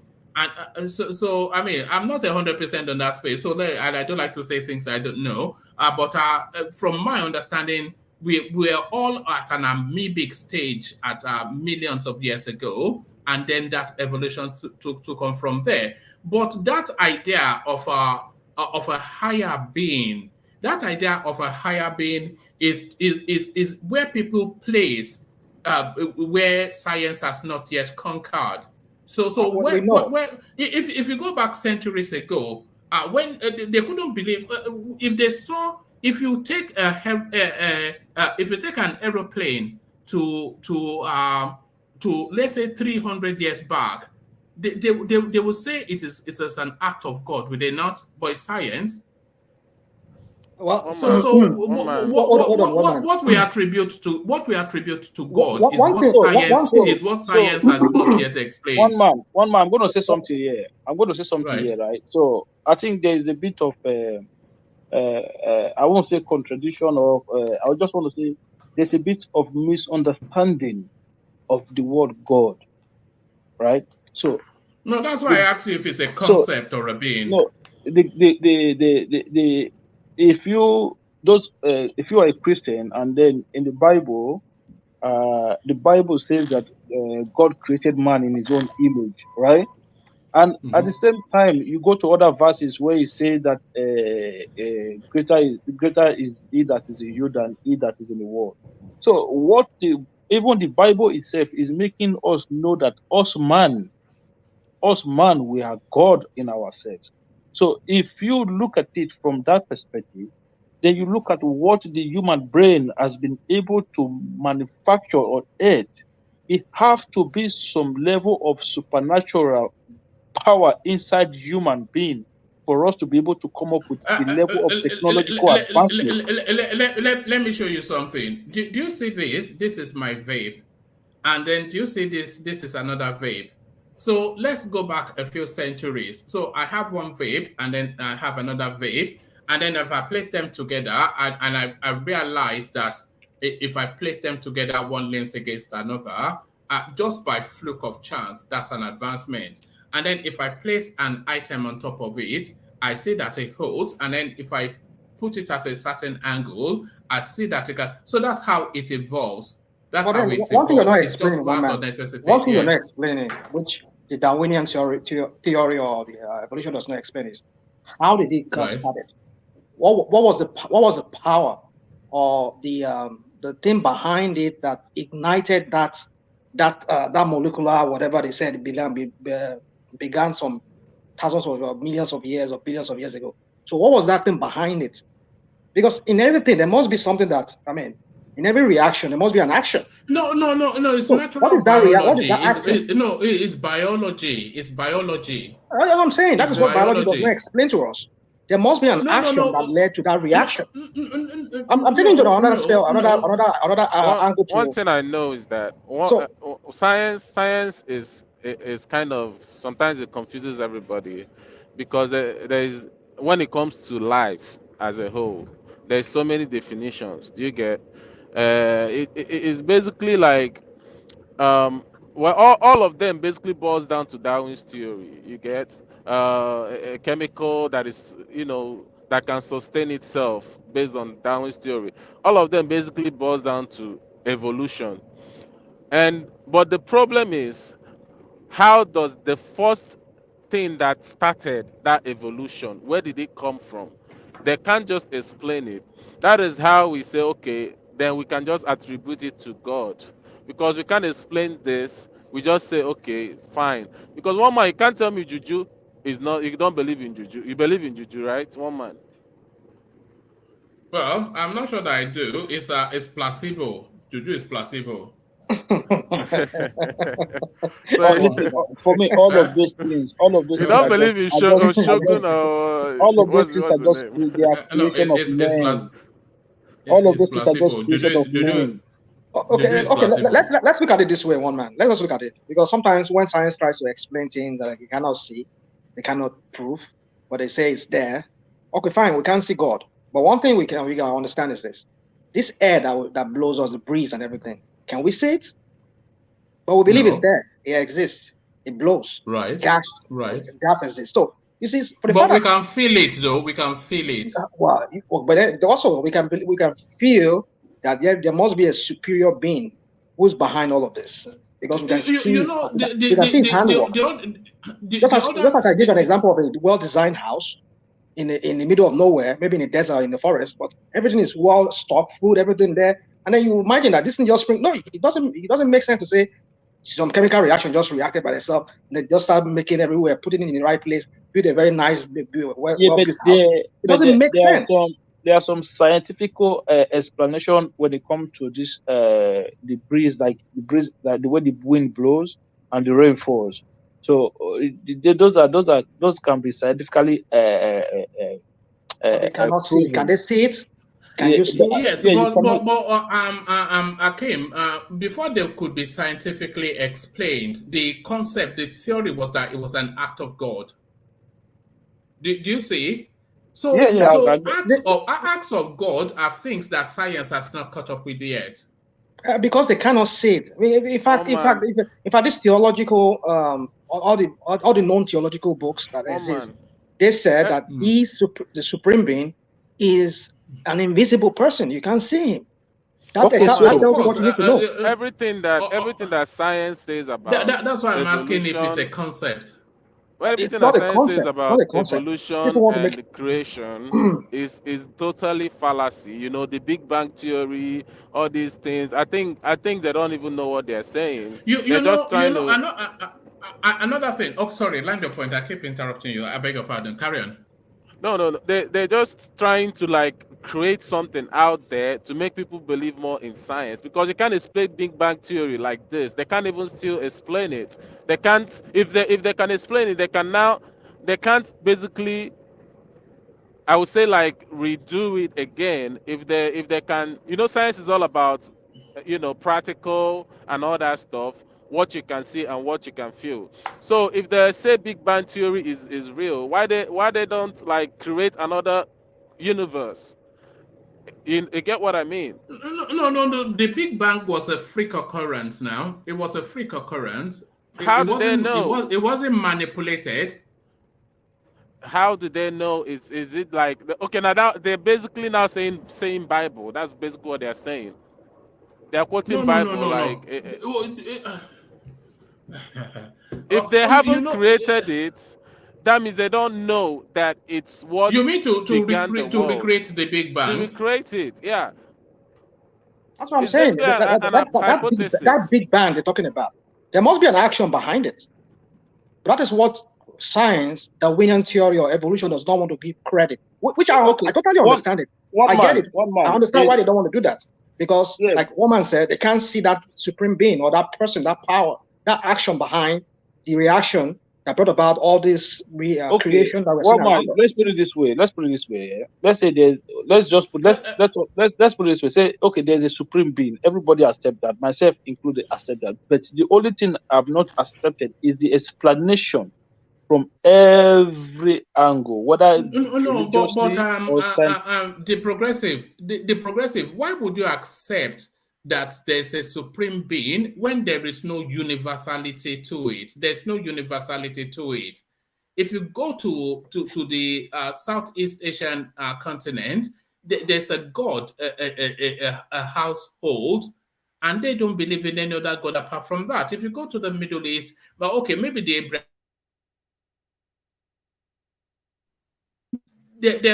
the African continent, the Black African continent, which predates other species on this planet, they had no concept of the gods that came out of the Abrahamic space that they adopted. So there's such a multiplicity Yeah, but one man. belief. One man. Yeah, This so is why I so said to you. if there is, why is there no universality to it? No, one Then man. This is what whole one man. If you listen to what I mankind said just comes now, under one God. Yeah. if you listen to what I said, everybody kind of agree that there's a supreme being. Everybody now, because No, but I'm it saying doesn't not matter where you everybody go. does. No, one man. Listen, it doesn't matter where you go on earth. They No, they agree that there's a metaphysical realm.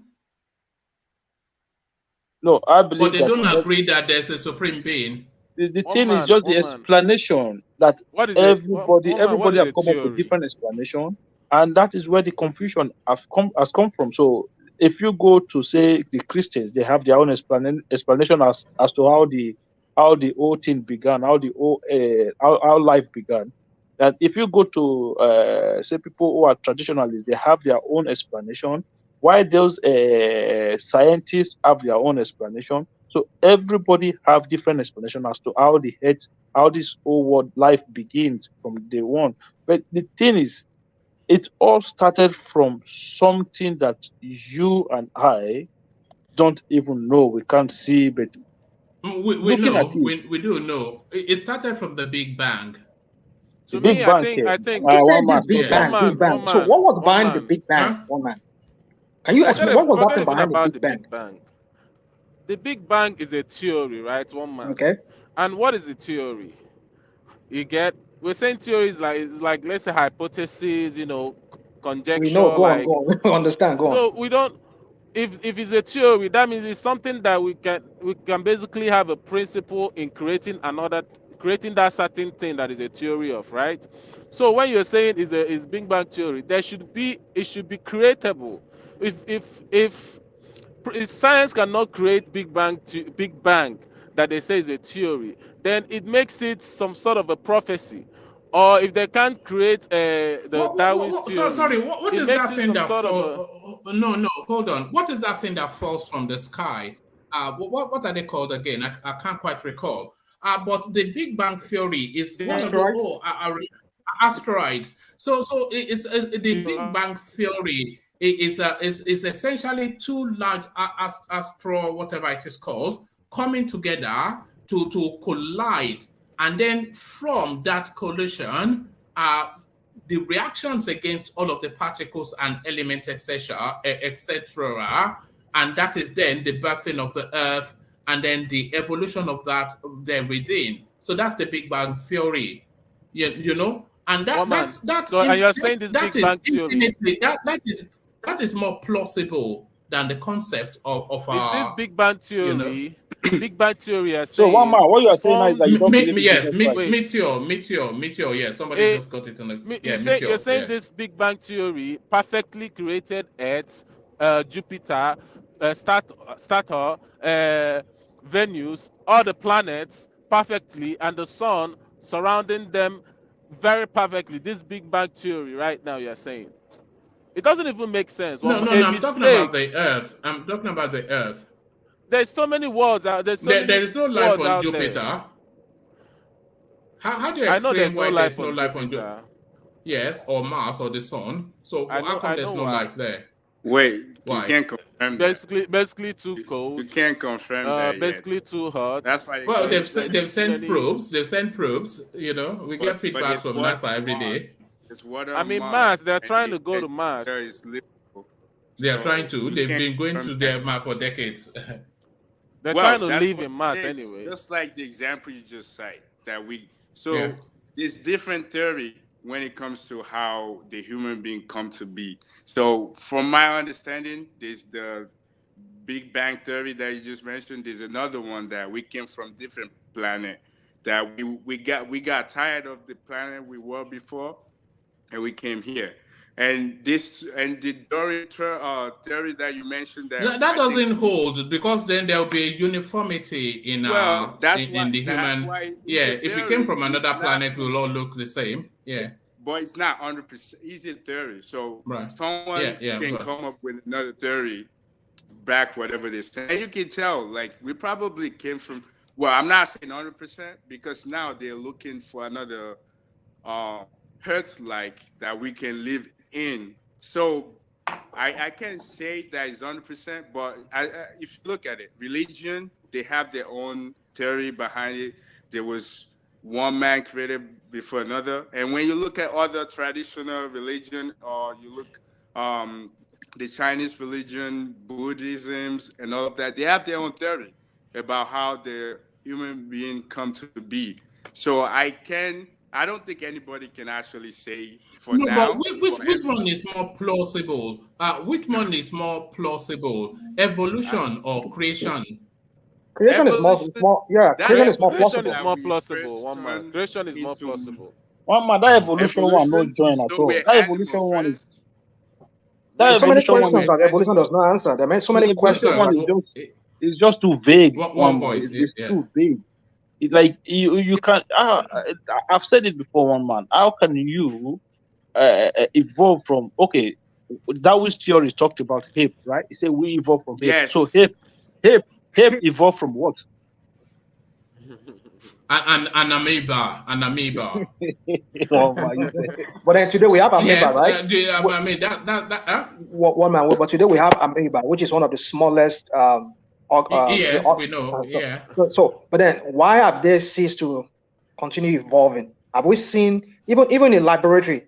Where has it ever been experimented that an amoeba, like you said, or like evolution says, that we evolve from the other animals? So why has it not been replicated that they see that amoeba transform or mutate into something higher than itself?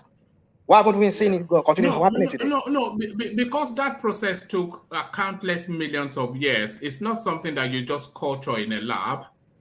Yeah, but wait, like I said, the process is too vague. That answer is too vague. That is millions of years ago. If we are evolving, the process should not stop. It should be a continuous process. It should be continuous. It's not like every amoeba just evolve once, then they just stop evolving. Another angle to it again is this. Let us even look at the creation of the Earth, the planet Earth, this planet Earth that we all live. Somebody mentioned ago, we have other planets that are not suitable for life. As far as science has discovered so far, they're not suitable for life. But why is it that this Earth that we all find ourselves, that we find living beings, living animals, both we humans, the Earth is so prepared in such a way whereby it can support life? Cool. So how do you explain that? If that there's no designer, an intelligent designer behind it, that made evolution explains that. Evolution explains that. What does it say about that? Maybe I didn't read it. Tell me. What does it explain that? No. I'm just theorizing as well. So I'm theorizing. But if I was to theorize as to what evolution is telling us, you see,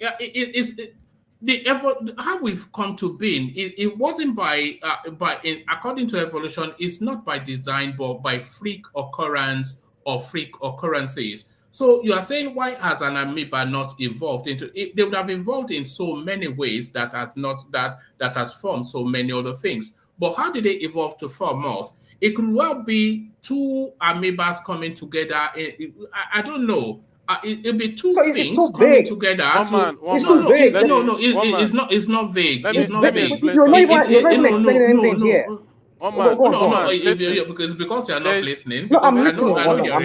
I know because you're a theologian. You're a theologian. So let me tell you. I'm very balanced. The way I look at things.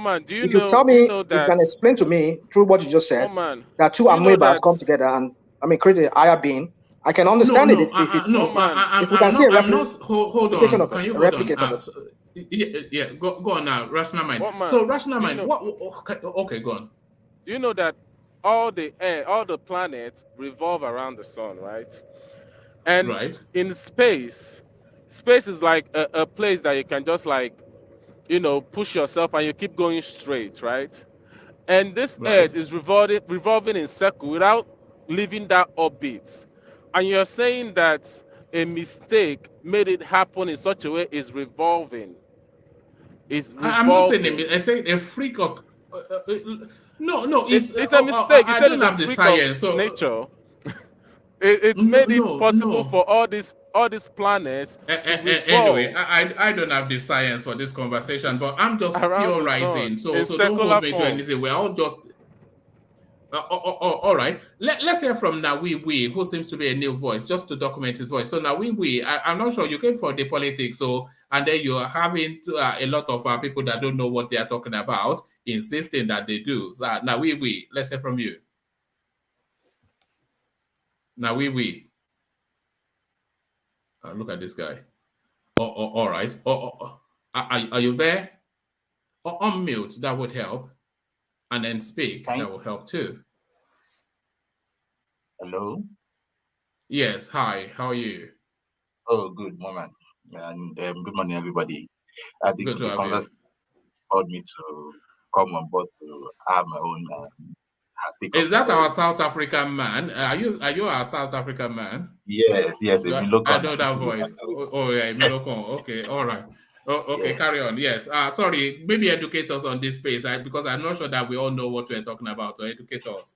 Yeah, the thing is, in terms of the argument, if it is either creation or evolution, I would say that why there are valid arguments on both sides. But to me, I still want to navigate. I want to shift towards creation, because in all of the logic behind evolution, yeah, takes millions of years and all those things. I want to state that how can evolution explain witchcraft, conscience, and these things are already documented in research. The way the humans use conscience to, we try to do things that are not physically measured. You can simply use your mind to pick items. You can use your mind to send a message, and all these You things. can use your mind. What are you? That's called telepathy. Actually, science. That's telepathy. Yeah.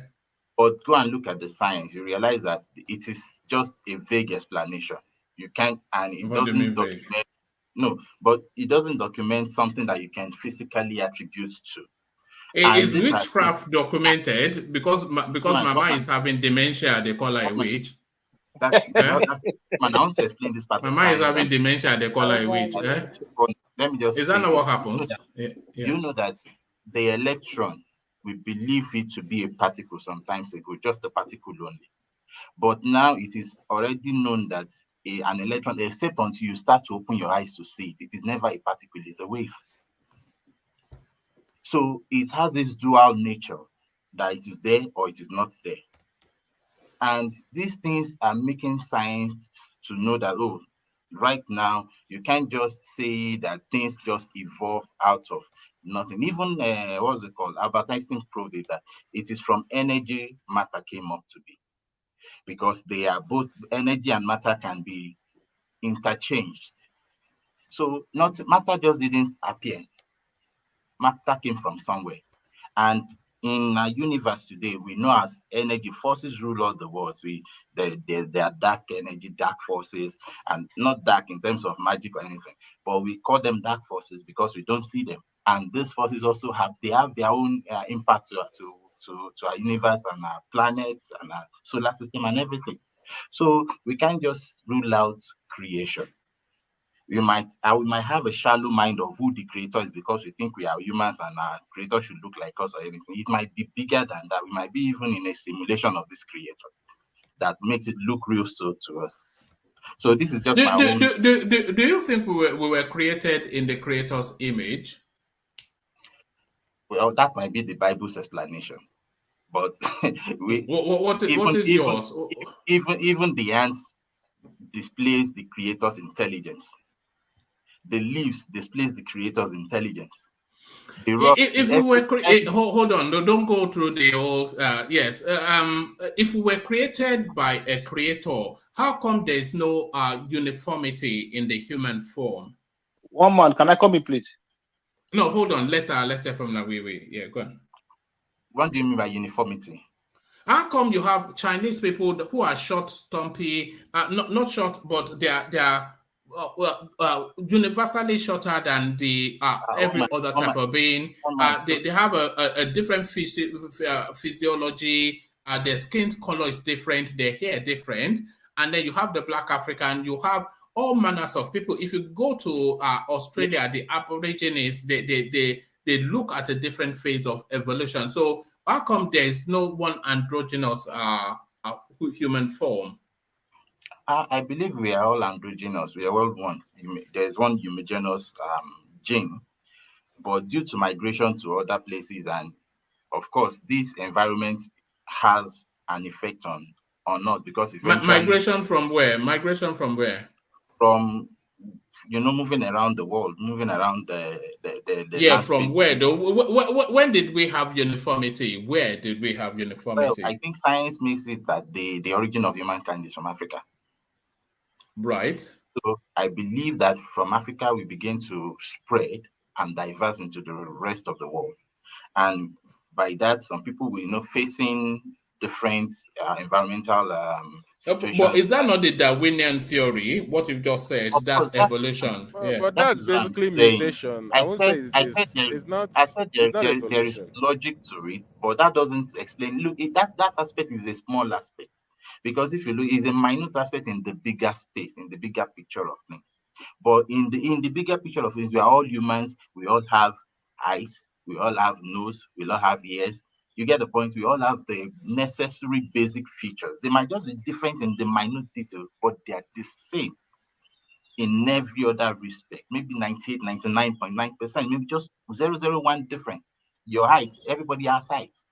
You get the point. But some people will be taller than the other due to environmental factor, which is normal. But those differences are just continuous difference. They are not discrete. But it's still within the normal population. So that is Oh just it. man, You but can't I see an think the human being mistake. that is two-dimensional, for example. We are all three-dimensional. We have height, we have weight, we have thickness. You get the point. So this is just those differences you are mentioning, they are minute. It's just like saying the head, for example, is a ball and it is not smooth. If you go out of the space to a larger to a larger realm of measurement, the L is even smoother than a cue ball. All the mountains and valleys we have seen on the earth, if you look at it at that level of measurement, it is as if you are rubbing on a smooth surface. So in the scale of measurement and magnitude, look, we are too infinitesimal to comprehend as a scientist, in my opinion, to comprehend all these things. And that's why I believe that we might want to argue, because we want to have an idea of how everything happened. We conceptualize it as evolution, yes. But in the larger scheme of things, in the measurements of even to measure distance, they call it light years. The speed of a light and what it travels in a year. And yet, within our own solar system, our own universe, what do you call it, galaxy alone, is over 100, I think 100 million light years in circumference. And yet, it is just one of the several hundreds of billions of galaxies. Do you know what religion is? Religion is what science has not yet explained. That is what religion really is. But religion is what science has not yet explained. That's all it is. That is at a level, but at another level. No, no, because history has already. No, don't worry about. You can't guarantee anything. How can you guarantee? I can tell you at another level of discussion higher than this. Religion. I mean, the concept behind religion and science are together. That is the point. Look, scientists. Where is that? When is that level of discussion? Who is having that conversation? Where's that conversation being had? It might not be open to you, except if you want to go down that rabbit hole. Scientists have done something that they've acknowledged physically that they were helped, and those help are not physical help. How do you explain that?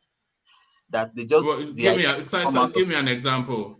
For example, the guy that made what's his name, Steve Jobs, for example. Let us even use that as the idea of his iPhone of a thing just didn't come to him. It was an inspired idea from another realm. It was a creative form. What are you talking about? Mama, this is where I want to come in. iPhone is an act of God. Is that look at that? Can we hear in this? iPhone is an act of God. Who said that? Did you say that? That's what is by implication now. By implication, that's what he said. No. iPhone is an act of God. The one reading Look at that. iPhone is an act of God. Yeah, coming Akeem. Yeah. Okay, see, hold on, coming Akeem. Yeah. So this is what you see. If you look at it now, all this argument is coming back to where I started from beginning. I believe that there's an evolution, right? The evolution is of the brain. The human brain has evolved over the years, but that evolution for me did not happen in the physical appearance of a man. It happened in the brain of the man. So over years, the man have been able to continue to grow his ability to create things. So when religion explain the creation, right?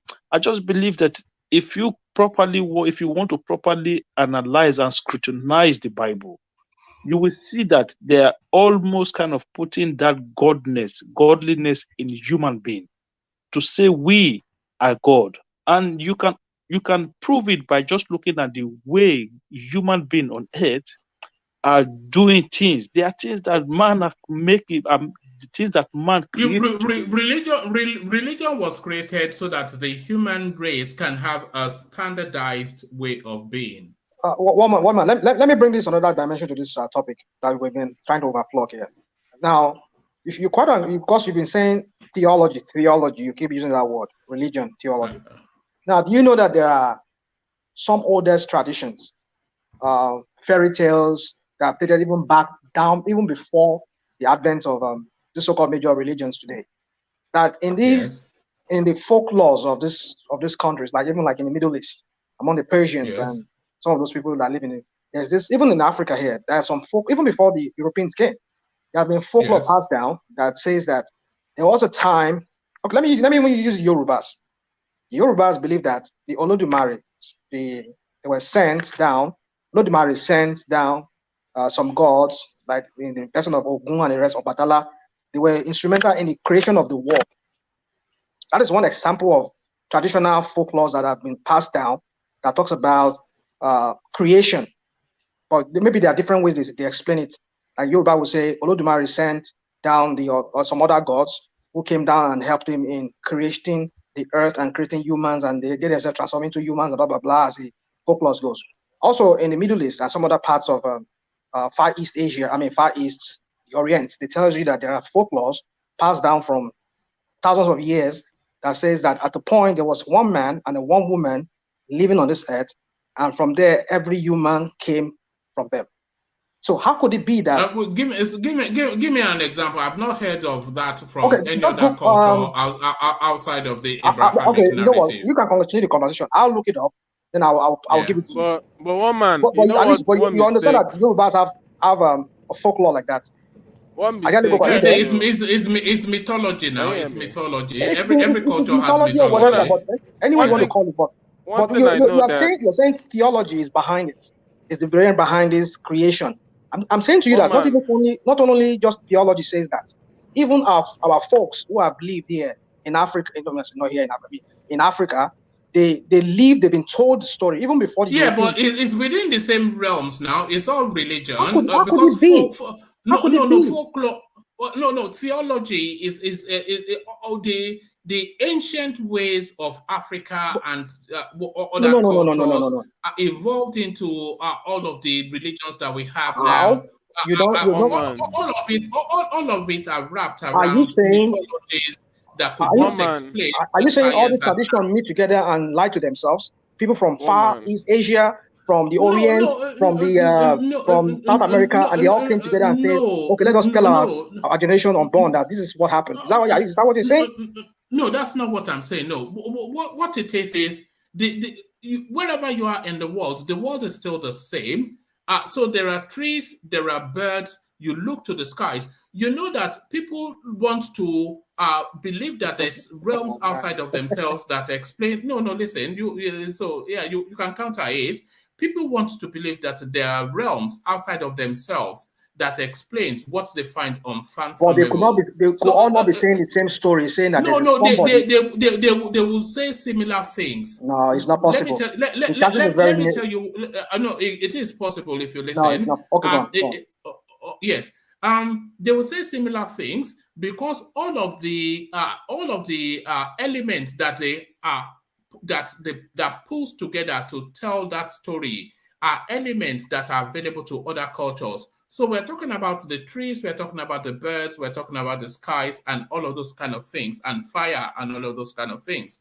So they are looking for explanation that that explains something that befuddles them. And if the mind cannot comprehend, then you reach to a higher realm. You reach to a higher realm. If your mind cannot comprehend, you reach to a higher realm. You And cannot be telling me all hold this. on, let me land it now. Let me Hold on. land it now. If your mind cannot comprehend, you reach to a higher realm. And I was saying that you have all of these elements. So when they reach to a higher realm, people usually look up and they look to the skies. So looking to the skies, they do that in the Asian cusp, they do that in the Middle East, they do that everywhere. So all of these things are where they pull all of this narrative from of a being up there.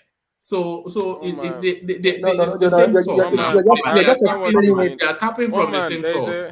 There's a do you believe in documentary you magic? have to watch. There's a documentary you have to watch. No, I don't believe in magic. It's sleight of hand. There's a documentary you have to watch. It's the Fatima whatever documentary.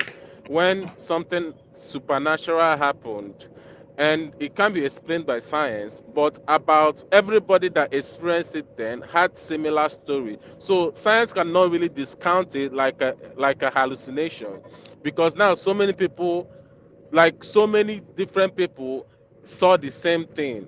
So it can be like fetched out away like some sort of hallucination or whatever. But you know what I believe, that because Bible, sometimes I feel like Bible is not complete, although I'm a Christian. Some people believe that Adam and Eve is the only person God created, which I really do not think so. Because now God never said I only created Adam and Eve. He said in the Bible, God created Adam and Eve. He never said God created only Adam and Eve. Never did the Bible say that. So when you're looking at that, it might explain your whole, tribal, or this person looking like this person. Even in that Bible, during Genesis, when Cain killed Abel, he left.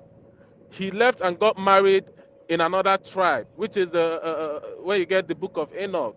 So that tribe now, is still like a creation of God on that side, but people don't really get into that part of the Bible because they don't understand it. But this, we're going to plausibility now, aren't we? And I was saying that, is evolution more plausible or is creation more plausible? And you are Creation telling is us more you are telling us of a highly fantasized sort of No, it's story. not. It's in the Yeah. Bible.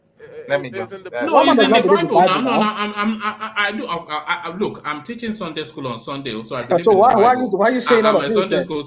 No, it's we are having an academic Oh, okay, exercise now. all We right, are having, I just want to make this submission, please. Go on now. Yeah. Look, when you talk of plausibility, there is where plausibility explains certain things in science, and there's a point that plausibility, there is no explanation. Look, I want you to go and read up on electron, how electron behave, and its dual nature. There you understand that at a point science assumes certain things because we are limited. That is it. Just go and read about that electron. You see the story of electron itself, that it can appear as a wave that you will not see, you only feel the energy, and it can also appear as a single particle at a particular time. Just go and read it, because if I try to explain, I might No, go into. I think I've seen, maybe not read it, but seen a documentary on that space before. That if it's passing through, Yes, somebody experiment, yes, yeah, a double slit. yes, it inflects in different version. But Exactly. but that still adds to what I'm saying, is that what we see as God is what science has not explained yet, and they're in the process of exploring it. So you believe that science has to tell us everything, right? Is that what you believe, No, woman? you asked if I believe in logic the last time. There's a Yeah. rational explanation for everything, but then the human mind is limited by what it knows. And the more we know, the more we will know. And the more we know, the more people start to, they don't even go to churches in Europe anymore. They've converted it into either loft apartments or wine bars, because they've scientifically evolved to a space that all of the things that they used God as the panacea to, they found other panaceas in science. Does that make it? Does that because they've evolved in Europe? And like you said, does that make it right that what they're currently doing, or their newfound faith, or their newfound religion now, which is in the form in itself is a religion that you don't even have a religion, is in itself a religion, because that's what you hold, you believe in. That's yeah. So anyway, so let me just do that. So now, if with that they're not doing what they are doing in Europe, does that make it right that they are right in their newfound whatever belief system they have now? That evolution explains everything. It's plausible, like you're trying to tell us here. No, religion is escapism. It's escapism. Now, you know the one thing that holds central to all religion. You know, one word holds central to all religions. What? Do you know what that word is? Is it God? Faith. Okay, faith. Okay. No, faith. Yes. Do you know what faith is? I do. Faith, no. Well, maybe the literal understanding, of course, you would know that. But in the religious context, it's an abdication of logic and then surrender. Well, yeah, you might have that. So that's it now. And it is because You see, one man. I mean, when I use the word spin, sometimes I can spin things. You can spin. Anybody can spin things. Guy, No, hold on now. If you can't handle it, you always say people no. are spinning. I can spin things just to prove whatever. Go on and spin. Are you a top?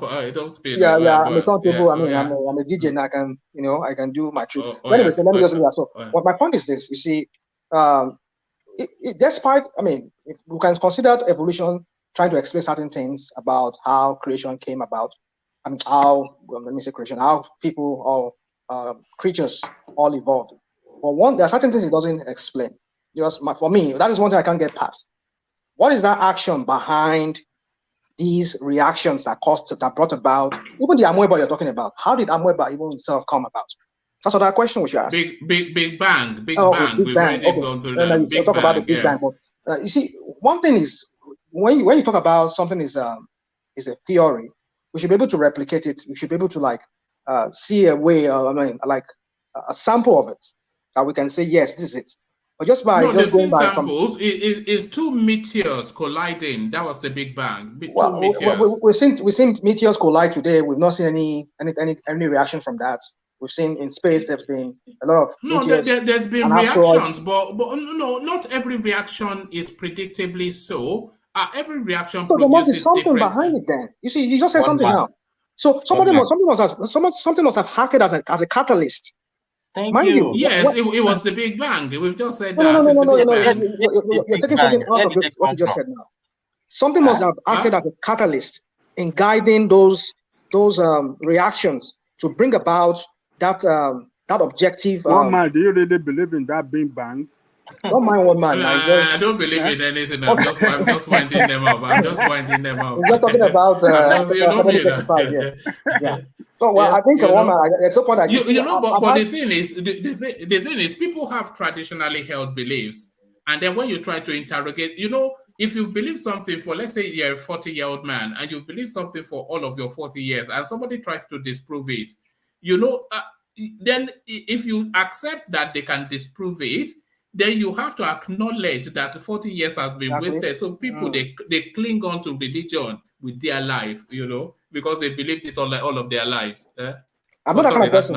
One man, I'm not that kind of person. Personally, yeah. I know, but I'm just saying, I go by logic, reasoning, whatever makes sense. But if I see a flaw in some reasoning, then I tend to question that kind of reasoning. Because if evolution is telling me that this and this, and this, if you look at the Darwinian theory, it makes sense at some point that, okay, look at that trend, the apes, how they evolved and all of that. Look at the avians, the birds, how they evolve over time and all of that. It makes sense to believe that because you could see that similarity and all of that. But there are certain things that it doesn't explain. Like, what was that first thing that brought about that action? And even that thing that even created those evolution. How did they even come about? Like even the amoeba you're talking about, that you say it is a meteorite. Okay, the meteorite. So how did this? We've seen meteorites up there up there from in space. How they collide each other. We've not seen anything. So there must have been something that guided it. No, acted no, as no. a We have catalyst. no. We no. I think let me logically sequence it for you in a way. And by the way, these are lay views because I'm not an expert in any field, and I suspect that maybe all of us are not really. But if you're talking about these meteors coming together to collide, and then that creates an effect, the implosion, it creates some sort of a mix that evolves into something. So whatever elements there are in those two colliding meteors, they will evolve into something unique and peculiar.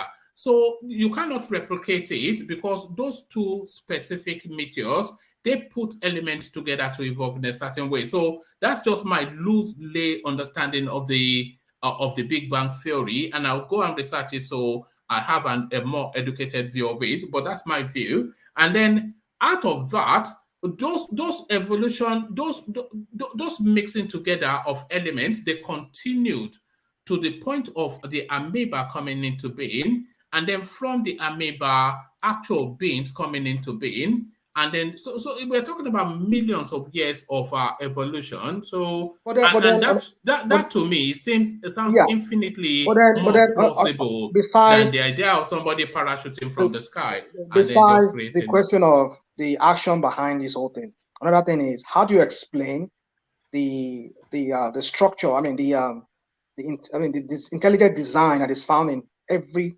creature you see today, like the birds, they have their nose on their beak.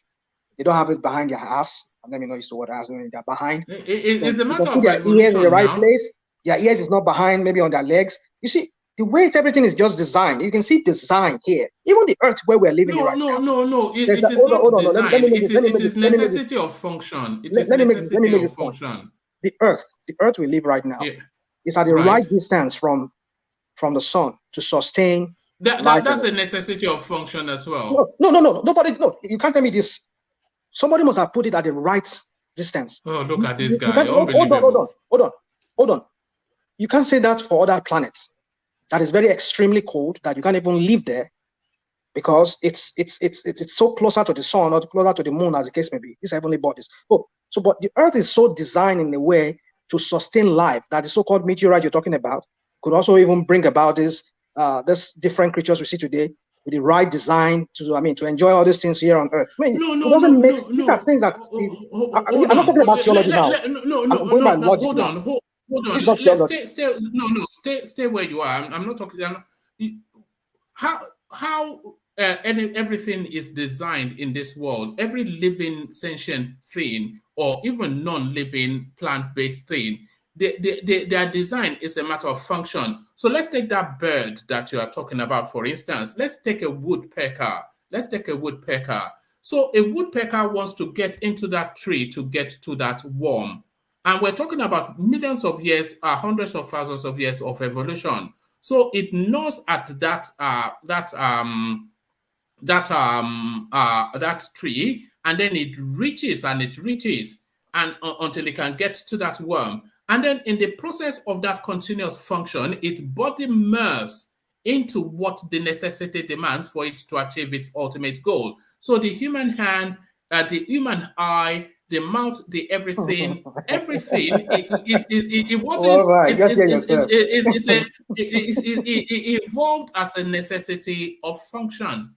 I've had this said many times. One man. Let me tell you, because this Big Bang theory we're talking about, you're saying in the sense of it formed Earth. Big Bang theory did not form. It formed the galaxy as a whole that we see it. Well, after the Big Bang theory, yes. After the Big Bang theory, like 9 million years or whatever, the sun and the Earth now started forming. So how does the Big Bang? You don't understand where I'm going to. I mean, it doesn't even make sense. How does after 9 million years colliding? Yes. The sun came out, the Earth came out, all this planet came out and started revolving around the sun. In a very orderly manner. They don't go out of that orbit. No. That's a necessity of function now. When that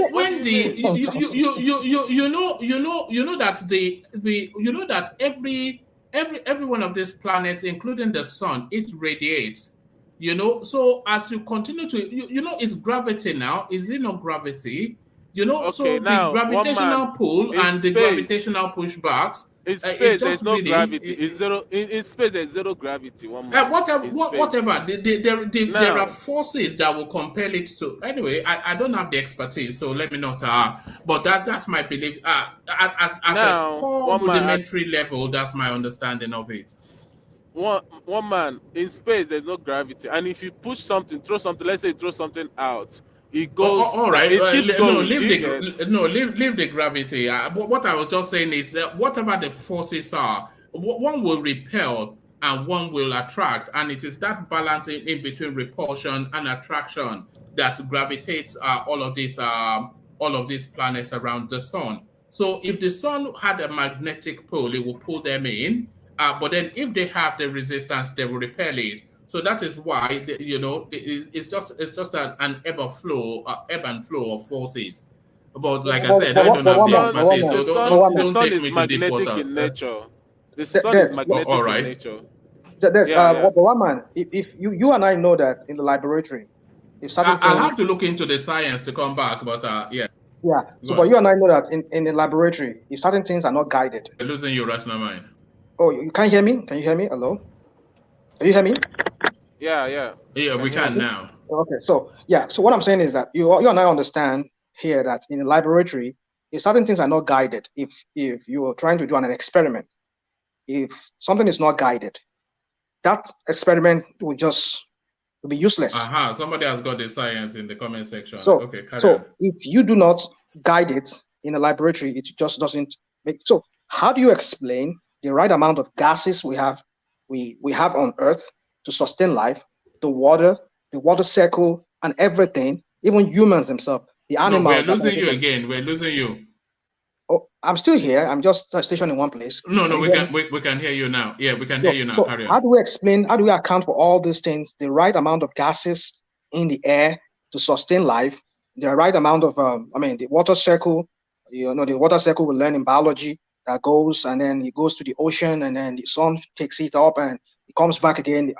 All these things. So this tells you that there's an intelligence. It's not a chance kind of necessity of whatever you try to describe it. It's all about somebody designing it to sustain that life. That's how I see it. That's just logic for us. No, that's not logical. That's faith. That's even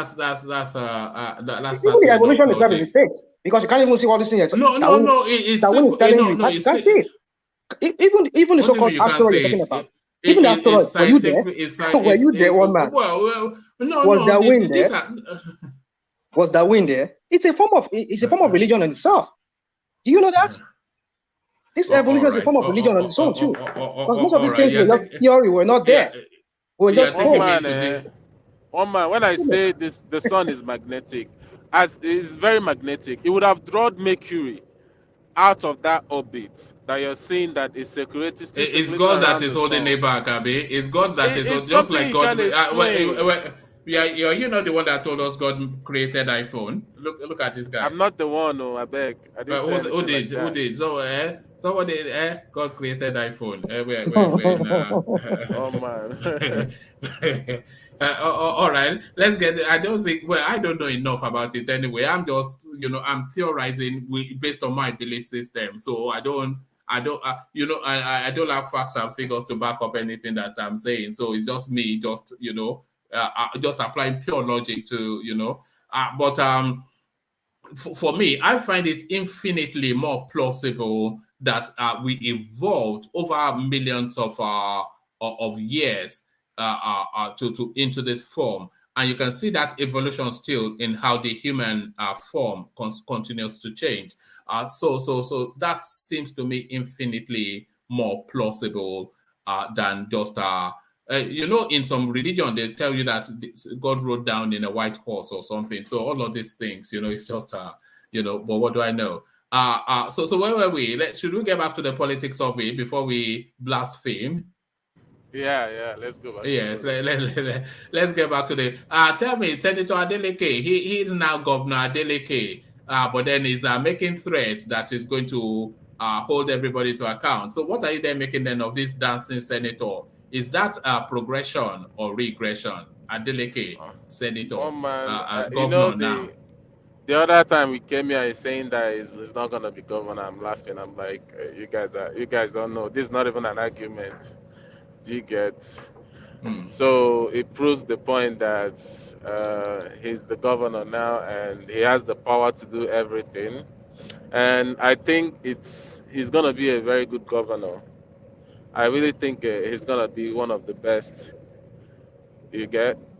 I see him as such a man that is competent and he's basically has human. I say. What has he done in his life that's led you to believe that he's competent? Nothing. I'm a very good character. I'm a very good. I can judge people like I'm a very good Because it's character. Davido's uncle, Abi, and you like Davido. Is that it? No. It's not it. Even if you see the man speak, you will see the humanity in him. More intelligent than you will later in Abi. No, I'm not saying that.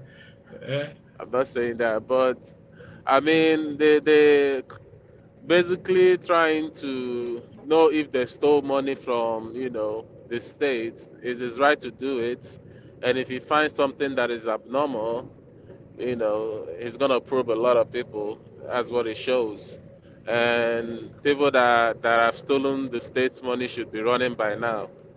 He just made a statement by doing that. Do you get? So that anybody that stole money will be like, oh yeah, Yawa don't gas, so Mo will begin run out of this country. You get? So I think it's the right direction, and he's gonna be a good governor. Oh man. You are confident he's going to be a good governor. Yeah, I'm very confident. It's high time we push all this APC out of the seats and see what we're doing. But it's PDP now, so what's the difference? It's still better than APC. Last time I checked. APC leadership have killed us. They have killed us. It's better we are managing that PDP for how many years since they rule us than APC. To be honest, it's better. All right. And to the Aisha Buhari locking up somebody for calling her fat, what's going on there? Oh man, Nigeria don't tire me. Everybody's like that. Like one person said, Nigeria has this ego in them. I'm not very excluded on. Well, I'll say I'm excluded because I don't really oppress somebody. If you don't, if you didn't do anything wrong to me, I just don't oppress you. But Nigeria has this ego when they are rich and they want to intimidate people with their money because there's no rule of law in Nigeria. That's why they can do that. And Aisha Buhari or whatever, I know it's Buhari that will probably send them. You get? I don't see Aisha as that kind of person. Buhari will probably send them, or even someone that is not even his or her business will probably like take the matter up. You get? Because that's how you see someone that almost this girl or this guy is insulting my first lady. What's this now? And take it from there without even the lady knowing. So I think Nigeria need to basically evolve and start seeing themselves as start being basically humble. You get? Like one guy said that whatever we select is what we're gonna get. So that's why is it because he's half Igbo that you like him? This is what Kulata is accusing you. No, it's not because of is that. Yes. No. It's not at all. It's not. I mean, I feel like Nigeria as a country should basically watch people they vote. And I don't think Buhari has, when he was coming, I didn't see Buhari as that kind of person, to be honest with you. But power can basically change a man. You get? I don't see him as a person that will oppress people, but it's what it is. That's why if we did see Buhari being this such a person, how the hell do you guys want Tinubu to get in there? I mean, it's gonna be times 20. It's gonna be oppressing But, people left but and that, right. that applies to that applies to all of them though. No, no, no. If we don't see Peter Obi as like that. But how are we sure when he gets in there he won't become like that? Basically because he's been a governor and he hasn't been like that. Tinubu has been a governor and we know he's like that. Do you get? If you have power, that's when we know what you can do. They all have had that power. Tinubu has had it. We know how he's oppressed.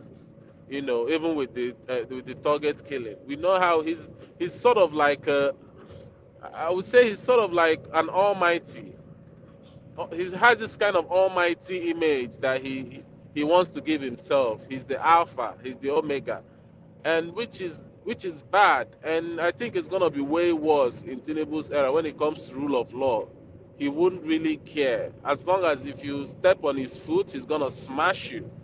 That's how I feel that Tinubu is gonna be, and I hope he doesn't get to that seat, one man. I pray to God he doesn't get there because we're gonna suffer it.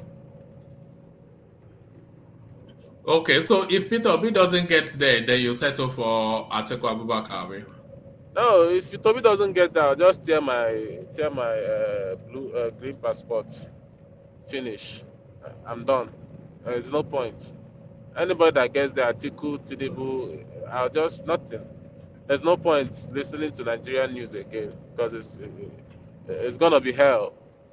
All you're gonna be hearing is bad news, bad news. I'm not caught up for that kind of life. You get? So Peter will be the savior. He's the yes, savior. Peter Obi is the Yeah, savior. it's Jesus Christ. It's Jesus Christ. My God. I've said My it. God. I've said it. I've said it. Kill me, one man. Kill me. But It's not Jesus my God, Christ. not my God. Your God, your God, not your God. Not Kill my God, me. your God. Look at that. That's what you want me to Unbelievable. say.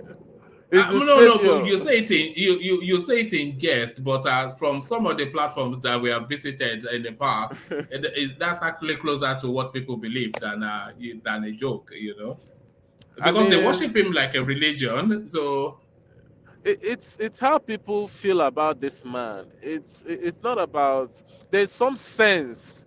People that believe in this man, there's some sense of this is our savior that people feel, and you can't. If you take that away from them, you're trying to kill them. Just like when they killed Jesus Christ. Do you get? You know what the apostle almost they felt really no, bad. you see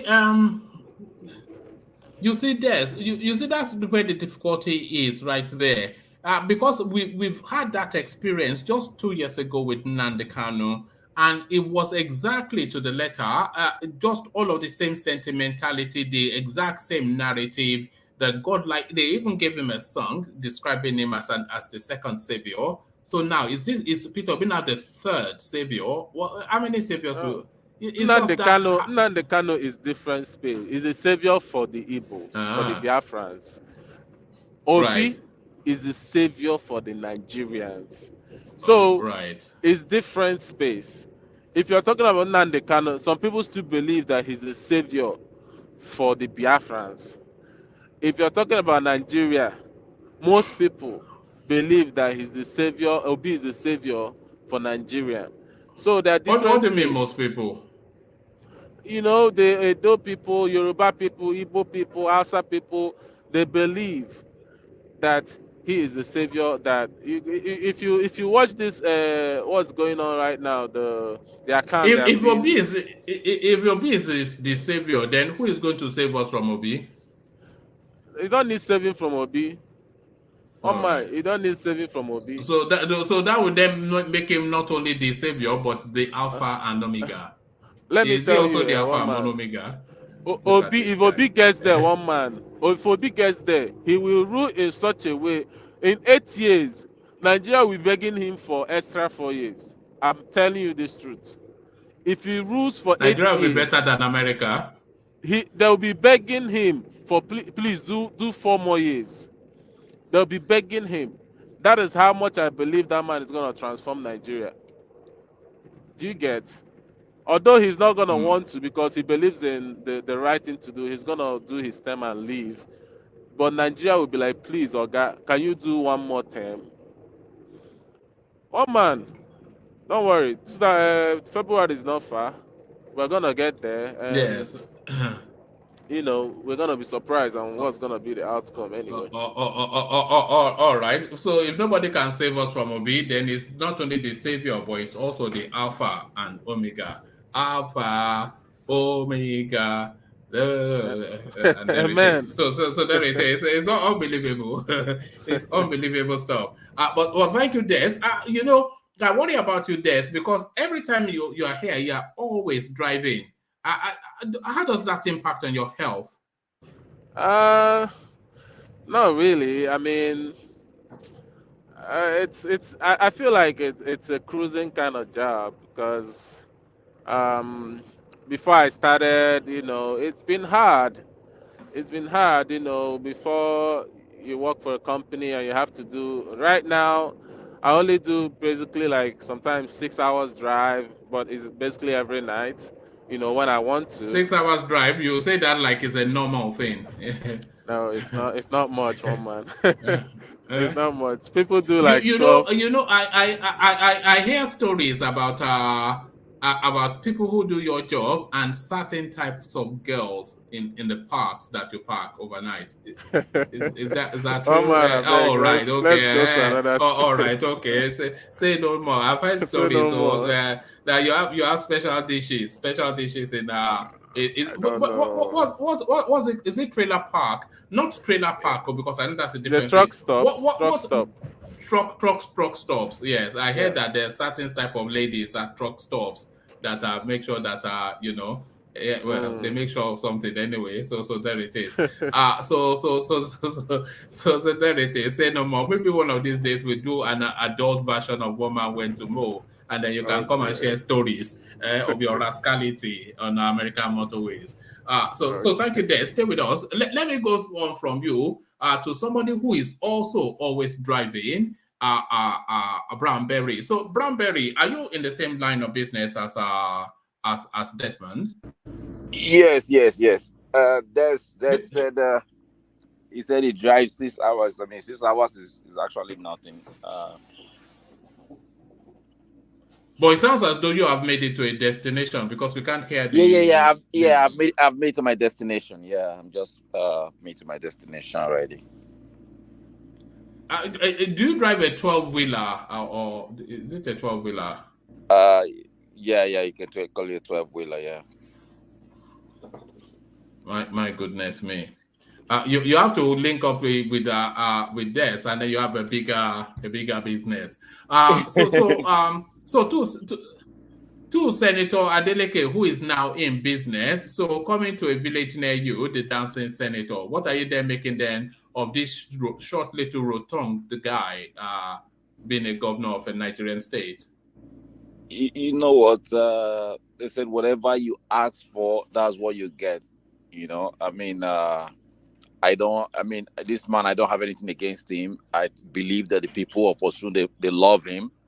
We've had this kind of election before in the US. I talked about it last time. Former wrestler became a governor. It was just one term governor and he was kicked out. So, Is that Jesse Ventura? yeah, Jesse Is it Jesse Ventura. Ventura or something? Yeah. So we Yeah. don't know. This guy might be better. It might do more than our expectation.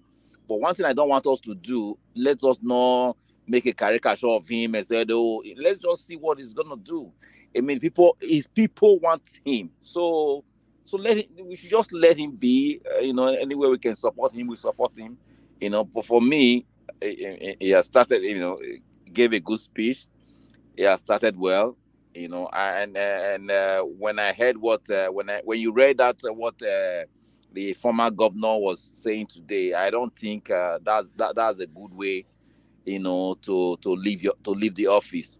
I mean, these politicians, they should stop their rascality. That you are coming back. What is that? You've done your term, you lost. Just live gracefully. Life is not about you be a governor. And moreover, you didn't win the first election. You didn't win in 2019. You were rigged in. The whole world knows that. Even the judiciary, they knows that there's no way the judiciary is going to allow Adelekjee to leave that. It's not going to happen. I don't see it really. I don't see the judiciary going so low and just giving it and just asking Adelekjee to leave and give it back to Boy. But we've seen it severally. So why would you not Yeah. anticipate that it might happen? No, because in this case, you know, these judges, they are also human beings. They've seen this Human beings. They've seen what happened in 2019. They saw what happened this time in 2022. These people came out, they voted for him.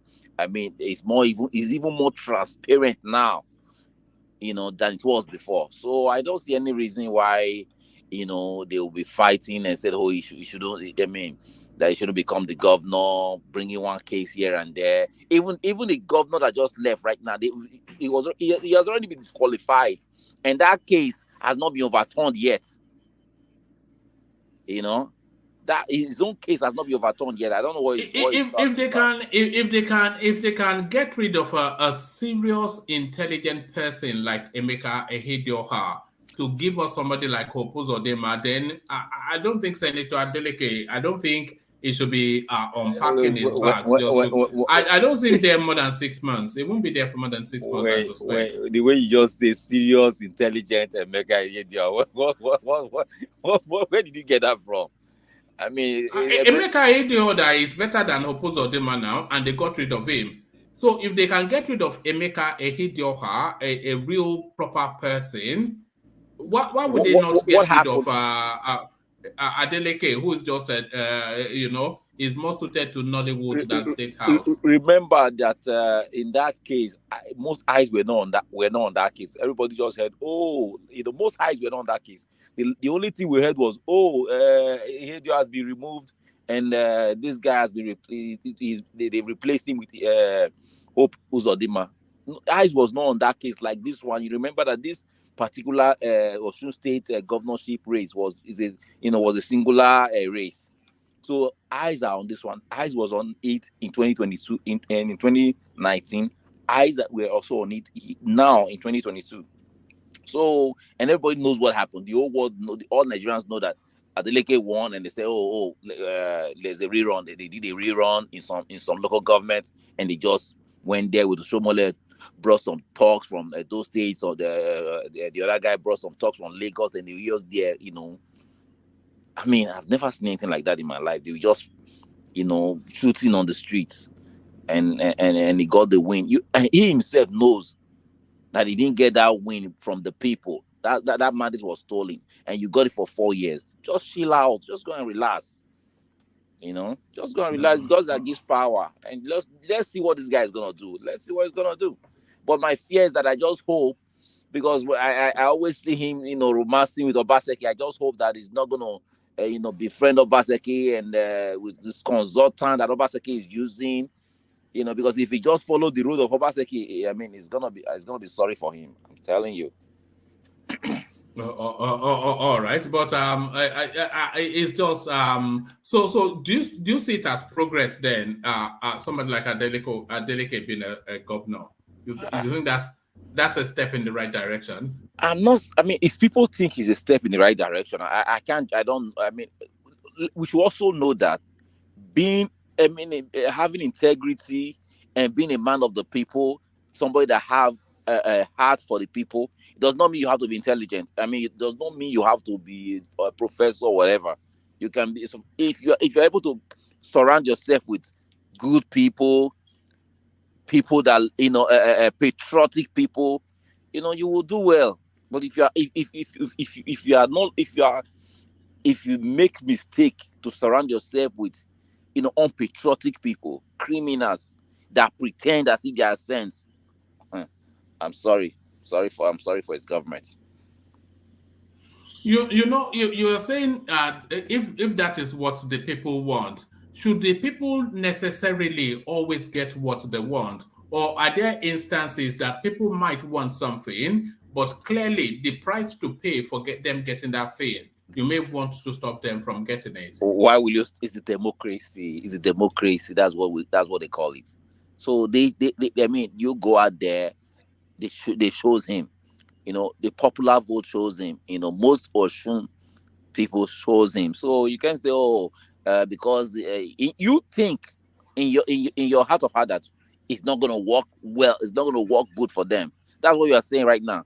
So they think it's going to work good for them. So who are we to say, oh, let's overturn it because we don't think it's going to work?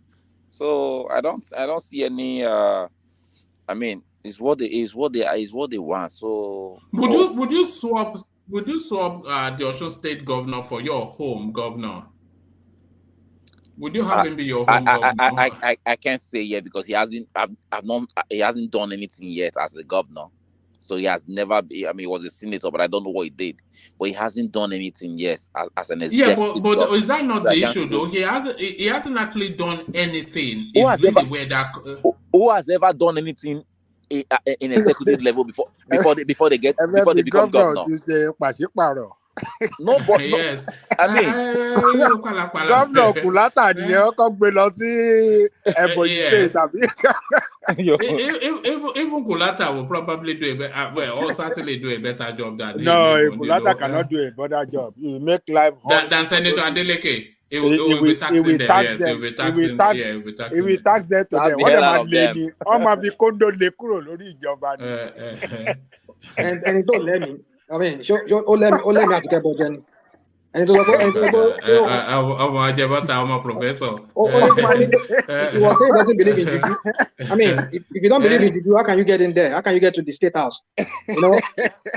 Why will you believe in juju? Why will you believe in juju to get there? No, hold on. Osun State is a very powerful place. I don't want to open that area, but I'm just saying Osun State is a very powerful place. Can somebody tell me why are they calling it Osun? Why are they calling it Osun? The river now. No, is Osun not a deity in Yoruba? It's a deity. I think it's a river.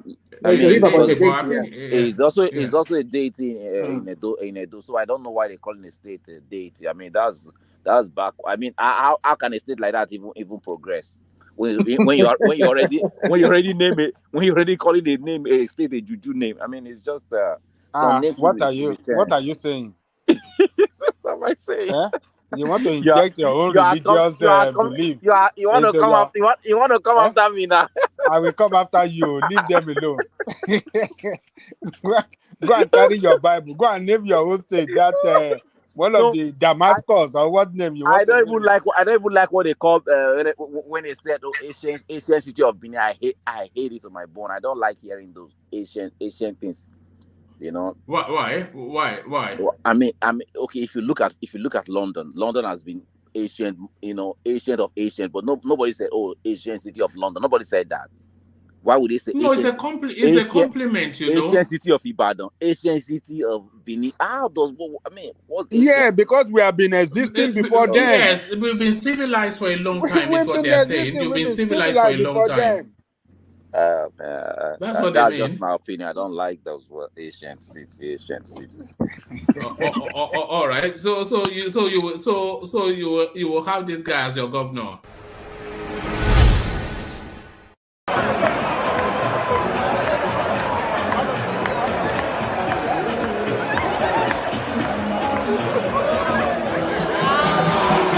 All right. So I can't say that yet because he hasn't done anything yet. So sorry, what deity is Osun in your culture? What deity is it? What does it? Because it's a river-based deity in Yoruba land. When I mean is Osun, I mean it's like when you it's inside Oromila, all those kind of things. Is inside there now, right? Are you talking about Eshu? Eshu different from Osun. But what is Osun? Is Osun not it's also in midst of Oromila and all those things? Well, I don't know much about those Mifad something. I'm not too advanced in that. But the point I know is that Eshu, even in like places like Label, Eshu is even a deity that they worship in some homes. Eshu is the devil, surely. Now, he's devil. He's the devil, but some people say it's a deity they worship in among the Egbas. Yeah, Eshu actually Adelekee. is not a devil; it's an even angel. even in Benin, Eshu is they an used to. angel. Yeah, even in Benin, they used to. Most houses used to have a shoe. It's an Which angel. is Eshu is an angel. It's not. It's not really. a We know, devil. we Yeah, know. yeah. Adelekee, we know. It's No, an no, angel. I It's did not not a. know. I did not know because No, I Oh, always but thought then, issue was a. but the Yoruba it's meaning for issue, according to Ajayi Crowder's translation. no. It was a Gayi Crusher that That messed up. changed it. Yeah. Yeah, Hold on that now, made hold on. that. We know, we know, Uh-huh. we know. But Uh, in the Yoruba, modern Yoruba language, mm. is still called Eshu and is Satan. That's another word for Satan. No. It's not Satan. No, I'm talking about the Yoruba. Hold on now. I know Ajayi Crowder, who hails from that area, because that's the closest deity that he could use to represent the devil in Yoruba language. I understand that. I understand the whole translation around there. But I'm saying that the modern Yoruba, the use of the word Eshu in Yoruba language today could Is mean Satan. That's what it means. it's the Yeah. same. It's the same thing in Benin. It's the same thing. Yeah, but It's in Benin is Satan. but Yeah. in the original sense of it, it's not Satan. It's not for evil. It's They what you can they call. corrupted the name. They corrupted it. Yeah, they corrupt. Yeah, Yeah. with that Ajayi Crowder translated it But then, wrongly, and since then people been taking it as if it's meant to Okay, be. sorry. Hold on, rational mind. What is the devil in Yoruba land then? If it's not a shoe, no, issue.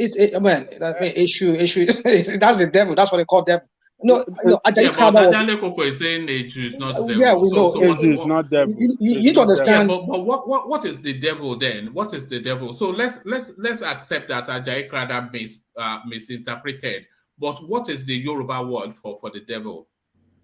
I don't think there's any other Yoruba word except that issue.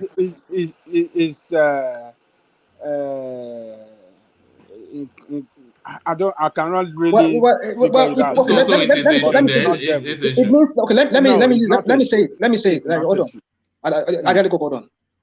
It should mean because the meaning of Satan would mean an opposer, somebody who an enemy. So it would mean alatako. That would be the equivalent No, in that's an Yoruba. opponent. No, That's an antagonist. opponent now. Antagonist. That's the meaning of Satan Yeah, now. yeah. Satan means Antagonist. the meaning of the word Satan is an enemy and an opposer. Somebody who opposes you, who is an No, enemy, who is opposition doesn't against you. mean that. He's No, that's what it means. One man, look at the meaning of what Satan now. I mean, that's the meaning of. I'm telling you the meaning of literal meaning of Satan. That's the meaning of Satan in the translation. It means an opposer, an enemy, somebody who goes against you. So basically in Yoruba, Ota. no. Ota yato. Ota is an enemy. Yeah, that's Ota another is translation. enemy. But I'm saying another word would be alatako. That would be another. But Ajayi Crowder, being the person that translated Yoruba from English to Yoruba, that word has continued to this very day. Even the modern Yoruba language translation today, they use Eshu to represent Satan, which we know that among the Egbas and some other Yoruba tribes, they worship Eshu as they worship Ogun, Obatala, and the rest of them. It's not. No. It was a mistake. I just realized that it wasn't for me. It's Osun is what we call it. Osun is not Osun. Maybe you're No, talking about there are two different things. Osun is different. Osun is different from the one they were putting in backyards and in Benin those days. Osun is what they call it. Are you from Benin? Yeah, I'm from Benin originally. I'm from Benin. Yeah. Are you from Benin? Yeah.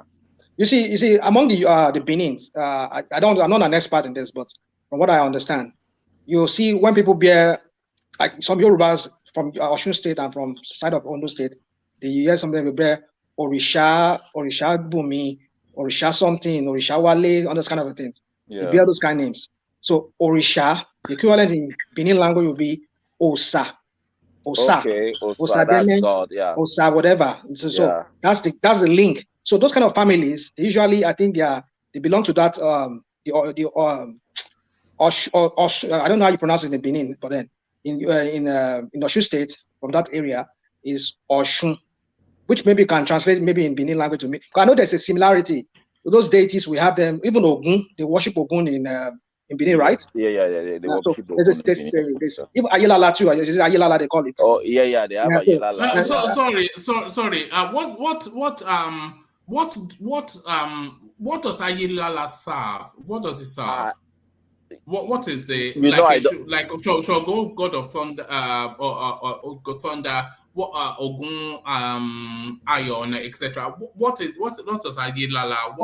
Don't quote me on this. Don't quote me on this. Okay, go on. I have no idea. I just see people mostly some people worship it, but I have no idea what it is. Okay, this is I'm from the area where they worship it.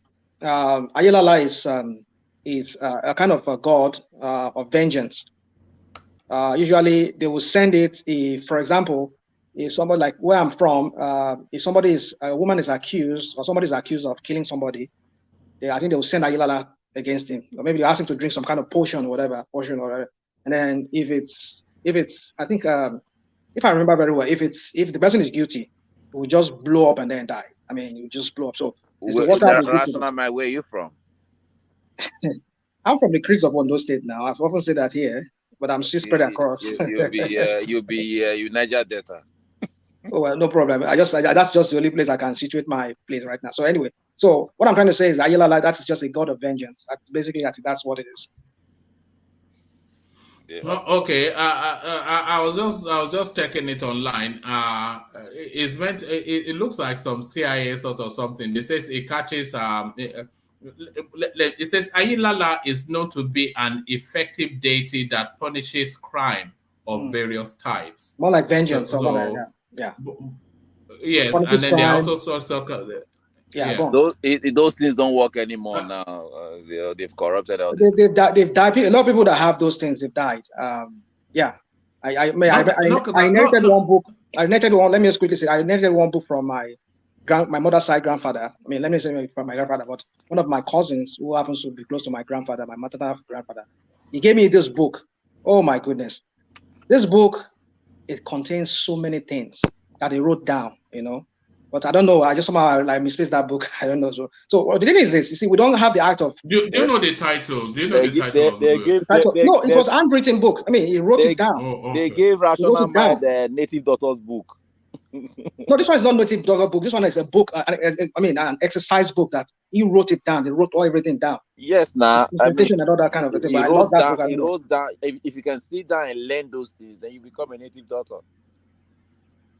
Well, I was never because I was just fascinated by those magic and everything. I was just that was during my teen years. So, and after that, up to my 20s, I never dabbled into that anymore.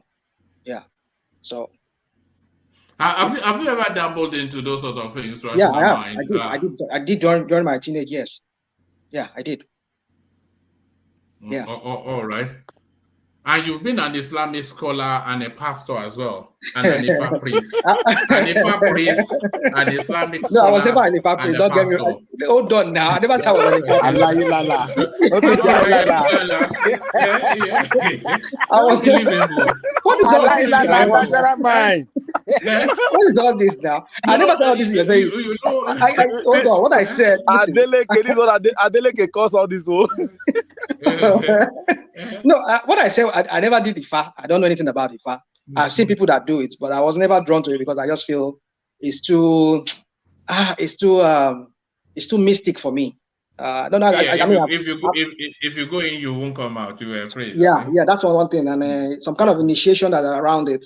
I don't want to go too deep into it. So for me, it's just something I could just grab this away and everything, rub it together, and say some incantation, and that's it, and then that's it. But a lot of people come from Brazil and Costa Rica to do all these things in Osun and in those Yoruba lands.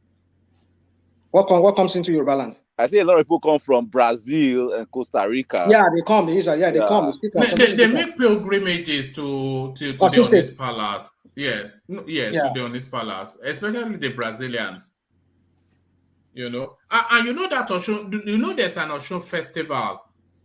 If you go there, you probably think you're in Europe. More white faces than there are Nigerians at the Osun festival. It's the white people. The white people are now the one doing the Ifa, doing all those things. If you go to Cuba, it's a big thing in Cuba. this whole thing with Orisha and all these things. In fact, Mm. they even do it more than us. They have a more potent one than even us in Africa. And if you go to Cuba, it's a real That's big thing there. Africa imported gods. Yeah, I mean, they put it in there, but then they Yeah. even do it more They than. perfected it. Yeah, they perfected it there. Yeah, I mean, I've had friends that went there. They tell me that, oh my goodness, these guys, they have more potent voodoo over there too. Yeah, and some too were brought from Benin Republic too, because like if you go to 80, is it 80 they call it? 18. Yeah, Yeah. if you go to 80, you see some of the blacks there. They are from Dahomey. They were originally from Dahomey. Yeah. And so a lot of them, they brought in with them those voodoo, like in Dahomey. They usually they use pig for sacrifices. So I heard Benin Republic, they are the most. I mean, when it comes to voodoo, they are number one in Africa. No, they're very. I mean, they are very. Yes, maybe in the world even. Maybe in the world. They're still very fetish there. Very, very fetish people. Yeah. So you see that similarity in what they do in Haiti and Dahomey today. So you can, I mean, although it's been established that most of the slaves that were taken to Haiti were people from Dahomey. So, yeah. No wonder they are very stubborn. All right. So that's an Osun festival right there. You see more white faces than actual. And even all those black ones, they are Brazilians, Latin Americans. You can tell from there. You see. Yes. So there it is. Brownberry, talk us through Aisha Buhari and her now for reasons of being called fat on Twitter. She's had a boy beaten up and thrown in the dungeon. So abuse of power, nothing's changed. Abuse of power. It is just this. I mean, Patient Jonathan, when she was, saying all those things she was saying. Remember that even the comedians, there were some comedians. They were just, they were making money, just doing everything that she was doing. Even turning it to become like, so it was terrible. They will call comedians, they will call them out, they will speak like her, they will be laughing. There was nothing like that going after those comedians or going after everybody that was using her voice or what she has said. They were turning around. But unfortunately, this is Buhari tenure. Anything goes. Daura State Service, whatever they call them. And this thing that he's doing in the north, most people in the north right now, that's why I'm telling you, Buhari has totally killed Tinubu's chances in the north, because they hated him now. They hated him over there. And they say, that they hated APC over there. They just hate APC. That's why they are not going for Kwankwaso and Atiku. Because of Buhari. If Buhari has done well, Tinubu would have been flying in the north. But Buhari just didn't do well didn't do well. Nobody likes what he has done. His own people don't like what he has done. The Southerners don't like what he has done. So it's a mess. Well, I think it's a bit unfair to draw parallels between Aisha Buhari and Patience Jonathan, because it was inevitable that Patience Jonathan will be mocked. It's just impossible not to mock her. But Aisha Buhari, she doesn't learn that. No. Aisha Buhari, they've let her lie. Yeah, because he did not give them material. No, he gave them material. They didn't want to use it. They are scared. This is a woman that she was living in Dubai. Well, her husband was here. Who does that? Is that material? They can spin that. They can spin it. All right, Brownberry, watch this. How can you not mock this? Shay! Do you come with two teachers? You were not informed too.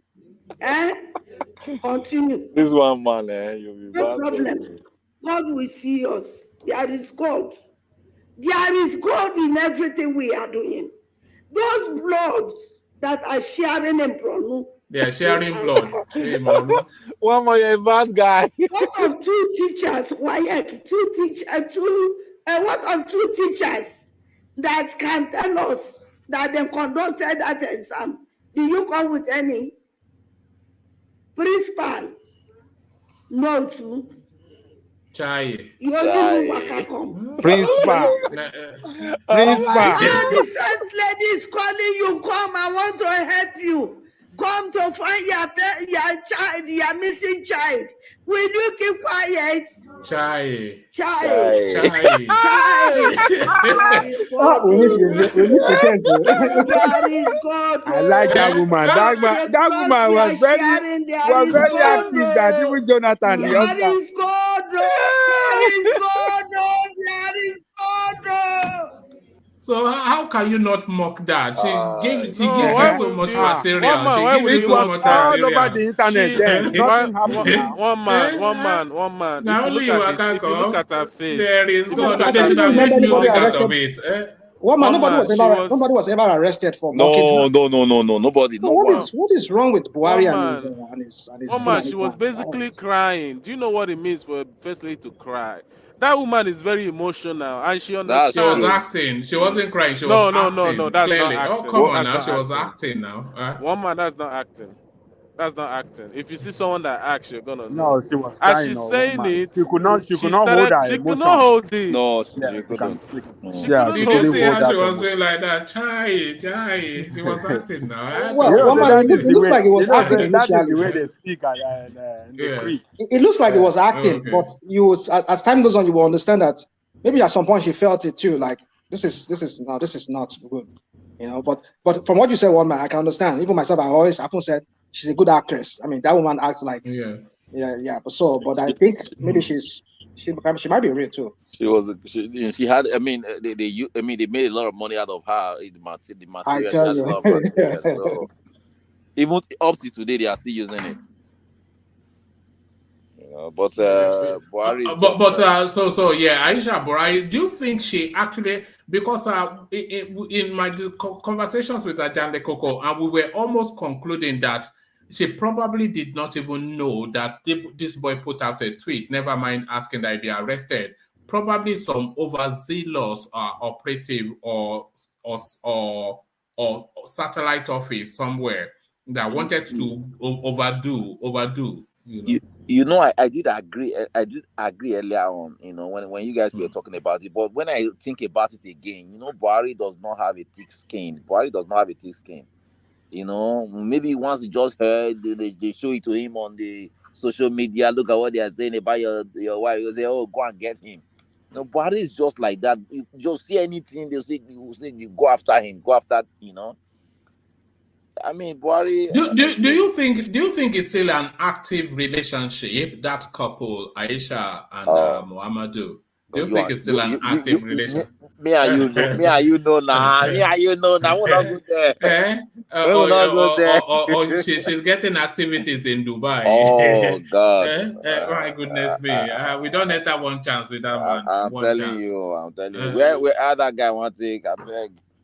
That guy, where they ask her, they ask him about his wife. Or he say his wife. When she carry the activities, come my side now. What's the happen? You know when he said when he said that she belongs in the other room. Yeah, you know, it was just unbelievable. It was difficult because that was when it was even very, and you see him just skin and bones, and you see her full of, and you say, what other room? You don't even know where her room is. Do you think that woman even exercises, that lady, Aisha? Because that picture I saw of her, it's like this Arab, this Arab way, all these Arab women, if you see some of these Arab women, because a lot of them just sit at home, they live this sedentary life, they just become so fatter, they don't even get shape. Sorry to say, I'm not trying to sit. No, you are right. They sit on the sofa and they just order servants around. You see, Aisha, now look at that. Look at the arm. Look at that arm. So fat. Even the wristwatch she's wearing, you could see that this lady just added some kind of weight that can't even explain that. I mean, what is wrong with that? What is going on? Rational mind is now standing suspicious. What level of details? Where exactly are you going to? What I'm going is that she doesn't exercise. Hold on now. Very question. She wasn't like this when she came. Now she wasn't like that. That is it. Look at her picture pre 2014, before 2015. You see how she is. She look at all the kids too. But let me tell you something, Rational Mind. I think she's also depressed. You remember. Yeah, she must be. Yeah, she must that be. too. Yeah, she is depressed. It's comfort eating, isn't it? Comfort eating. It could be that too. Yeah. Yeah. I mean, all these Arab women too. Look at them. A lot of them. Some of them don't even look happy in there because they're always indoor. They don't go anywhere. They're always on their butt. You can imagine how terrible a life that would be for a woman. And secondly, he's also fighting some of his husband's people there. There's a war. I mean, we heard it one time now. There's a war going on inside that house. There was a time that they held pistols to each other. And is it Daura's daughter or something? Or when she told them to move out of the villa. Yes, yeah, they were shooting each other. Yes. I mean, there was a time they chased her out of the villa. Now everybody know that one now. All these things that scam. All this. You know the Minister of Humanitarian Affairs, Sadia Farouk. Yeah, that lady. Yes, there was a time when Aisha Buhari was heavily critical of the Buhari administration in the papers, telling us that her husband's administration had been hijacked by people that have no electoral mandate. And then very quickly, then she was in London. Then the papers then was suddenly consumed with news that Buhari was going to take a second wife, and he was dating Sadia Farouk. to the point that when Aisha came back from London, they accosted her at the. In fact, she hurried back from London because the news was just so much. So the Minister of Humanitarian, is she not married? No, she's married now. She's married now to the former Air Force something that just that was cleaned out with Burutai and the rest of them. So the dollars came together. She wasn't married. She wasn't married before she got that position. Well, they marry endlessly now. You know that Abubakar Malami is married to Buhari's daughter, who was married twice with 6 children. So that this is the life they live. These people just brought somebody that is not married. Just brought her anyway. I'm not saying somebody that is not married shouldn't hold that kind of position, but I'm just saying, I don't think people from the South president today, they'll just go and if she's not young, and what I know is that the Muslims, they married on time. What was she? Maybe she has divorced before. I guess so. I don't think she's just. You mean Aisha? No, this. Oh, you mean Sadia? Yeah. I don't think this is her first marriage. I don't think so. No. Even Abacha's daughter, they are in and out of. Even Babangida's daughter, they are in and out of marriage. Babangida's daughter. She was married to some Cameroonian, and then that broke up. I think they married them when they are. The patriarch is in some sort of position of power, and they marry them to attack the dollars that he has to offer. And once he's no longer able to provide they just throw them out. That's how they live in the north. But there it is. Do you remember that period when Aisha Buhari had this big belly and we all thought she was pregnant? That was just a couple of months ago. Even sometimes that's why I was saying that. She just. I know she's going through depression and everything. Sometimes, when you're pregnant, sometimes when women are pregnant, they become fat, and later on, I don't know.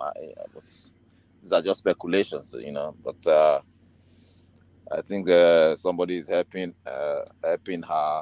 I'm not the one that said it. All right. Japa syndrome not peculiar or new to Nigeria. This is the presidency speaking, Femi Adesina on behalf of, and is telling us that the fact that people are running away from Nigeria should not be read as an indication that there is something fundamentally wrong with the country. So do you agree with then the pot-bellied man from Osun State or wherever? from your state. No, never. They have, people. You say, big muscles like me. That's what we have in your state. Big muscles, not big belly. Not big belly. Although I have that too, but I carry on. Anyway, Japa syndrome is synonymous to right now. It's synonymous to Nigeria because, in 2016, when I remember when I went home in 2016, it was so peaceful. You can live in your house. You're outside, As we speak right now, the hunger in the land is alarming. You know, that anybody can be. I mean, you don't trust anybody anymore, because what hunger turns people to what they are not. You know, so I mean, they are all running away. I mean, these people that are even running away are even the ones doing well. One man, do you know what it takes for you to leave your country? You know how much the ticket, I mean, to pay your ticket, to do all those work. And somebody was just telling me today, you know, he rented a house, an apartment for someone, his apartment for someone in London. And he told me that the guy said he spent 30 million for him and his wife and his 2 children to come to the UK as landed. You know, that he said that does not include tickets. 30 million naira. So these people that are even running, it's not that they don't have money. They are still running. But Brownberry, that's where the problem is, you know, because the people that are running away from Nigeria are people that feel, yes, that they have a good chance of being able to survive in this country. So we're talking about doctors, nurses, lawyers, accountants, etc. And the people that are in Nigeria are people that cannot make it here, which is to tell you that the brain is being pulled out of Nigeria. The people with brains are, yes. So we're ending up with a brainless country.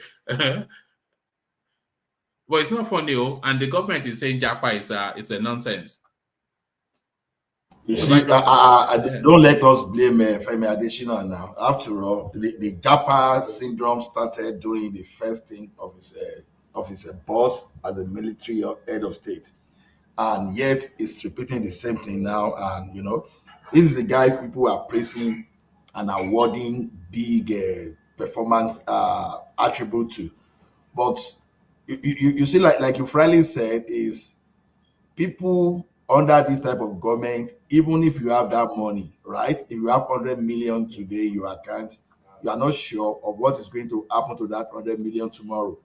It is easier to become Oluwa Ana in Nigeria. You are doing well today, and just within 2, 3, 5 days to a month, you can be as poor as any other common man on the street. So when people see the opportunity, they use whatever they have now to negotiate their way outside the country. So the one that the like of Femi Adesina will be saying, well, he's talking, yeah, it's right, but it is so funny that it's not even addressing the root cause of that Japa. Because when I remember during the up to 2007, then even up to 2010, people were returning home from overseas. They were taking big position. That was when even those people in Nigeria started even acquiring foreign credentials to match up those people that are coming. But reverse is the case now. You know, people were coming from between when Obasanjo was there up to when Jonathan was there.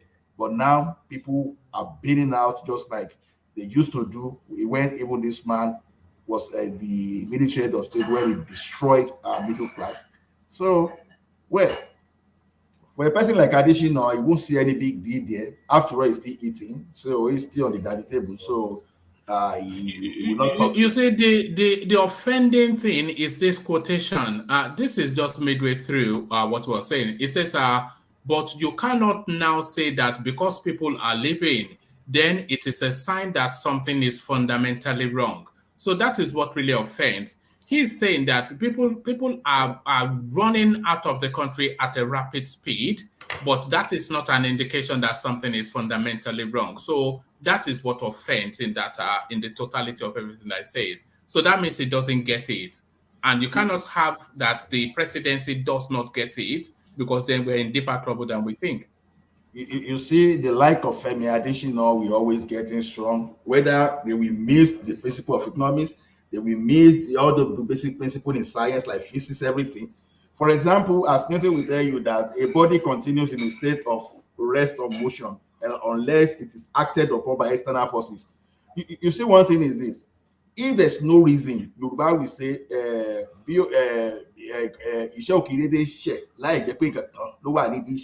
so something must push you before you act. If Nigeria is straight, if everything is going on smoothly, people will not think of running out, because where you are going to, you are running into uncertainty. But The only hope is that at this level of uncertainty, you can still find way to reintegrate yourself. But meanwhile, in Nigeria, the level of uncertainty is you don't even know what you are going to do. I will give an example. Oh, they are saying recession is coming now. If some of us now, if we wake up tomorrow, I will get to work and there's no job. Before you know, people change their vehicle to Uber. Oh, before you know, people start doing some kind of Instacart or some other thing. You will see people go to factory, they find something to do. In Nigeria today, if anyone loses his job, the question is, what are you going to do? You want to go back to your farm? Someone is waiting there for you. You can't even move on the road. Even when you even have that money, you cannot even sleep and even enjoy your life. Everything. So people will always fight. When you see things like that, and someone from the presidency, by the time he's even speaking, it's not even speaking with empathy. It's just speak from from the clouded, something that is so self-centered that you seem not to be in connection with reality. So see, today, if someone, anybody that knew Chukwumereje those days, Chukwumereje will be the one people say, okay, talk anyhow. Even it's very funny that Femi Adesina, I think he has surpassed the like of Chukwumereje, whosoever communication minister or spokesperson that we've had in the past. So I don't know. I don't just know how this guy will even still feel comfortable mixing with people with the type of statement he utters. And when these people are in power, they never think that what is happening today, the escalation, if we do not correct this in the future, the escalation may still come back to them, whether them or even their descendants. Somehow they too, they will still be partaker of whatever wrong thing they are putting in within the society. All right, thank you, Ola. So Branberry, round off that space, and then for time, let me go on to Rational Mind, who's also with us. So back to you. You were talking about Aisha Buhari not objecting to being called a fat girl. Branberry. All right, I think we may well have lost Branberry. So let me take that window then to do some administrative stuff. So Ayo, as ever, he has joined James, who bought the first coffee. Ayo joins him there. Yeah. Okay. So just give me 1 second. Okay. So Ayo joins James to do the buy the coffee thing. So the 100% record still firmly in place. But then, of course, the anticipation, as you know, I always say, is for at least 3 people to do it. So now we've gotten the 100% record. Let's see if we can get the full slam dunk. So I'll post the link again for whoever wants to join Ayo sorry, let me check the other name again. So whoever wants to join Ayo and James Saba in doing the buy the coffee thing. But if you go there, be as progressive as both Ayo and James, and don't go there and be a yam head. So yes, Branberry, I was inviting you to round off the Aisha Buhari so I can go on to Rational Mind. I think I round up. I just want to if you watch. Are you back in the car again? No, I'm just sitting. I'm just lying down. All right, good. Yeah. If you watch that interview today, it tells you that Buhari feels is not being appreciated by Nigerians. That's what Adesina was saying today. Because when he was saying when the interviewer asked him, is he tired? Does he want to leave? It seems as if he wants to leave, even though his tenure is not yet over. I mean, Buhari is tired. Because Adesina said that he talked about that they are not being appreciated. So it's sad to hear that Buhari is thinking that Nigerians are not appreciating him. I don't know what he has done. Anyway, I'm just going to leave it there. So are you not grateful for Fulani headsmen, Branberry? Grateful or the kidnappers and the oil stealing and people hoarding dollars? Are you not grateful for all of that? No. These are the reason for the food shortage right now. Farmers can't go to the farm. In the north, in the south, everybody is scared. You sleep, you sleep with one eye. Only in Buhari's tenure we have ever seen a thing like this, and we can't One wait for man, him. one We can't man. Do wait you for him know to that they go. are now in East? These Fulani people. They are now in Enugu.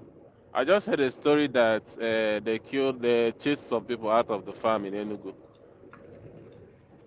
I think it's I don't today. know. Sometimes I wonder if we're so docile in the South that these people can just casually. I was also reading a headline that maybe in Osun State somewhere they arrested about 30 all of these people, and they were all from Chad.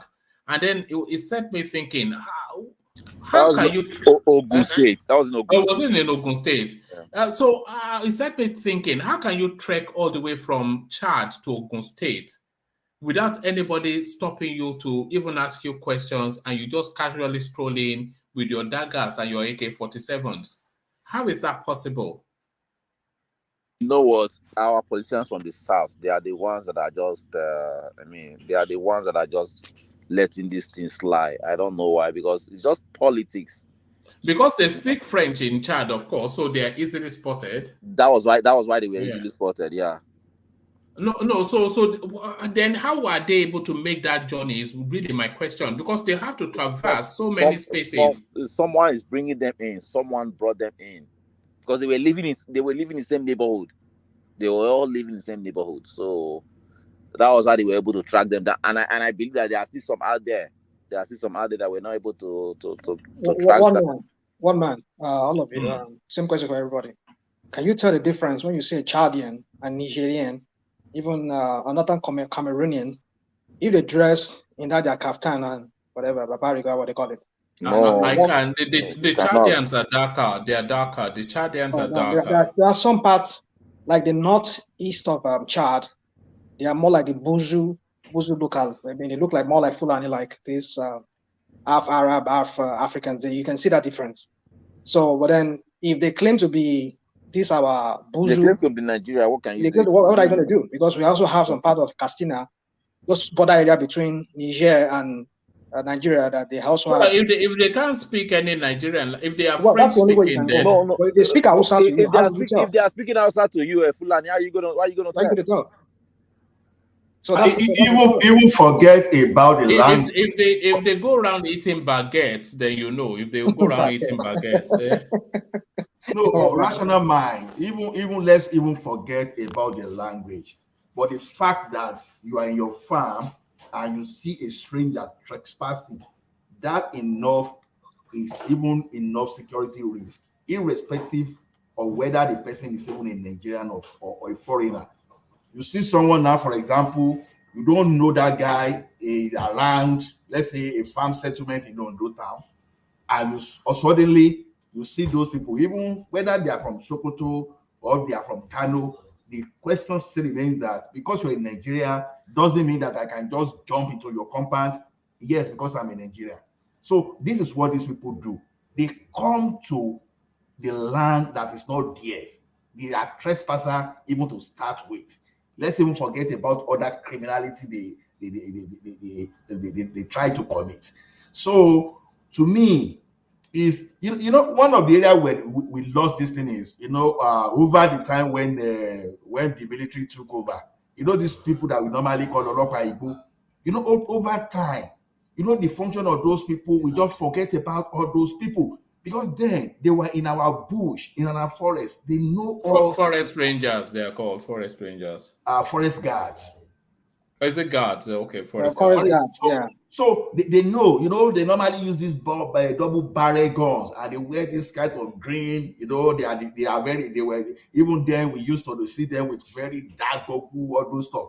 So when we lost all those things, that's a form of policing. For example, that if we have all those people now, perhaps we won't even be shouting, we'll be asking for state police, because there's no way you will just wander into unknown territory without those people crossing your path. But we don't have, because these people we talk about, I've listened to so many victims of this thing on YouTube when they were narrating their ordeal, that These guys, they know our forest even more than most. We are here, we don't even know our forest though. They know our forest even more than those local that in that community, because they know the shortest route to wherever they want to go. So so we're, and the unfortunate thing is that when some of them now hide under cattle rearing, but this day now they no longer even use cattle now. They are now doing it with Yukorokoro now. At least they use they work with their weapon without even any cattle around them. But can we say the government is powerless? No, even the state government, and the state government, we cannot even say they are still powerless. I don't see, except, okay, the only thing is that I can't see forest guard in the 1999 constitution, but I'm not sure it was even in the 1979 constitution. But I think no, Aula, I don't want to drag this thing with you. I mean, I don't take you because I know one man say he wants to go, but the thing is this: it's not in the constitution, but the 1979 Land Use Act has given the state government the control over their forests, their lands. So the state government has the right to employ forest guards. It's something that's been subsisting. That's where I was going. Yeah. Yeah, So, that's but where then the question is, why are they not using them anymore? Are they not being paid, or they scrap them, or what happened? Like those Ondo State, like in Ondo State and some part of Osun State, when they used to be part of Ondo and maybe Osun State, they used to be everywhere. forest guards. Those laws are still there. That's one thing. The laws are still there. Why are they not enforcing those laws? And exactly. They should have used those instead of shouting for state police, because but the thing is this: who is going to prosecute them? Is it not the same Attorney General as the Fulani? But also, rational mind, who is going to equip them? Because if you have if you have all these forest guards and whatnot, for them to be of any purpose, they have to be equally matched against what they are up against. Yeah. So the Fulanis are with AK-47 in the forest, but you would need licensing from the IGP in order for you to be able to procure the equipment that your forest guard will be able to be of effect. So it still goes back to the central, irrespective. Exactly. Yeah. Yeah, well, I agree with you. I was watching this guy Amzat Oriyomina. You know, there were some hunters around. It was either your state or Osun State. I cannot even remember. They were telling their story how they captured some bandits in the forest. That even they said Amotekun was there. They didn't follow them into the bush. Police, they were there. They didn't follow them into the bush. All those hunters were the one that went to that bush. So a guy was even narrating his ordeal, and meanwhile, all those hunters, they were carrying this pump action or double barrel. That's what they used. And if you see the type of weapon that this guy faced, the firepower this guy faced, oh my goodness. Well, if someone no one believe Black Juju before, you go believe that day, because a guy was showing where the bullets tried to penetrate a cloth, and they caught the head of one of his bullets. And you know, why am I saying this is that even though the federal government still not trying to help, but I believe the governors too, if they are not being too political, they can still do something. Because I remember when Fayose was there, Fayose buy day gun and cutlasses. And you know what happened? Because of the body language of the governor, you know, banditry just reduced almost immediately in the Ekiti state. But immediately Fayemi got to that place. Fayemi said, well, Fulani are citizens of this state, all those blah, blah, blah. Before you know what was happening, all those guys, the insecurity again started increasing in the Ekiti, to the extent that some farm settlement around the Iseorun, Ekiti side, those farm settlement, nobody they go there again. Except the only farm settlement that's deemed to be safe a little bit now is that part where the government really embark at the government scheme. But then I have a guy that is into cassava farming. These guys say they pay hell of money just to secure themselves there. Not only that, if you see the number of dogs that this guy take along when he's going to farm, just being a cassava farmer only, apart from paying security. So it is, and what I mean, even if individual could still be contributing to security to secure the farm settlement, for example, then why can't government even do better? That is where the thing is. Are these guys? But what is it gonna take them to fence that northern part of the, border? Fence it. I mean, we need someone like Trump. That's why I feel like we need Trump in in Nigeria. Fence that part of the country, and You all want to this separate stuff, them from all their this stuff brothers? is. There's do you know the difference between you and the regular bandit in or the street? You have something to lose. Those people, some of them, they don't even understand what is even happening outside the world. Some of these governors sometimes, because number one, some of them, they are so corrupt, they are into corruption. So that thing already is blackmailing them emotionally, even whenever they want to act. Because by the time some of them act, they will always find something to drag them that we saw the money you shop. So sometimes that thing may just be living in their mental status to the point that they won't be able to even act and reason normally as an executive. So it is the kind of thing that I feel is holding these people back, because when you see individuals that pull resources together and they're able to achieve something, you start wondering, governors, why can't they do that? Now, those governors who are talking from that state now, from that northern part, the way they think is different from you and Yoruba, because number one, by the time a governor now managed to fall about 3, 4, 5 people, fear will they catch the governor, say, tomorrow they can even institute some kind of criminal war or human rights, something against him, because all his investment is outside the country. So they can use that one to drag him. So he will caution himself. But you see local politicians in Nigeria that they have nowhere to go, that anything that they won't quench. They don't even really understand what is even happening outside the border. So they go as badly as they can go. So that's one thing. Although this is just my personal thinking, what I've been able to, just the type of qualitative analysis I'm trying to make, that how come that the northern politicians, they seem to be too unnecessarily bold. I don't want to use the word let me just say they're excessively bold to do something, but as we become shaky, and meanwhile we are both human beings. And when Obasanjo tried to take things out with those people, they kept quiet. So anytime you see a southerner trying to do something very harsh, they kept quiet. Look at Idiagbo, for example, whenever they wanted to take Buhari out there. All right. No, I'm don't know this. No. We know. We're only just saying they signed Idiagbo because they know Idiagbo will scatter things, because he's a tough man, no nonsense man. Allah with many examples. For instance, if I didn't stop him, he would go on for 2 hours. But so sorry, I want to seek to start a round of gentlemen, because only because I have an early start. So apologies, but I think we've had a conversation. But so I want to seek to start.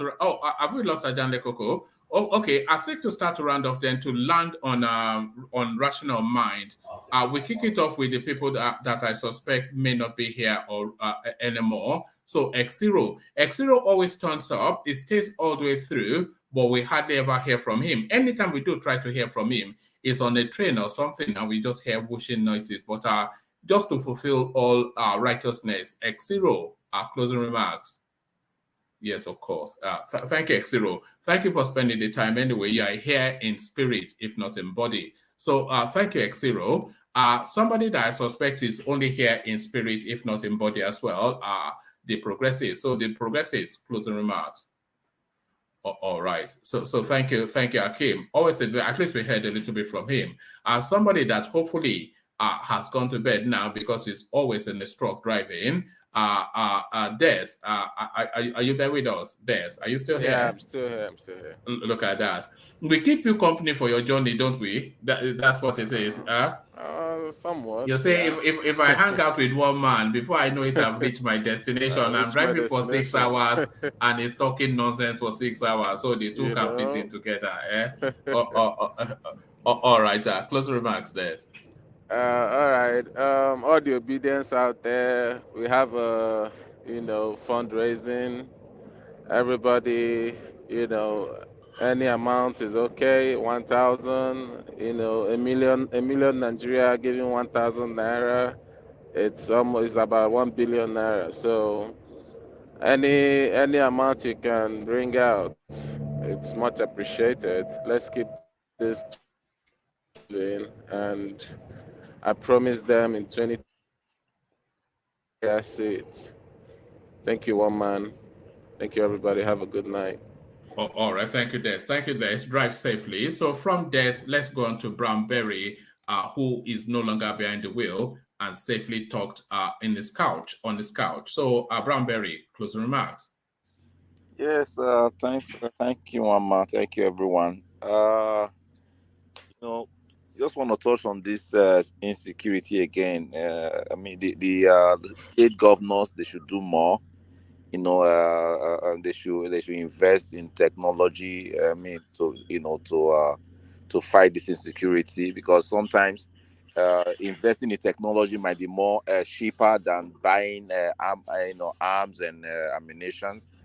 And when they also come to data, if we cannot rely on federal, we cannot rely on federal government to put everyone in.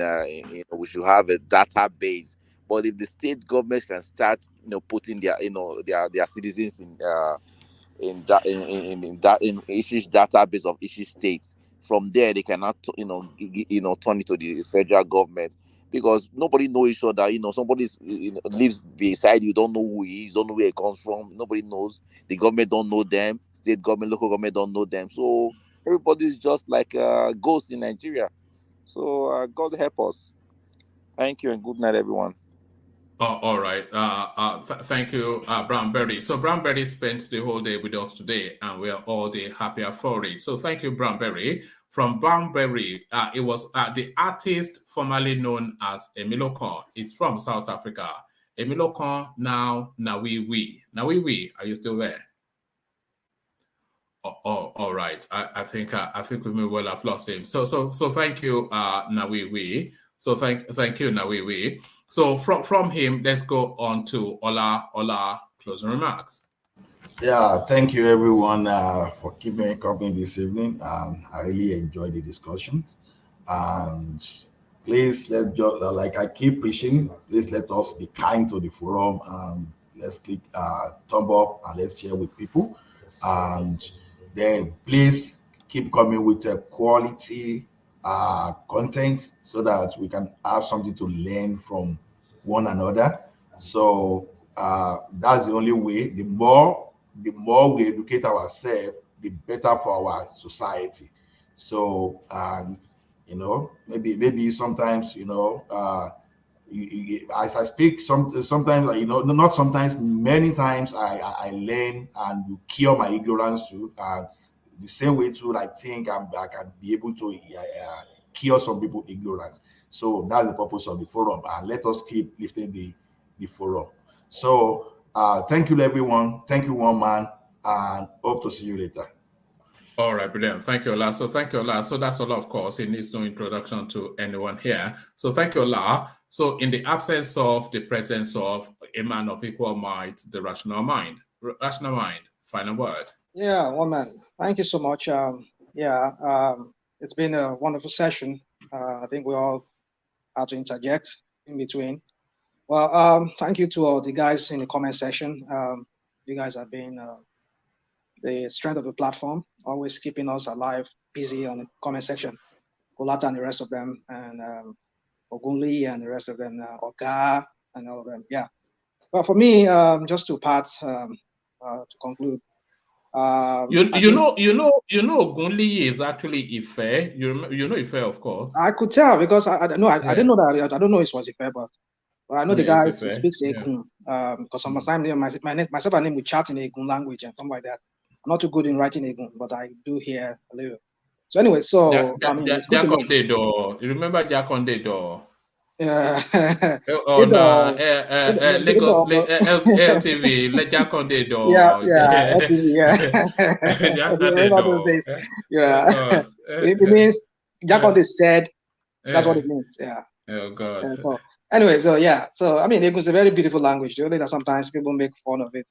Like when they hear them. Is it a derivative of Yoruba, or is it a language of its own? It's a language of its own. It's an Italian language of its own, but there are some Yoruba words in it. Yeah, there are some Yoruba words in it, but I think it's entirely a different language from Yoruba. It's not like when you say Jebu language or some Ondo and some Abeokuta area there where you see some different, they speak Yoruba, right? But they twisted. But this one is entirely a different. But that you can, but if you understand Yoruba very well, or you really live among Egun people, little word like Edo, do, so you understand that it means a, o, sokwe, something like that. Anyway, so that's what I'm trying to say. It's a language you can understand if you really want. And then there's Gungbe in Benin Republic, which is a similar to the Egun in Badagry that I speak. It's almost the same, but a little bit variant. So yeah. So anyway, so for me, I'm just looking at this case between the Ahmad and Machina. I think that case. You see, these people are just doubled. That just speak from their boat. This was the same guy that was saying that is the Senate president says, well, he has given everything to Allah. Yes, he will just leave matter and let it slide. But now we're seeing that there's a court ruling, a court judgment that is being awaited on that. It makes me wonder. I mean, these people just are not people that not people of their words. To just say one thing and do another thing. Yeah. So for me, and I wish the governor-elect Adelekjee the best. I just hope he'll be able to govern that state, finish his 4 years if this guy does not have any evidence against him, to nullify his candidature, nullify him as being the governor-elect. So yeah. Mama, let me let you go. There's so many things I want to say, but I don't think I have all the time. Hopefully, I will join you guys in the next session. Thank you, Mama. All right, brilliant. Thank you, Rational Mind. So thank you, Rational Mind. Yeah, I'm sorry that the time is a bit. I was going to say the time is short. We have 5.5 hours, so it's not short. But the conversation sometimes. Look where we have been today. We've tried to pretend as though we know about science and we're talking about and then we're talking. We were just chatting. Yeah, it's just really. I mean, it's part of this. It's part of learning. Yeah. I mean, it challenges us to go do more research more and more. I mean, while we were talking, I was just doing some research here at the same time too. Yeah. Yes.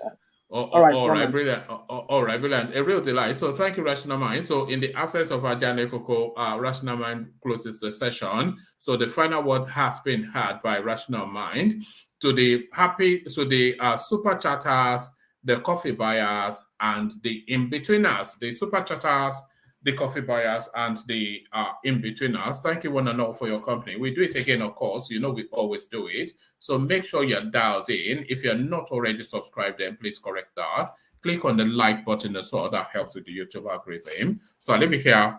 Carry conversation on within the comment section over here. I say peace. Look at Patrick. He's just turning up. 5.5 hours later, he says, missed the session. Of course, now I do have to have a life outside later.